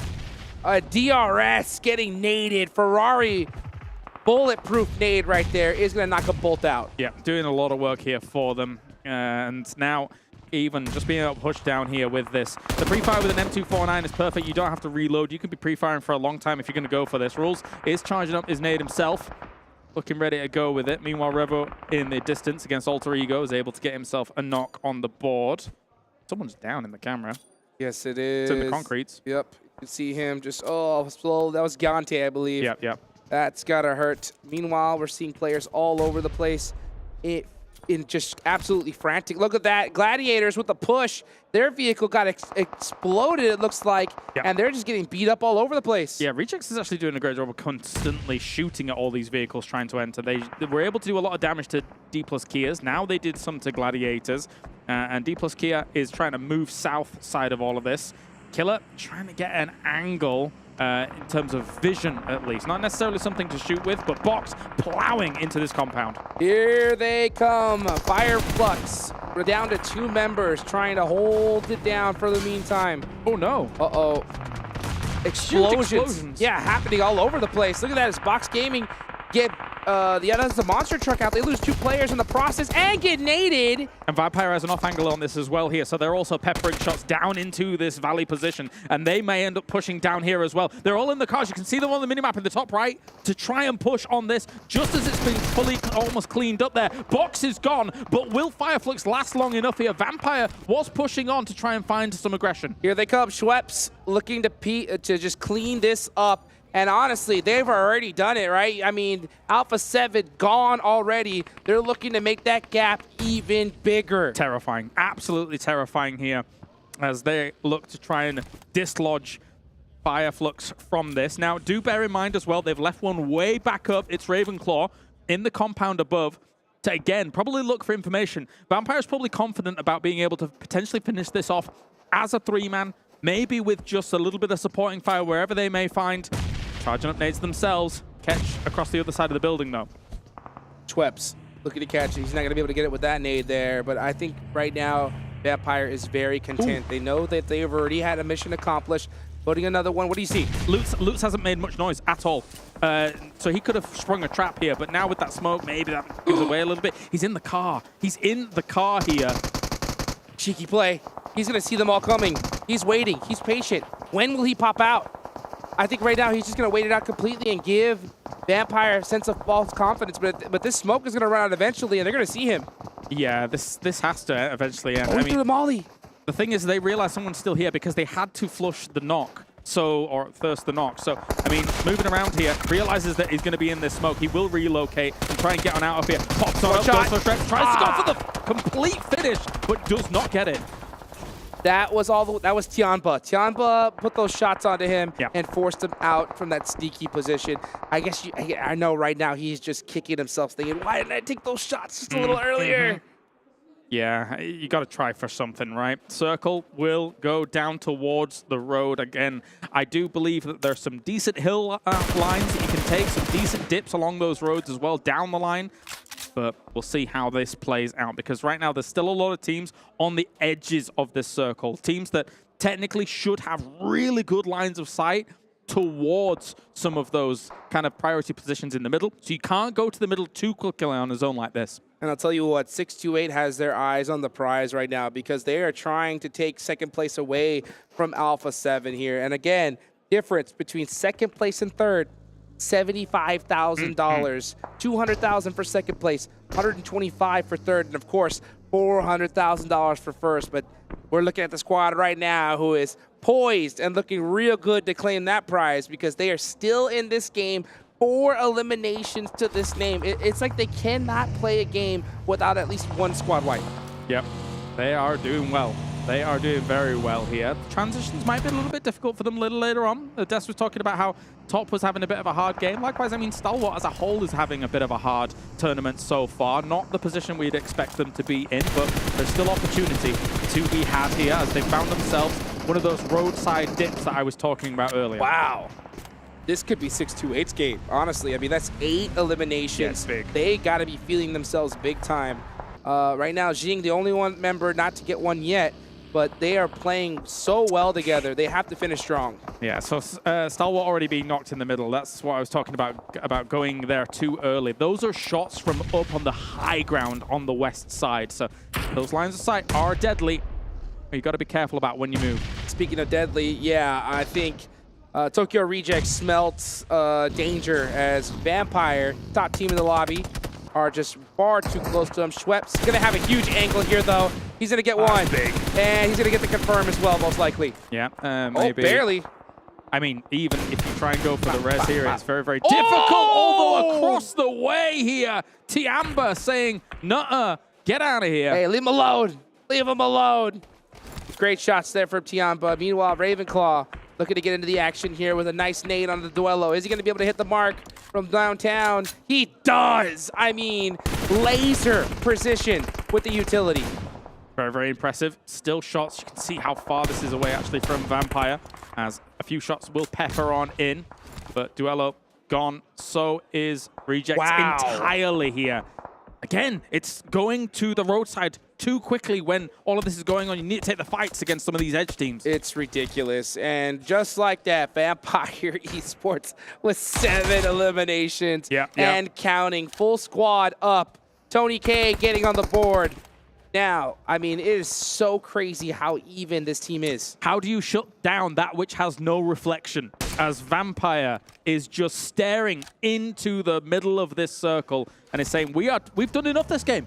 Even if we don't get the win, we've done enough this game. It's it's constant. It's never ending for now. As actually, Top answered back the desk saying they'd had a bad time. He's done 600 damage at least so far. They've not got that many eliminations on the board, but man, he's pumping. Oh man, it is insane right now. All these players are gonna have to get into the action here. And I'll tell you what, if you are GK Esports, you have 3 members up, grab your garlic, grab your wooden stakes, because you know Vampire Esports are coming for them. You're going to need to ally the whole village together and grab all the pitchforks, march up to that castle. That's right. And gang up on them. Yes, literally. But that's the thing, is that they're so elusive, you know, and it's so crazy to see is that when you think that all teams would keep an eye on them, they do the opposite. They stay back, they stay quiet, say, no, we're just little old vampires, don't worry. You don't got to worry about us. You haven't invited us in. We're okay. And then all of a sudden, boom, the fangs come out and it's crazy. They're the full package. I mean, they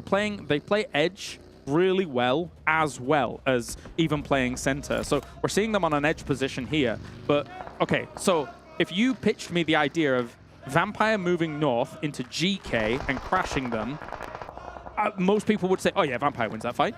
No problem. Yeah. Right? So there's more limbs on the board potentially for them here. Spray's coming against Easy as he's trying to transfer himself with a monster truck of all things to try and get Twisted Minds in a decent spot. Team Falcons all the way down in 14th place, not having the tournament that they wanted so far, but they're looking to put some big points on the board. This is their time to do so. Let's see if they can accomplish that. It's clown car time for Vampire, though. They're all in one vehicle, blasting it through the middle of the circle. How? How are they getting away with this? How? Well, I think I kind of know, and it's the fact that they've waited for all of the teams on that west side to come off the high ground. Therefore, this angle is now not as open, but it is still kind of open. It's the most elusive center push. I mean, it's crazy. It's like they just transformed into a bat and snuck by everybody, and now they're applying the pressure to Stalwart Esports with a beautiful nade from across the road, and just like that, Alter Ego goes down. We're seeing players get picked apart second by second. Very importantly, 628 now will be passing Alpha7 to that second place here with what they've done so far with those elimination points coming in. Stalwart done, and now Vampire has wrestled away the side from them here. This is scary. Everybody now, again, these trenches next to this road are of high importance, and you can't move here too early, and Vampire knows exactly when to move. They're fantastic, man. Oh, it's absolute insanity. 628 is having a crazy game. Anybody would say this is an amazing game for them. Oh, are they going to catch up to Vampire Esports? No, because they've out-fragged them. It's absolute insanity. 9 points for them. Jing does get one on the stone. If there's any time to take out Vampire, it is so important for 628 to do it right now. That could be a good nade from Crypto. I want to see where it went. Apparently it wasn't good. Yeah, it missed the mark. Maybe it was the smoke. Meanwhile, we see Ravenclaw and Stone completely out. Now, because of the way the game is in the esports, they do not know the player they're going against until they get an elimination. So no team realizes that this is Vampire in the center of the circle. I wonder, once 628 does, if they're going to apply even more pressure and try to take him out immediately. Maybe. But they can't get him down. Vampire is able to get a reset. And Falcon here constantly falling from the high ground. I guess they didn't have that many vehicles to try and get down from those ledges that they were on, as still Gladiator is alive here. Very much so on the edge. Likewise, 628. They've been able to wrap nicely around on the north. Vampire's been able to recover everybody. They have a few nades that they can send over this ravine. Or this road, sorry. In the center of the zone, in one of the most dominant positions, yet teams are still not ganging up on them. They have lots of utility. Honestly, 1 or 2 good nades and Twisted Minds is gone. Vampire forced to focus in different directions. Here comes Ravenclaw. Can he nail it on the head? Ravenclaw, 4-3. He goes for it. Nice, nice. At the same time, though, there's a weird spot where they could potentially coexist. If you think your opponent across the road doesn't actually have any utility anymore, peeking across doesn't really work that well. So only up until your opponent has to move because of blue or something like that, would they then kind of crest up from and look across no man's land with their guns. But they are just trying to dislodge them at the moment. I think the retention for Vampire eventually has to be towards the west. Yes, definitely. You can definitely see GK over there on the side. They need to start focusing on them. They also need to start focusing above them, but there's just too much attention to take care of. Kitsune up on top does go down to 6-2-8, and that is another crucial elimination for them. They tie up. They finally tie up. Just peek down. Vampire peek up down. He's going to get 6 here, and that is going to be Team Falcons down and out. Almost. In the next few seconds. Oh, Kaka! Here they come. I mean, this trade that's going on at the moment, hey, did he get any flushes? I don't think... okay, so they both end up losing one, and their Falcons is probably going to end up going down eventually to all of this. 6-2-8 needs to focus. They have to take out Team Falcons. They're waiting way too long. Yeah, they do have the advantage, but they need to finish their food. Take them out, have the high ground to your lonesome, and then focus on down here. How does Vampire still have nades? Oh What is going gosh. on? As GK will absolutely blast Twisted Minds out of this lobby, but everyone is not paying attention to the lobby leaders who are absolutely dominating a very, very strong spot. And they still, nobody realizes it's them. They have not gotten a finish on them. So they're all focused on each other, but little do they know they are not focusing on the main monster in the lobby. This is ridiculous. This is absolutely ridiculous here. And the thing is that for Vampires, they can exist in this space as shots fly over them. It's like Vampire turns invisible. It is so crazy. They're in the most dominant position, and 6-2-8 is focusing on everybody else except them. And when it comes to a 3v4 with 6-2-8 versus Vampire, you know what? I favor Vampire. They may make 3 wins happen in a day here if Vampire continues on the absolute march that they're on. Schweppes is even moving up the high ground here. If he saw Yang Won, he saw him just for a moment. He's going to fall back against that. And most importantly, 6-2-8 still has nades available to try and dislodge them. Schweppes is in a really awkward spot. He knows that there's one of the members from GK down south below him, so he wants to be really careful. 6-2-8 is playing this way too hesitant. They gotta dominate that high ground and use it to their advantage. You cannot let Vampire breathe for too long. And most importantly, not only Vampire looking just to solidify themselves at the top, it could be a double record-breaking game for them if they're able to get it here.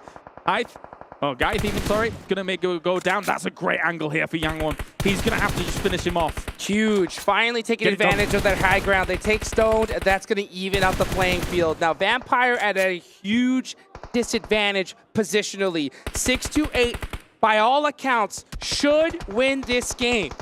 Yang's already got 7 this game. They've got 16 eliminations throughout it. That is massive here. Guy's going to try and go for it for GK, but the big spray on through. And it's Tony K that's able to finish him off. It's another elimination for them. 13 on the board. 3v3 here. If they get this win, that is absolutely massive. Tony K, 6 eliminations to his name. Oh, what a shot. Jing taking out Schweppes. Here comes 6-2-8. Yang, with a huge off angle, trying to get the bucket to go to the other side of the hill.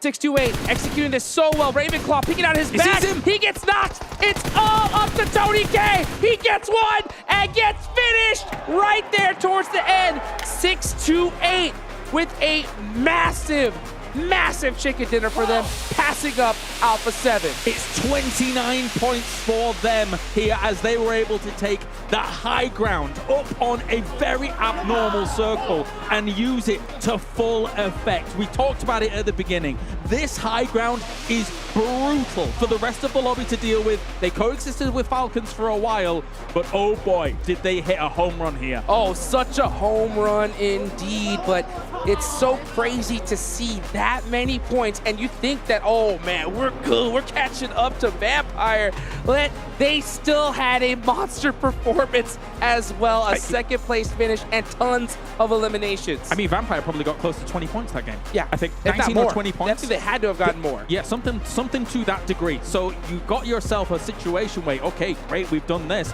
but unfortunately, the absolute Goliath that is Vampire Esports is just constantly making that goalpost move further and further. Why am I doing so many sports ball references? Yeah, and I mean, What's going on? because it's crazy. It's crazy. I don't know how Vampire does it, how they're able to almost like become invisible in certain situations where every other team happens to focus on everybody else besides them, and then they just pop up and say, yeah, you know what, we'll take all the points. I'm going to tell you right now, there's moments where they're just making transitions at exactly the right time. I said, again, about just circle 2. There are these great trenches alongside this road. You have to move to those at just the right time, and Vampire Esports does it. We watched it happen in motion. It was poetry in motion. Absolutely, indeed. And honestly, it was a great poem for 628. 628 did an amazing job that game. To put up that many points in a lobby like this is ridiculous. So they clutched it up right when they needed it because they know tomorrow is going to be ridiculous. It's going to be insane. There's going to be teams at the bottom who have nothing to lose and are going to make it so much harder on this lobby. I mean, I pose 2 questions. Either one, the question is, how many points does Vampire win by? Or 2, can any team put up one of the biggest days in PUBG Mobile history and try and catch up to Vampire? Those are my 2 burning questions for tomorrow, because what we have seen so far today, I mean, it's been a long day for all these players, but what we've seen so far here from Vampire has been nothing short of PUBG Mobile history, but there is the potential we make even more tomorrow. Oh, I think so, and I'll tell you what, they may have had the biggest day, but they're going to have the biggest night tonight. Every one of these teams is going to be doing a whole lot of homework on these teams. But you know what? I think it's time we take it on over to Banks to close out the show. And with that, Vampire Esports go clear of 2nd place here at the PMWI by over 60 points. And as myself and Atik approach the front of the stage for the final time today, we have only 6 maps remaining in the PUBG Mobile World Invitational. $2 million will be distributed tomorrow, and only 1 will be crowned champion. Thank you so much for watching. Thank you to all the fans. We absolutely love you. To the production, the players, and the talents, thank you so much for today. You're amazing, and thank you for all of your patience. Like I've said, the PUBG Mobile World Invitational finishes tomorrow. $2 million. 1 will lift the trophy, Atik. My name is Banks, and this is Atik, and we're going to throw it over to the studio to finish up day 2. اليوم الثاني زي ما شفنا الفرق شلون نافست، وشفنا فريق فامباير حافظ على الصدارة وقدر يتقدم أكثر من 60 نقطة، حتى برضو بعد ما شفنا في الجولة الأخيرة كيف كانت مباريات ما كانت متوقعة والنتائج كانت جدا خرافية. رحلة كانت جدا ممتعة. شكرا لكم جميعا على مشاهدتكم وعلى حضوركم، وشكرا لكل فريق الإنتاج على هذا العمل العظيم. لكن الحين يفصلنا يوم واحد بس، يوم واحد أخير راح نعرف من هو بطل PMWI، راح نعرفها بإذن الله بكرة في هذه المنافسة. وزي ما قلنا لكم قبل، مجموع الجوائز $2,000,000. بكرة راح نعرف من هو الترتيب، من هم الفرق اللي راح ياخذون هذه الجوائز، من هو حامل اللقب لهذا العام. خلوكم قريبين، بكرة راح نبدأ باقي المباريات وراح نعرف من هو أبطال هذه النسخة. يعطيكم ألف عافية على المشاهدة وعلى الحضور، والحين خلينا ننتقل على طول على الاستديو نتكلم باقي التفاصيل.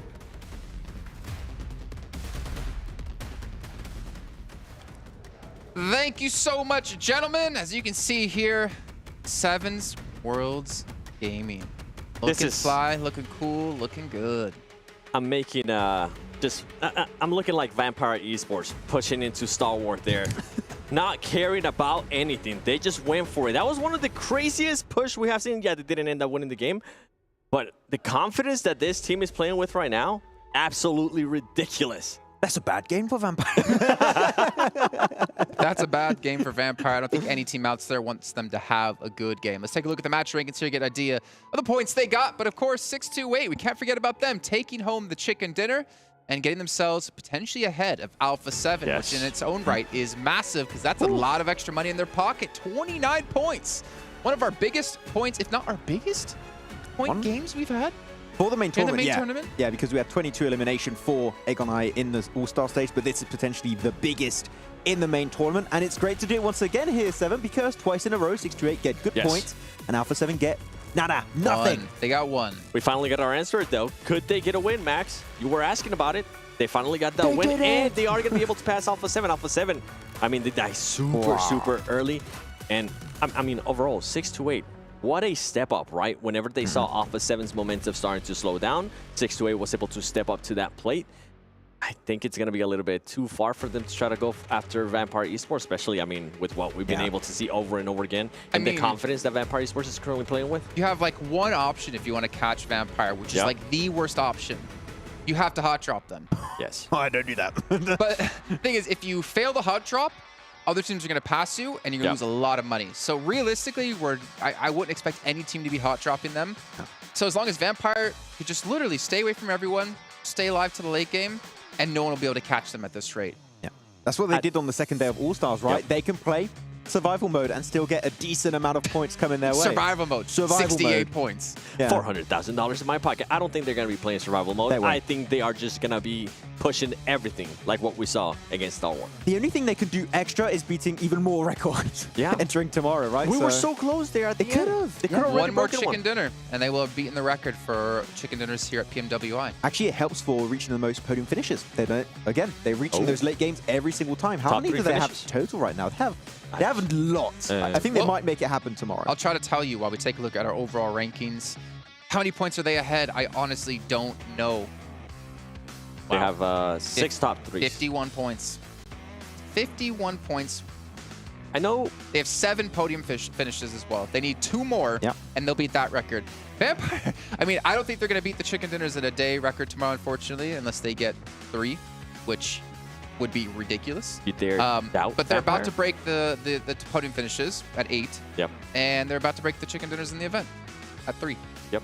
I mean, they already definitely broke the Illims. I can't wait to see what that new record's going to be at. Everybody's probably, especially older fraggers, are currently looking at the record like, you know what, we're not going to be able to reach that. But we're talking about it. 6-8 does end up passing Alpha7.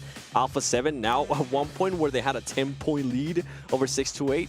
Now they're going to have to catch up on a 21-point lead. And it sucks too because we mentioned this many times, 7. Alpha7's map is Miramar typically. We had 2 Miramars. You don't have that many, only 2 more left. And you don't want to have to make that comeback towards the last 2 matches of the main tournament. So the fact that they lost their lead on that battleground in particular, 6-8, is the worst case scenario that could have happened for Alpha7. And with Alpha7, they need to now start watching out for teams like Alter Ego. Yes, Alter Ego was able to get a chicken dinner earlier in Erangel, but they have also been able to collect those top 3 situations, top 5 situations with just 2 players alive, and it's something that they've been doing really, really great, especially at the end of the day. Yeah, and you know what? Tomorrow is obviously a lot of different things that can happen. I think our eyes are moving from the top leaderboards down a little bit more to see who ends up getting what placing. And I think everyone in Thailand can be happy because I think Empire Esports might have secured an extra PMGC slot. If I'm not mistaken, I think, Max, you brought this up. Yep. They already qualified for PMGC. They already played the full season of Thailand before this. And by looking at the points, they got a 2nd place in the spring and full season, a very early full season in Thailand. Won it. In terms of points, they should be up there. So do you just, like, for the regional pride, bring back an extra slot for another team, which is very polite, by the way, I might say. So. Yeah. Well, let's actually take a look here at our Colonel's Choice by KFC of the day. I'm not going to make you guys predict because we've already had a long day. You guys at home already had a long day as well. So we'll just go ahead and take a look at what it's going to be. Oh, it's going to be the push from Gladiators. Oh, that was a nice engage. That opening nade that we had on top of the rock, those rocks are very strong on that hill on Sanhok, and they made full use of it. And then Kitsune flank over to the side to try and get the finishing blow on the final players of Fox Gaming.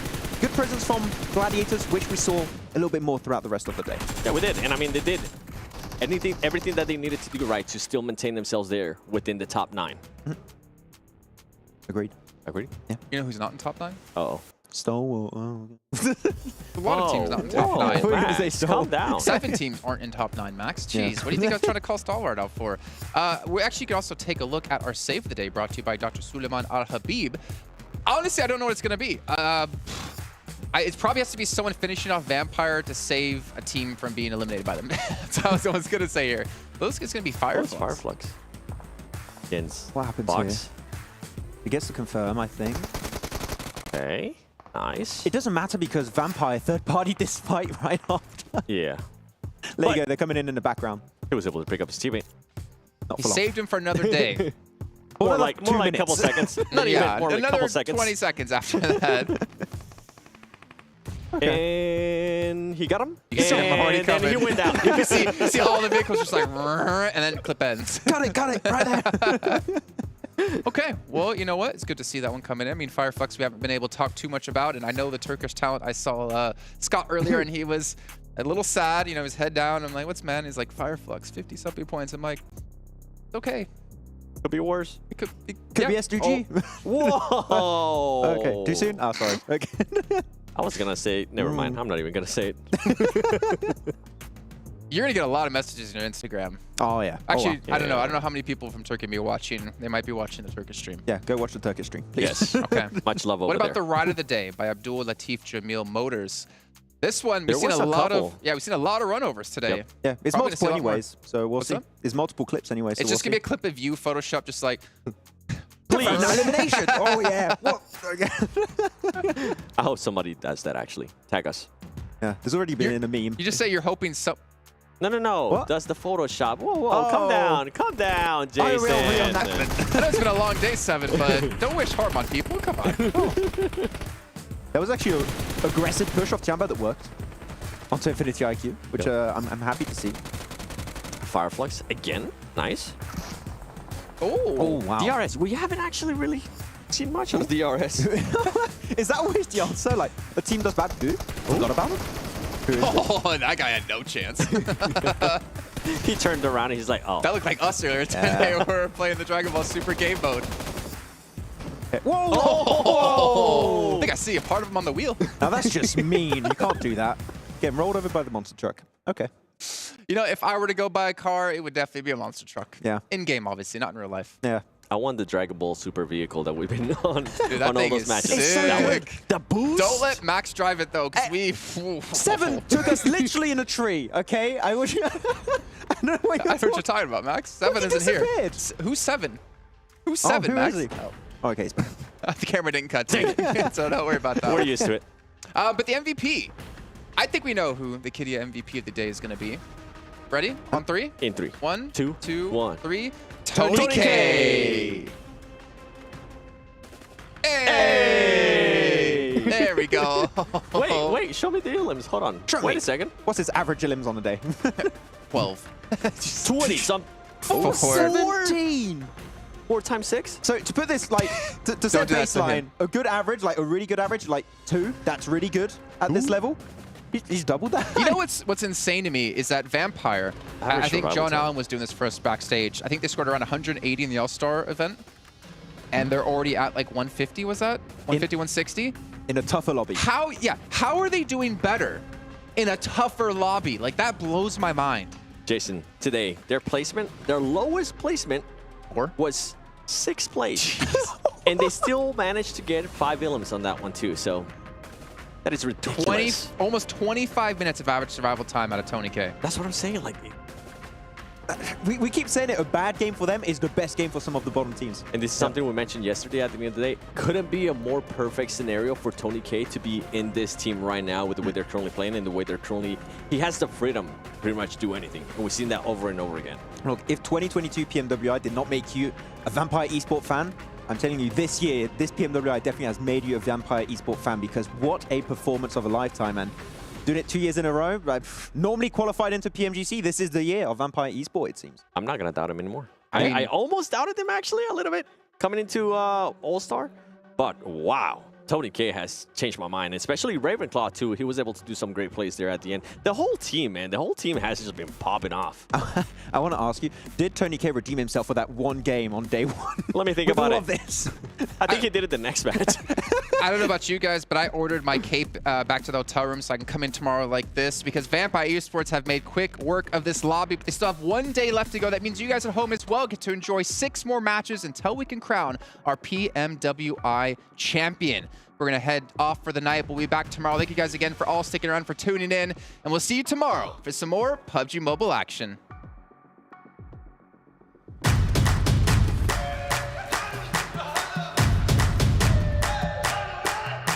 Dragging us down, face on the ground, but still we're so proud. Just look at the crowd, making some noise, making some sound. We got a choice, they're hearing us now.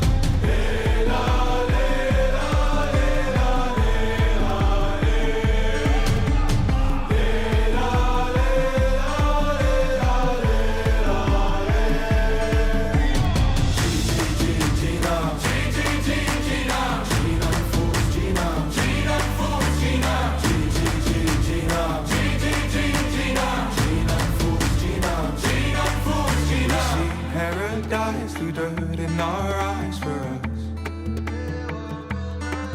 Oh, actually, I'll try, actually, I'll fight for us.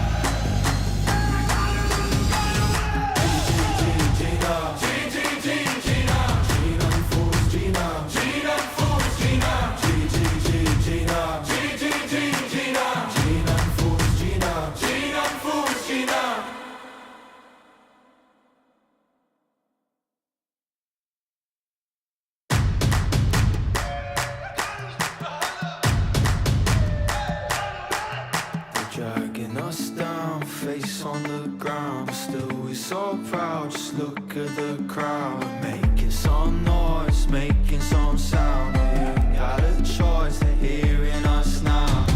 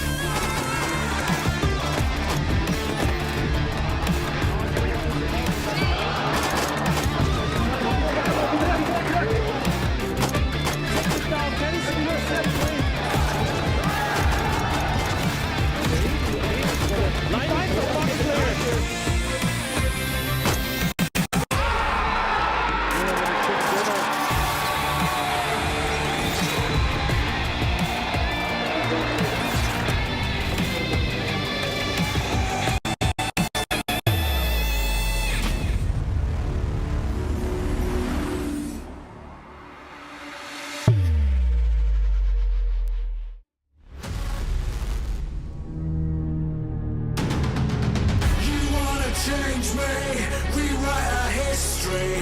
I chose on my side, drawn the front line. You want to save face, came to the wrong place. You raise a white flag, I give the B side.